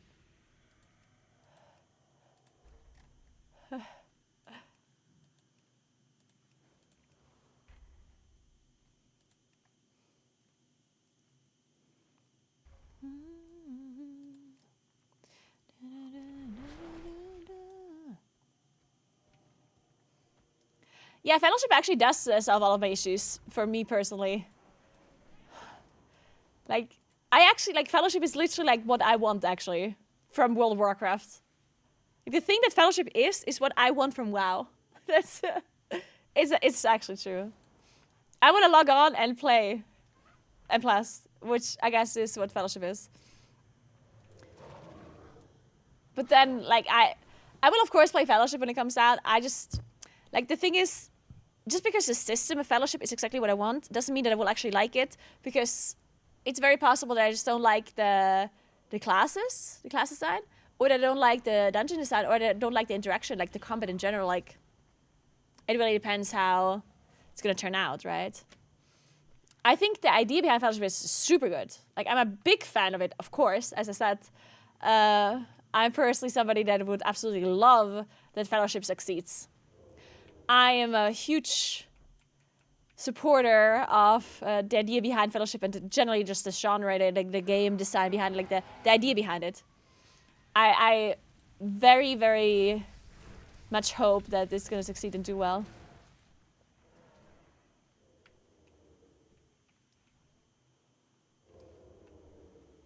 I love how different people are. I saw a streamer today who said Fellowship will not be good because the content is only in Plus.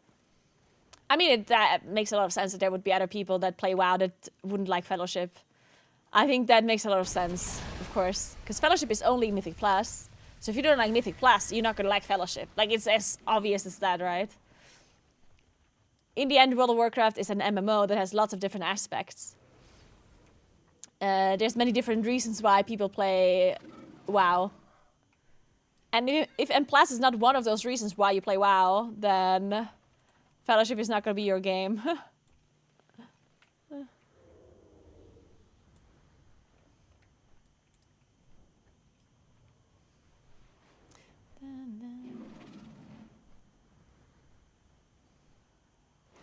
Have Blizzard ever said why there isn't a queue system for Mythic Plus? I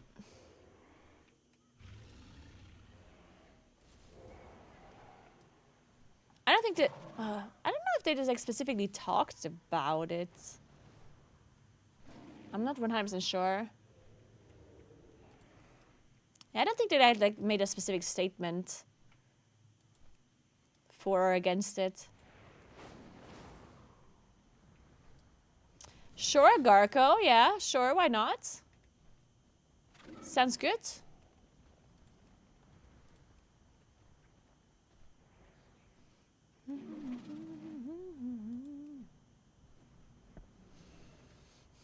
Thank you, Anders. Appreciate that.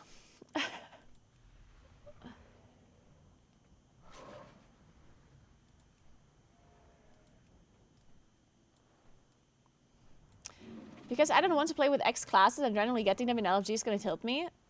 Seriously? You're going to be tilted if you get certain classes in your group? If they have the same MMR as you have? Why?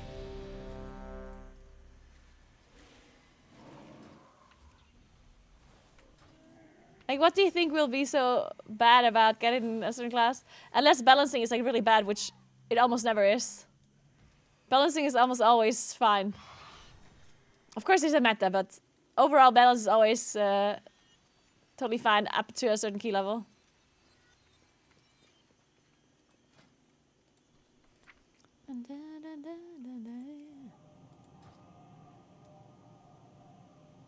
Cleans, what are you even saying? Is this clean? Is Cleans a bot? Are you a bot?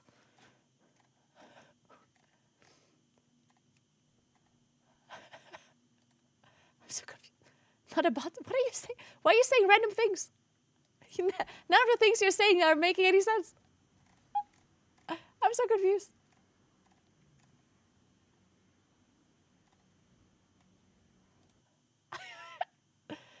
Just writes random stuff over and over. Yeah, why? It's a fake bot.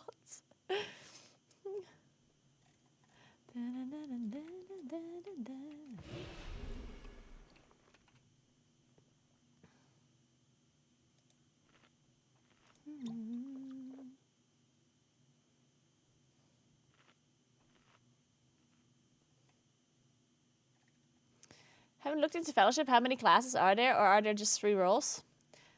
There are 3 roles, but more classes. But I don't know how many classes there are in total.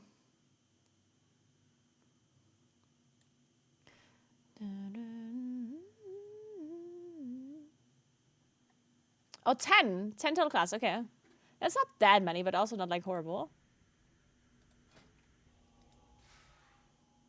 Crit. Oh, man.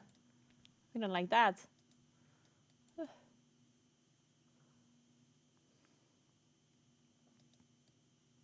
I think we're going to play the Snapper. I like the Snapper.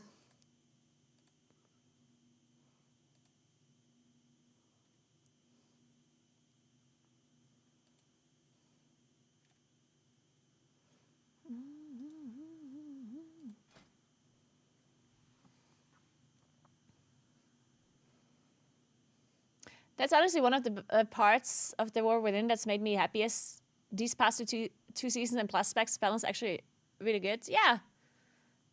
Yeah, honestly I agree. Like the last couple of seasons, the balance has been pretty good. Now there's obviously like always a method that kind of gets established eventually, but I mean to a certain key level it's always fine.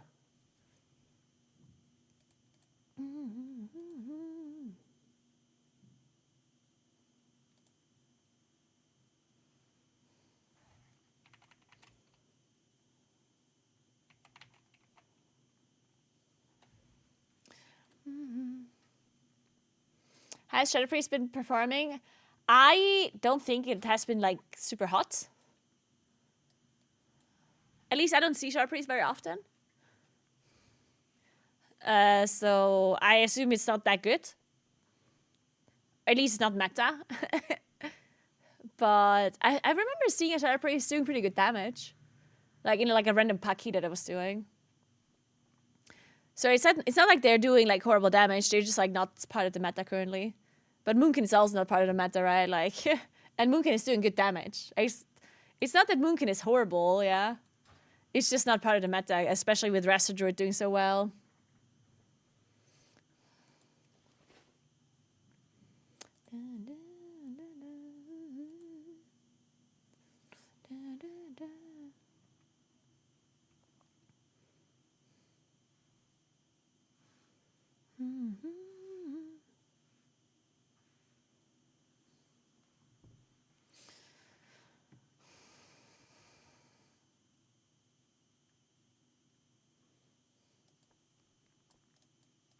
I think, okay, this is like an interesting theory that I have. I'm not sure if it's true or not, but I think sometimes a certain meta comp evolves. And I think that sometimes the meta comp seems stronger than it actually is. Because a lot of the strategies are being kind of created by the highest teams that play this comp. And all the other teams are kind of copying those routes. And the routes are kind of catered around the comp that the top teams are playing. And then if you take that route that is tailored towards a certain comp and you just copy paste it for your own comp when it's a different one, then I think that comp seems to be a lot worse than it actually is, right? Because like if you're doing a route that caters, that is literally like built for Prod Warrior, Raster Druid, Elemental Harvester, and so on, and then you're taking that exact route and you try to do it with a Blood Decay and a Disc Priest and whatever, then all of a sudden that comp that you play seems a lot worse because you can't do the route properly, like it seems really bad. But does that mean the comp that you're playing is that bad? Or is it just bad because you're trying to do a route that is not meant for your classes and your comp? So that's why I think that if LFG was a thing, like if solo queue was a thing, then I actually think that the balance would seem even better because then people can't really copy routes anymore as much as they do now.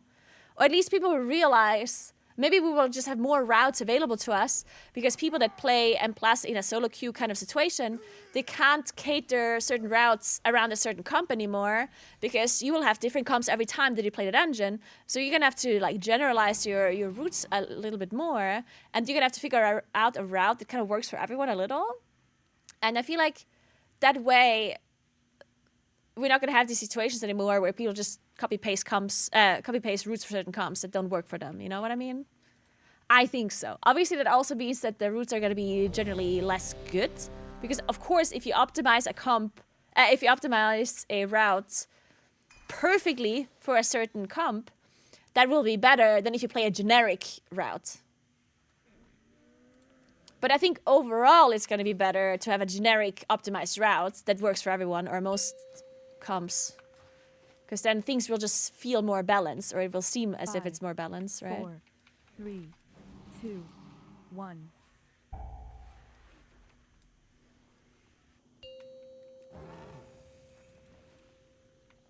Five, 4, 3, 2, 1. See, I don't necessarily think so. Like, I think if you... Like, obviously there's always a certain metacom and they have this certain route, but I think... if you take, like, let's say the second or the third best composition, and you create a perfectly tailored route around them, around that comp, then I think you're almost going to be as fast as the best comp. The problem is just that no one will come up with these routes. You know what I mean? Like, no one is creating a perfectly tailored route for the second best comp. Why would they? The people that create the routes, they play the best comp. AOE. They're not going to play the second best, right?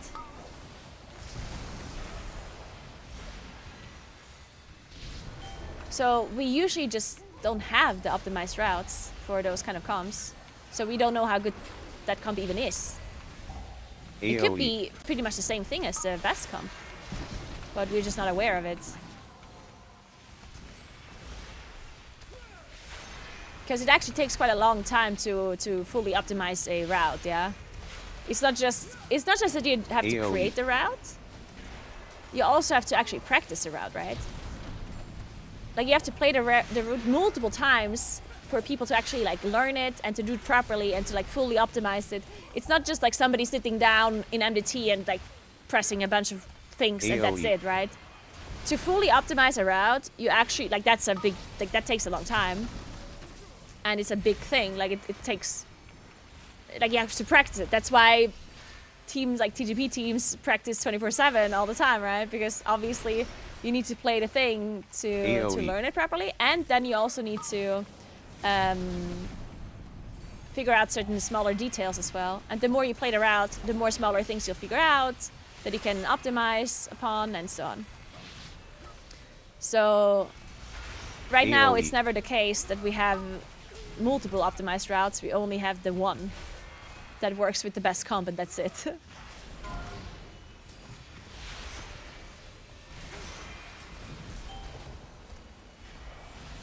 AOE. AoE.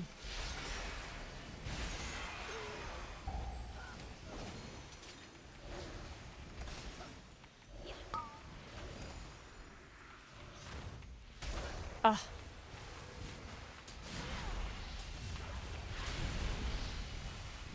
Wait, I forgot to use my thing again. Shit.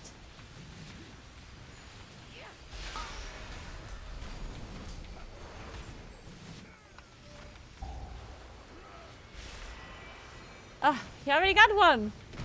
I guess we're having crit then. God damn it. Crit it is.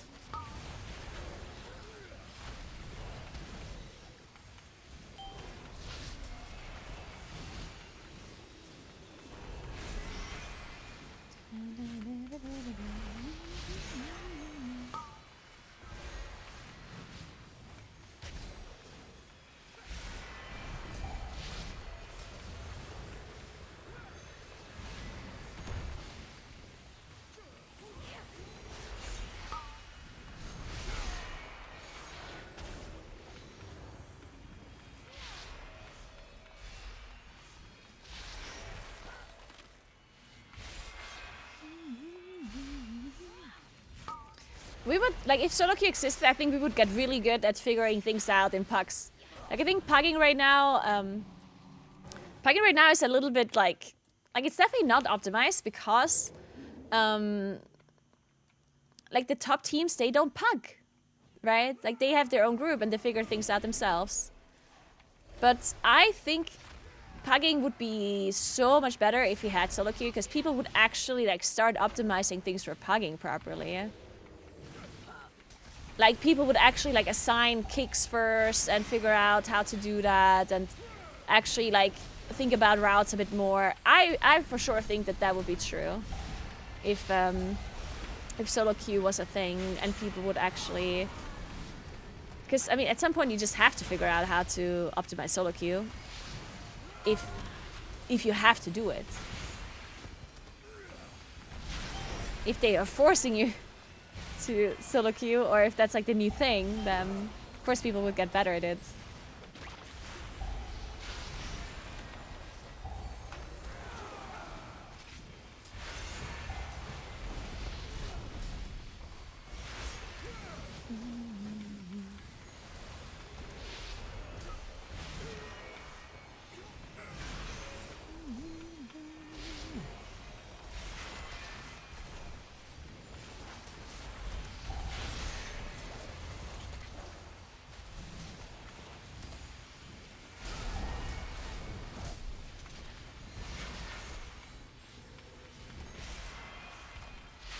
Could that not also make solo queue way less fun? Wow, you think it can be less fun than what solo pugging is right now? Do you think it can get worse than this? I feel like there's not much room for it to be worse. Like, I guess what your point is that you're trying to say that if people try to optimize solo queue, that would be like annoying. But I don't think so. Like I feel like it's much better if it's more coordinated, right, in a pack group, instead of people just like randomly interrupting, randomly doing this, randomly doing that. Isn't it gonna be more fun if people actually try and optimize solo queuing properly, where you stop trying to do certain pulls that literally just don't work for your composition? Like, you know, when people realize, oh wait, maybe we shouldn't do pull 10 because pull 10 doesn't work with the comp that we have, so we're gonna do this instead. There, bam, right? Now it's gonna be more enjoyable because you're not gonna get to pull 10 and wipe and deplete the key, because that's how solo queue works right now. Nobody thinks about the route, just kind of does the route they always do. And then when you get to a pool, they just fucking wiped to it because they didn't think about the fact that they don't have a 5 AoE stuns, you know, beforehand.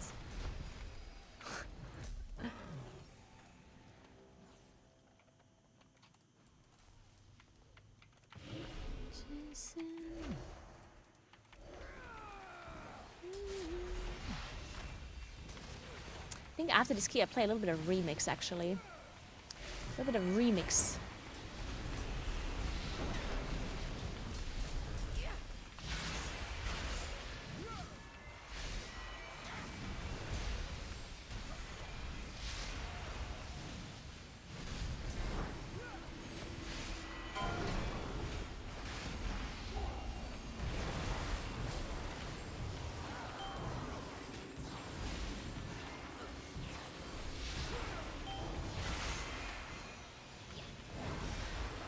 This thing is drying out my eyes. This radiator. I cannot open my eyes anymore. They're so fucking dry.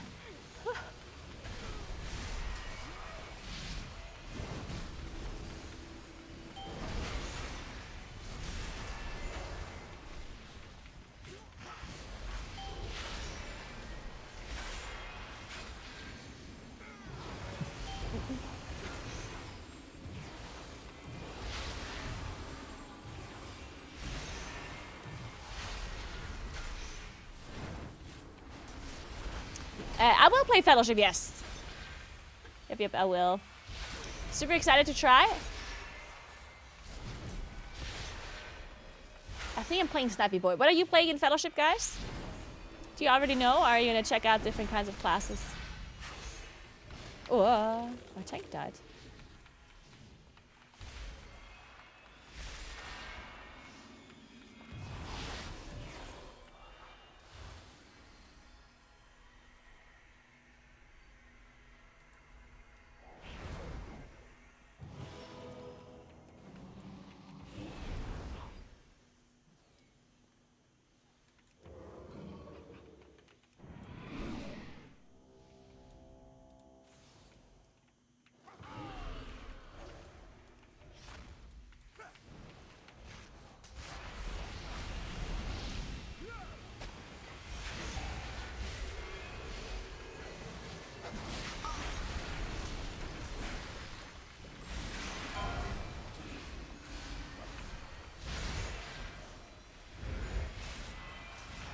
Oh, I should have interrupted this.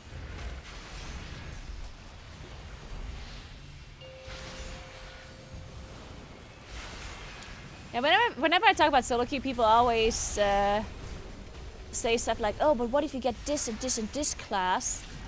And they like try to come up with the like worst combination, but it's like what kind of combination could you possibly have that would be so bad that you can't do the dungeon? And if that combination exists, then Blizzard just has to fix that. Like, it's really just that simple, right? In my opinion. If Blizzard adds solo queue to the game, they either make it so certain combinations don't happen, or they make it so you don't need certain things for certain dungeons, or they make it so all classes have the thing that he needs, right? So any combination works. It's not that that's an impossible task to fix, you know?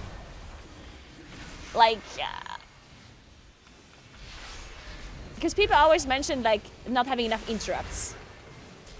People will say, oh, what if you have like a healing priest without an interrupt, and then you have a moonkin with a really long interrupt, and then you have, I don't know, 2 more classes with like very long interrupts, whatever. Then what? Okay, well, it should never be the case that you don't have enough interrupts for a dungeon. Like then that dungeon should not be that way, right? Or the class shouldn't work this way. Or the classes. If you need X amount of interrupts for a certain boss or a certain fight, well then every fucking composition should be able to do that. If solo queue is a thing, right?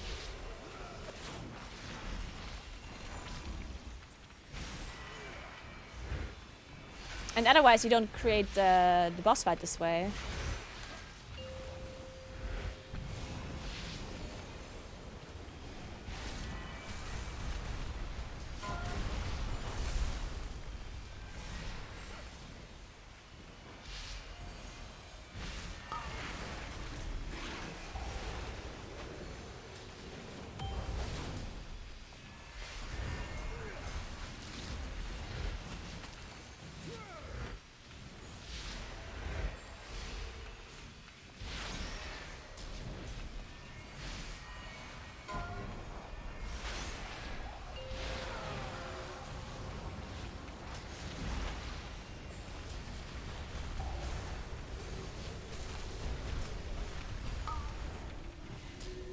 I just...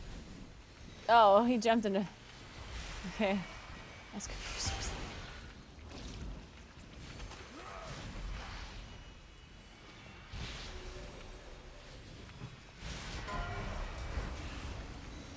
I thought the boss jumped on me and didn't do anything. Or I just like walked out of it. He jumped in a warlock that was right next to me.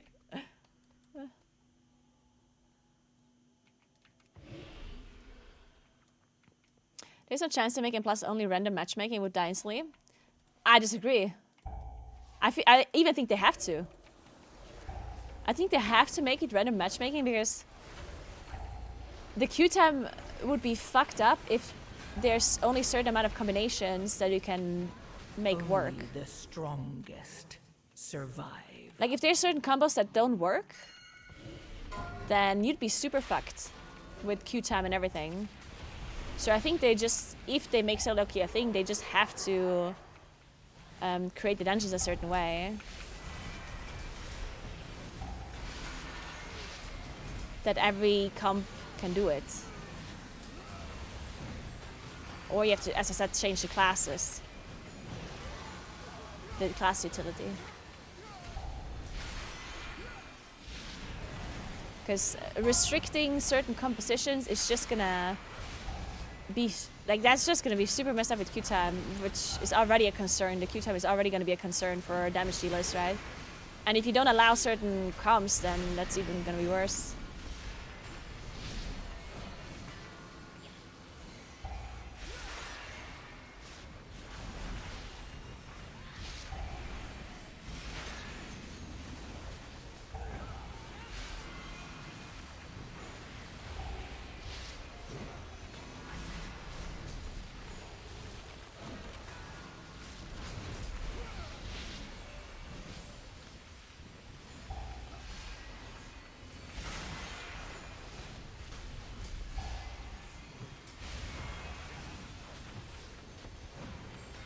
The Q time will be fucked no matter what. I mean, yeah, but one is better and one is worse.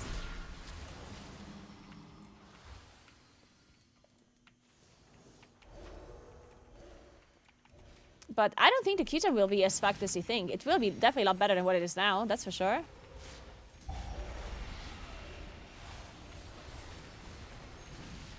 Like, it literally can't be worse than what it is now, yeah?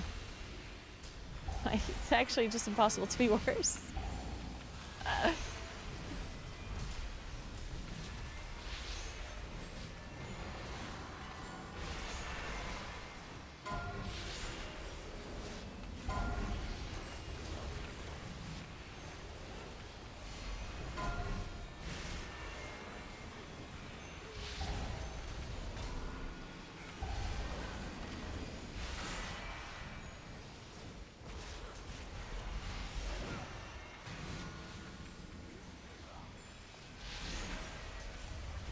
Hey, Beckerad, what's up? Yeah, team 1 heal. Oh god, I almost forgot about that.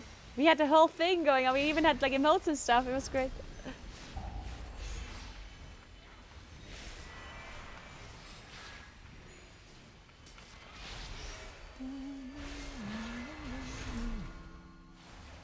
But wouldn't solo queue just establish a 2-class system? People with meta classes will form groups.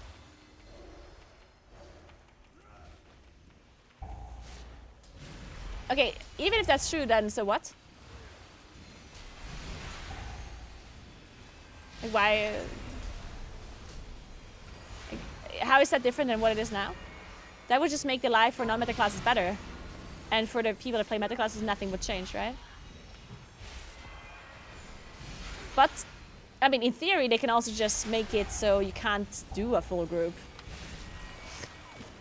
Like, I don't think they should do that. Like, but in theory they could. Like, they could literally say, oh, it's League of Legends solo queue. Maximum amount of people you can queue with is 2. At a certain key level. In theory. I'm not saying they should, yeah. But that could be like a theoretical thing where they say, okay, you can't actually queue up with 5. I don't think it really makes sense because in League of Legends or whatever, it's the reason why this rule exists is because it's a PvP game. And if you queue as 5 into like 5 solo queue players, then obviously the 5 solo queue players are gonna lose. which is not the case in a PvE game, right? So I doubt they will restrict the amount of members you can queue with.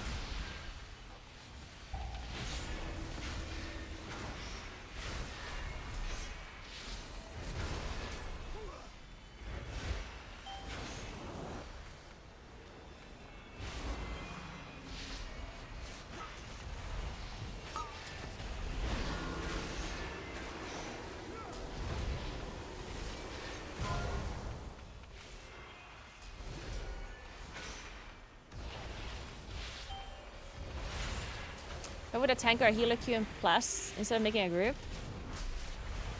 Because it's faster? Like, why not?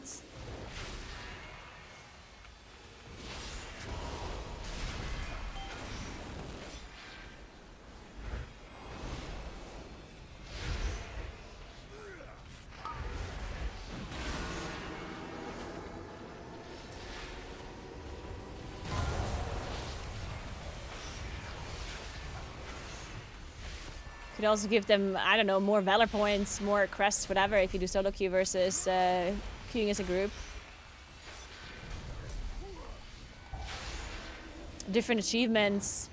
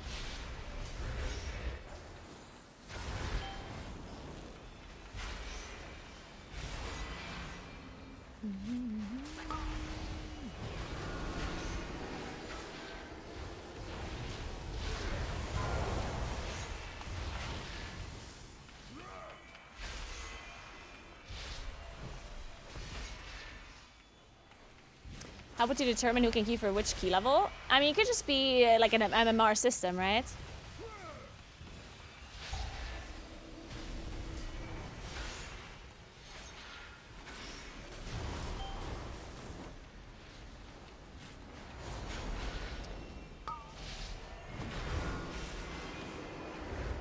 One interesting thing, I guess.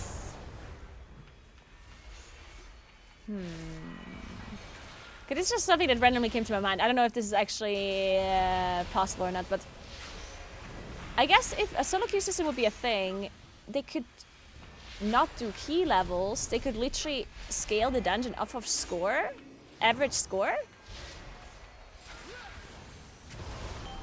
You know what I mean? So instead of key levels going like 2, 3, 4, 5, whatever, there could be like more increments. Shit, I walked into this hammer. There could be like a lot more increments because you don't have a physical key anymore, so it doesn't matter, right? They could say, hey, you go off like the M+ score of the group. Let's say the average M+ score of the group is 3,530. And then the dungeon literally is scaled around that number. And then if it's 3,535, then it scales around that number. Like literally like just a lot more scaling, you know? Because right now we're restricted in the scaling to our key level, right? It is 15 and then 16. Even though there's lots of percentages in scaling in between, you can't do that key. You can't do 15 and a half key levels, right? But in theory, that solo queue system you could, because why not? And then depending on the score that your average team has, you get the points accordingly, right? So I guess that, in theory, would be an option. I don't think that, if that's not a problem with tuning the dungeons, I don't think it is. Like, because the dungeons all work the same way. It's just like a percentage modifier for damage and health, right? So I guess, in theory, infinite modifiers are possible? I guess. I don't know.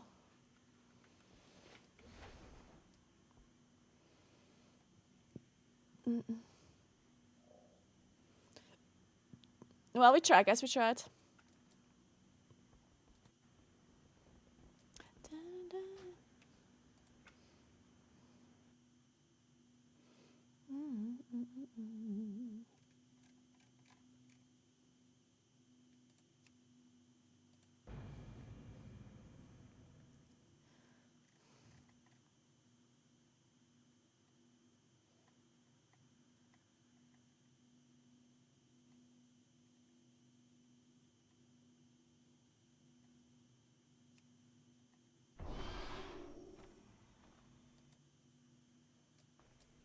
So, let's play a little bit of Legion Remix before I have to go. I have to go to my Pilates class at some point.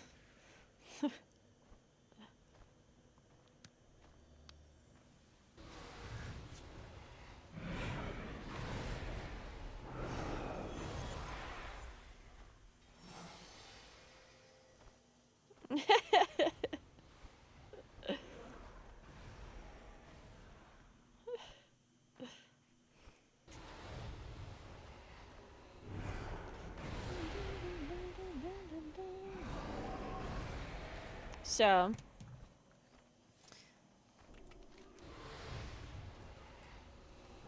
alright, what do we have to do? Reach level 40. Okay. Well, it's that simple, guys. All you have to do is reach level 40. I didn't know it's that easy, guys.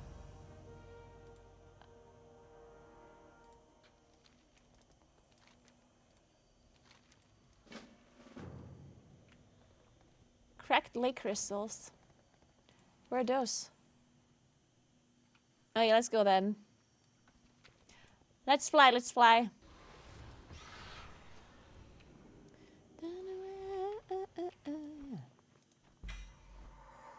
Ooh, wait, what is this? Light's Vengeance. Your spells and abilities have a chance to manifest. Holy Light, healing nearby. Oh, like these are the special things. Like the trinkets. Gains 3 additional ranks of light. Ah, okay, cool, cool, cool. Cool. 768. Man, I want to play more Legion Remix.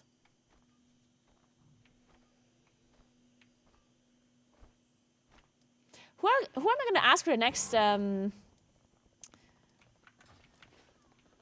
Who do you want me to ask for the next 2 and plus boot camps, by the way, guys? I want to do 2 more boot camps. Who are we asking? Who else is in the last group?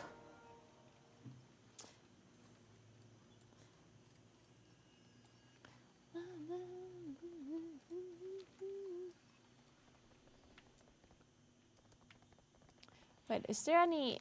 As like a flight boy? Oh, I guess we just take this.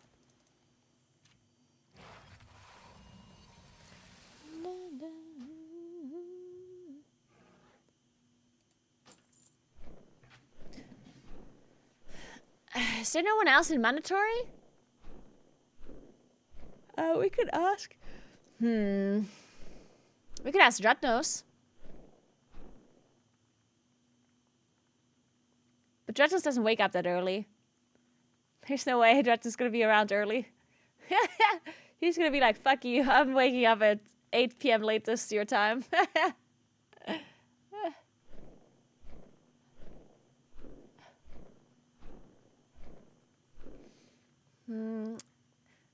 We can get Dorky. Does Dorky play in Plus currently? Wait, what does Dorky currently do? Is he gaming?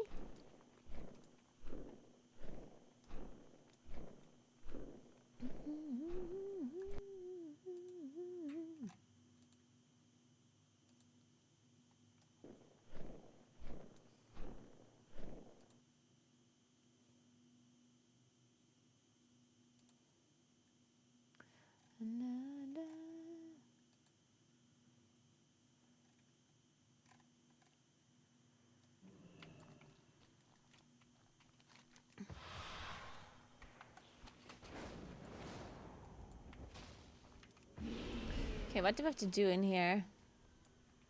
Ah, okay, just click on things.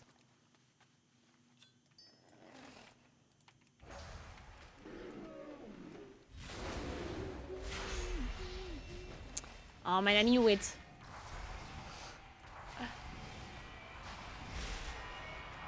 Hey, what happened? Didn't I queue up the trees? There we go.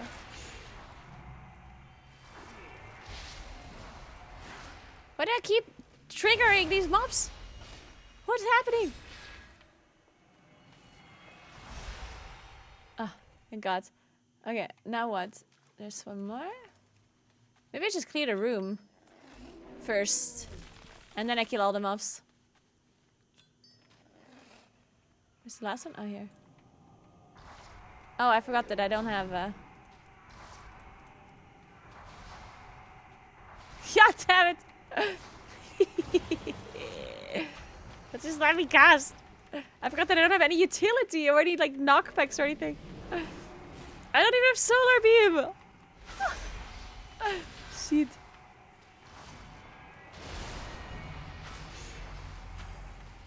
Thanner? Oh, I can ask Thanner.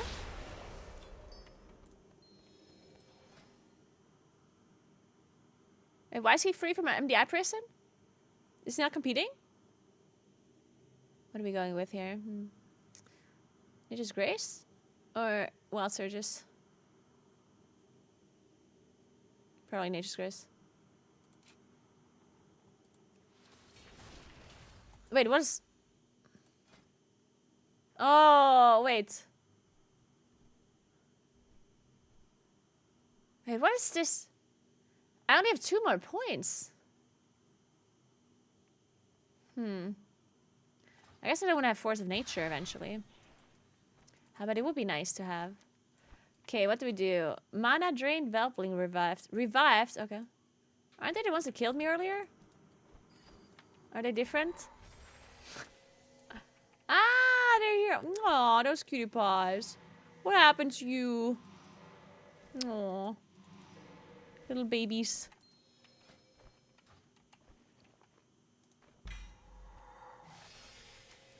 Ah, I got another. Nice. We're getting, like, we're getting stuff now. We're getting stuff. Noise, noise.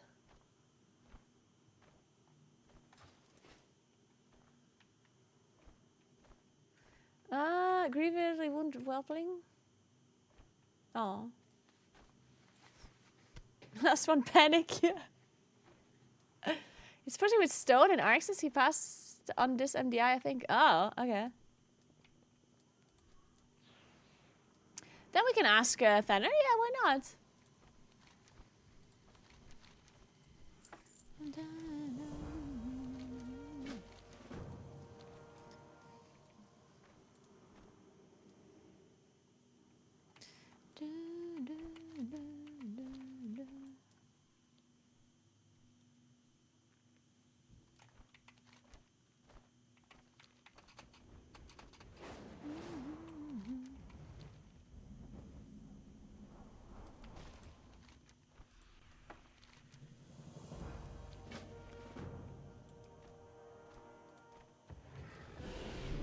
Okay, let's kill some raiders.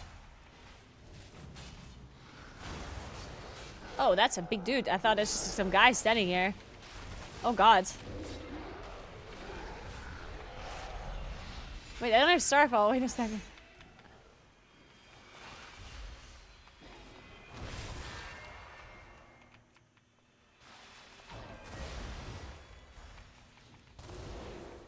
Oh.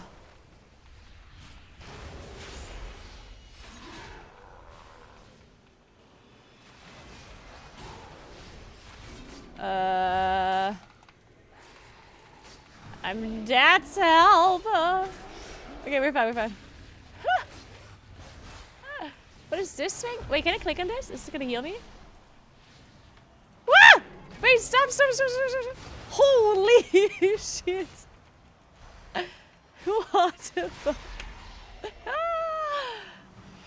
I couldn't click on the thing. Oh, it actually does heal me. I can click on it.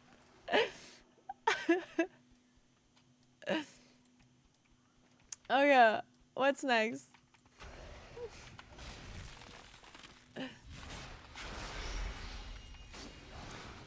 I guess we don't kill the big guys anymore. They seem a bit much.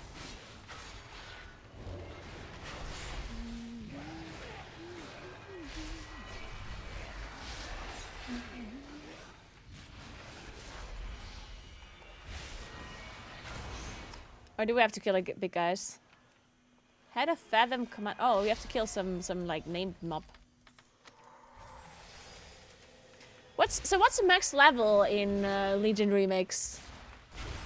Just 70? No. Then what is it? 80. Okay.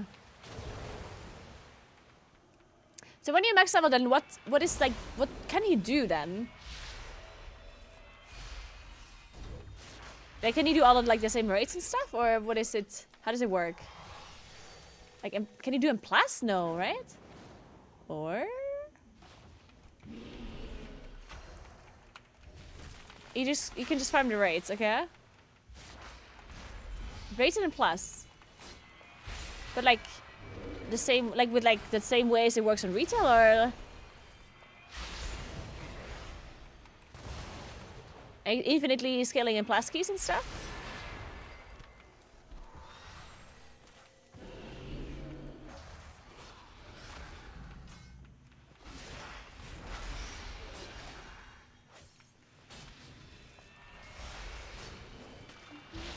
They're doing like 25 plus keys. Oh, interesting. Okay, cool. I mean, Legion people were actually doing really high keys too. I remember doing really high keys at least.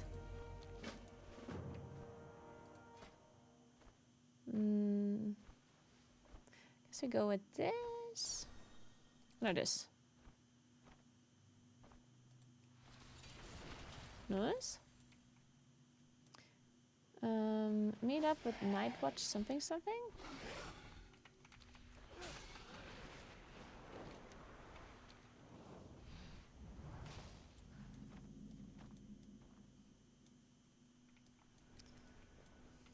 Wait, people are playing 5 tanks? Wait, what? 5 tanks?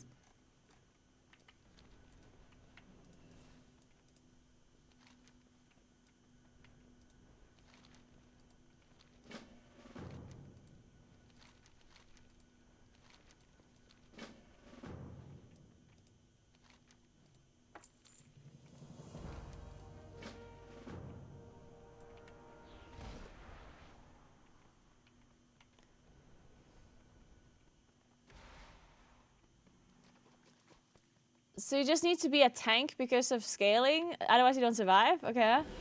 But the tank still managed to do enough damage? To do the key? Okay.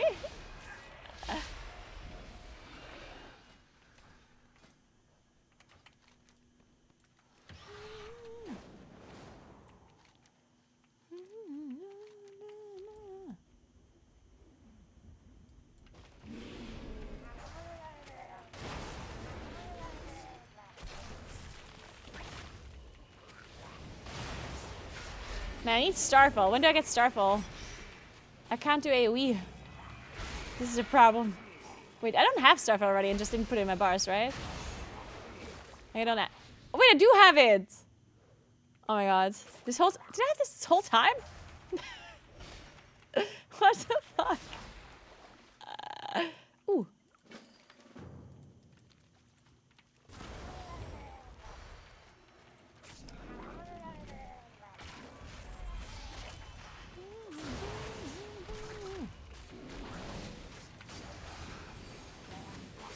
Oh, help.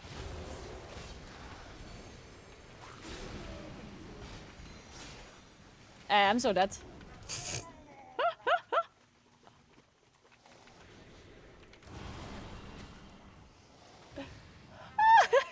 But do I have Shadow Melt? I don't think I do.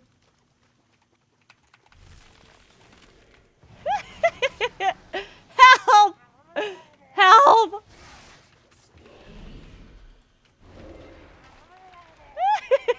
Oh my god. I pulled everything.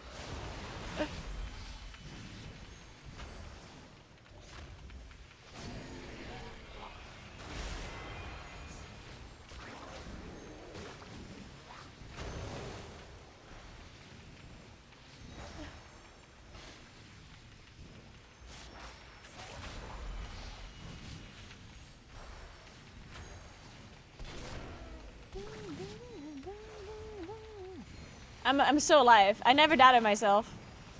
I knew I'm gonna survive this. This wasn't even close. At no point did I think I was gonna die. So.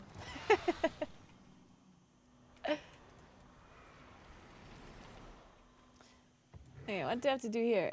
We're swimming, we're swimming.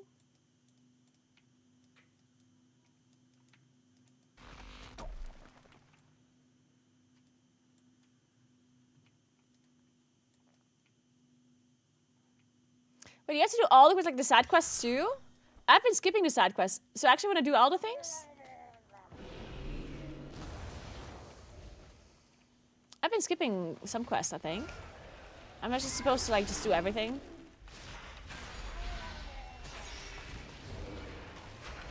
Breastfeeder? What the fuck?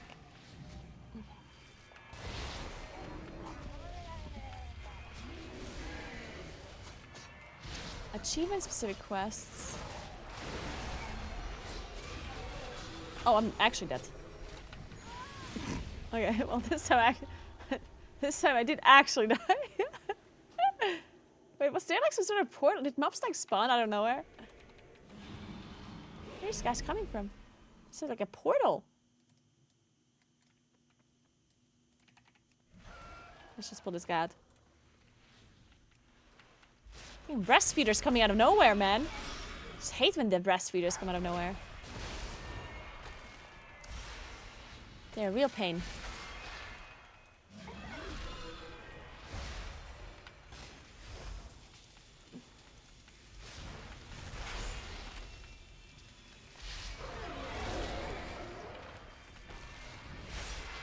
Laura actually gives 1 infinite knowledge, so we should do those. Ah, lower runner is in like doing all quests basically, or all achievement quests. I see now, I see.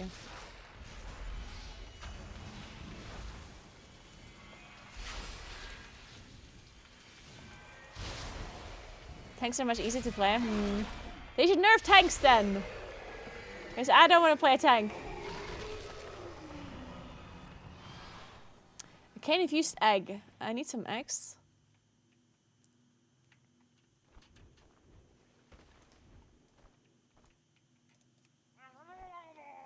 Don't interrupt me!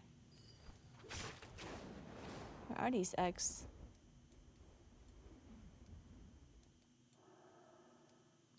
Oh, it's from the... Ah. Wow, this guy doesn't even attack me when I steal his egg. This guy doesn't even give a shit. Okay, just kidding. This guy did attack me. He does care a little bit, I guess. Maybe the other guy just didn't see me.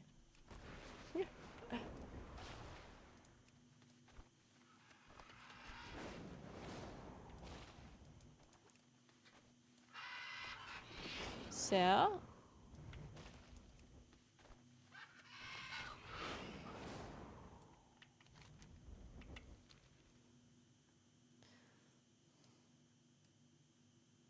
Damage dealers and healers getting big buff on Tuesday, coming to even it out. Oh, nice.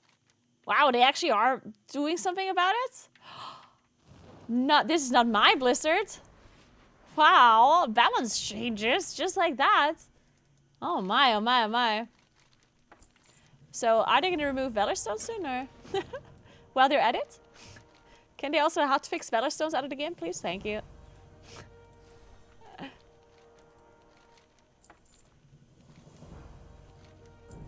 Oh, level up.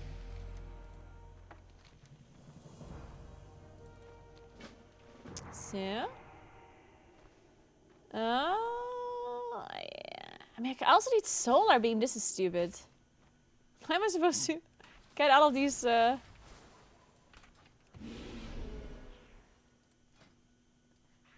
need all of this. I need all the things.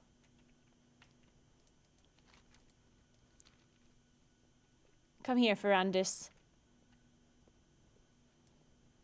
Taking my leave, Night Watchers, though I doubt you will miss me. It's like an emo boy.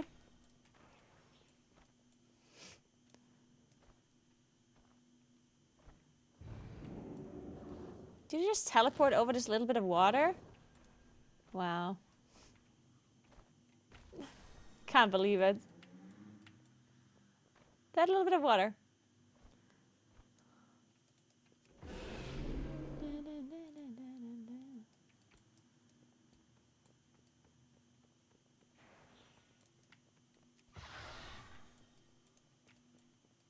Look at, I'm looking. Okay, well. I guess you got this under control, Ferrandis. Guess you don't need my help, huh?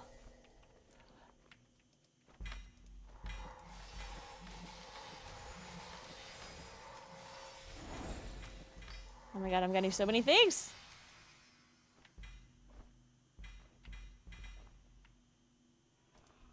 What is all of this? Oh, this guy's killing everything for me. I like it.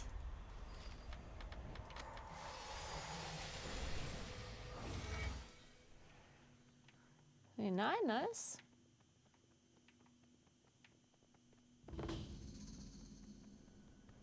Nice. Upgrade. Ooh, 95. With avoidance. Sick. I escorted Ferrandis. Yeah, that was totally me. Yeah. I totally escorted him there.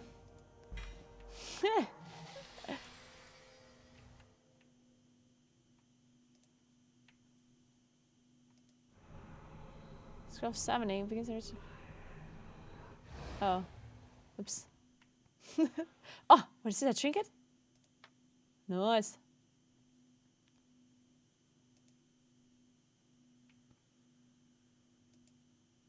Okay, cool. Okay, now what? Have this defeated? Okay, let's defeat somebody. I guess I have to do this quest here.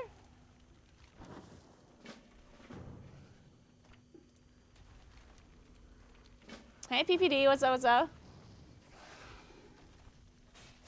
What? Movie? There's an NPC called... It's a moonkin called Kaka. You know what sound I played in my head? Wait, that's actually so good. I love that. I didn't know. That's sick.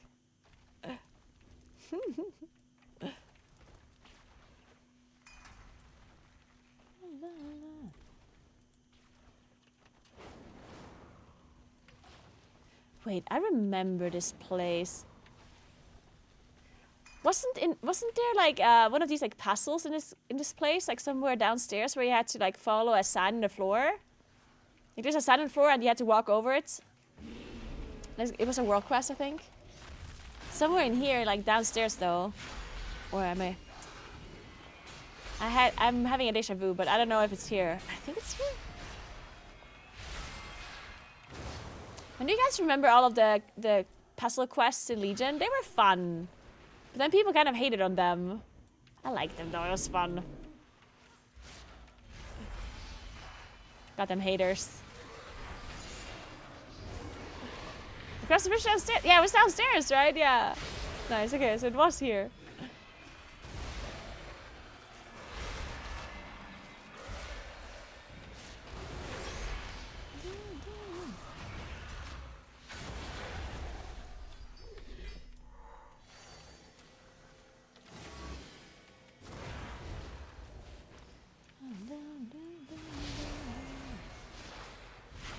A Kirin Tour quest, that's what they were called, yeah. I did like the Kirin Tour quest as well.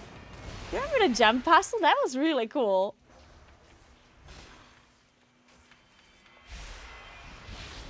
I'm also a big Leyline fan. Leyline's very great.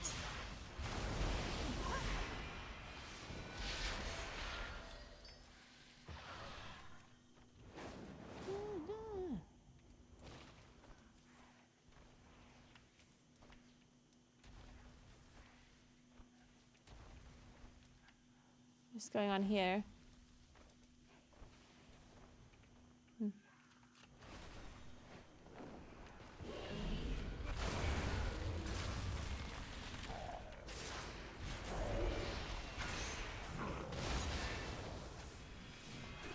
I don't even have to kill this guy. Seems like a rare mob though.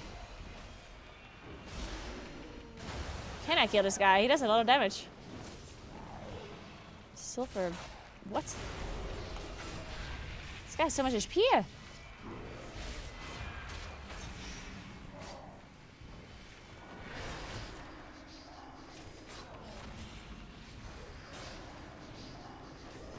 Oh my.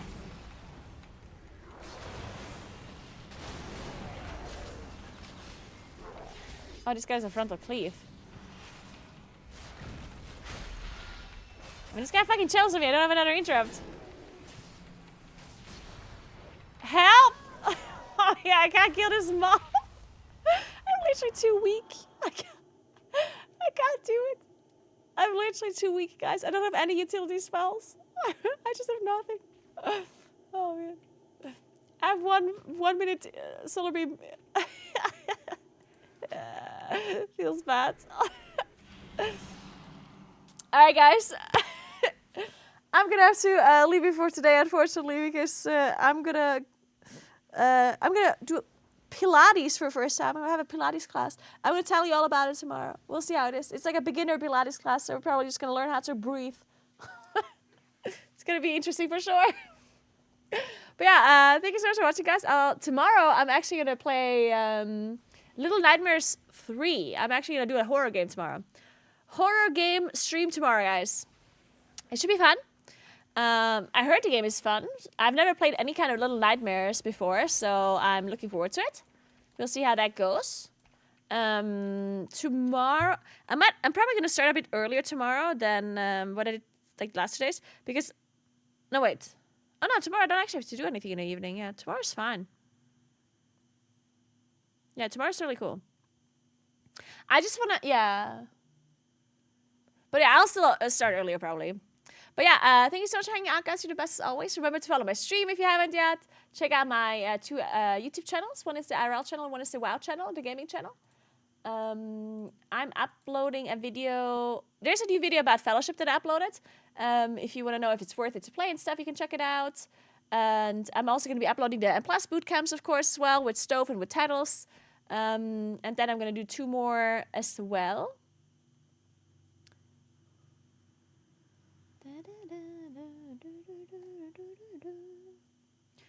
2 additional bootcamps are going to come up next week.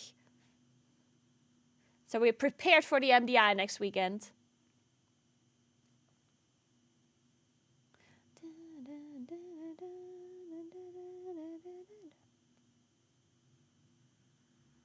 Okay, let's see. Who are we hosting?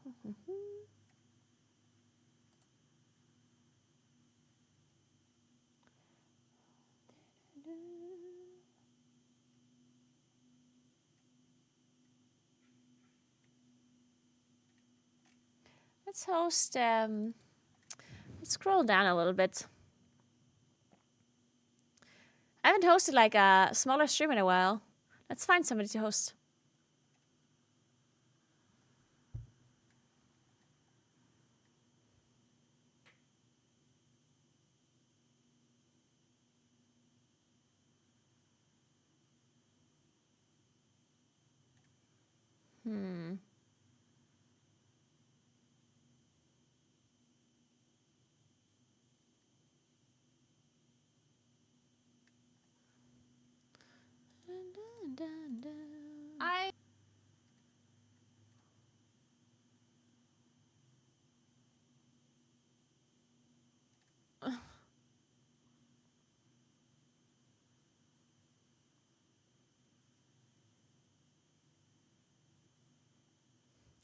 Let's host this Swedish lady. Her name is Valeria. Did I host her before? I don't know. I host so many people all the time. I don't know. She just started streaming as well. So she's going to appreciate the host for sure. If we come in and disrupt her morning speech. She has 2 Bengal cats, apparently. No, Every 5 gives herself is a pumpkin doodle. So good. Did you get a pumpkin doodle? They need money. Yeah, I know. Sorry, you do know her, Kitty Cat Cat Ball. Ball. I'm not earning enough money, so I have to run more ads to feed them. I'm really sorry about that. Take that up with. Yeah, the if you cats. assume that I remember, like. Apparently, they're not happy with my earnings. Then I'm sorry, Court, but not everyone has a photographic memory, okay? Stephen Bond gifted a tier 1 sub to Colontex. They have given 462 gift subs in the channel. Steven, thank you for gifting Cal a sub. Thank you. I'm sorry. She has really cool Cal, hair. welcome I like her back. hair. Well, Cal probably has to refresh. I don't know how that works. I'm jealous. I'm sorry, there's ads. Oh my god, I cannot believe they ran. Seriously. Oh, Vintage Shock is here. Hey, Vintage Shock. Well, I mean, I wrote it in chat for anyone that can't hear it. Alright, guys. Have fun watching Valeria, and I see you guys tomorrow for Little Nightmares 3. It's gonna be fun. Sneaky Get your cozy blankets tomorrow, and welcome on in. let's see how it goes. I'm excited. Alright, have a nice rest of your day. Thank you so much for hanging out. You're the best. I appreciate you very, very, very much.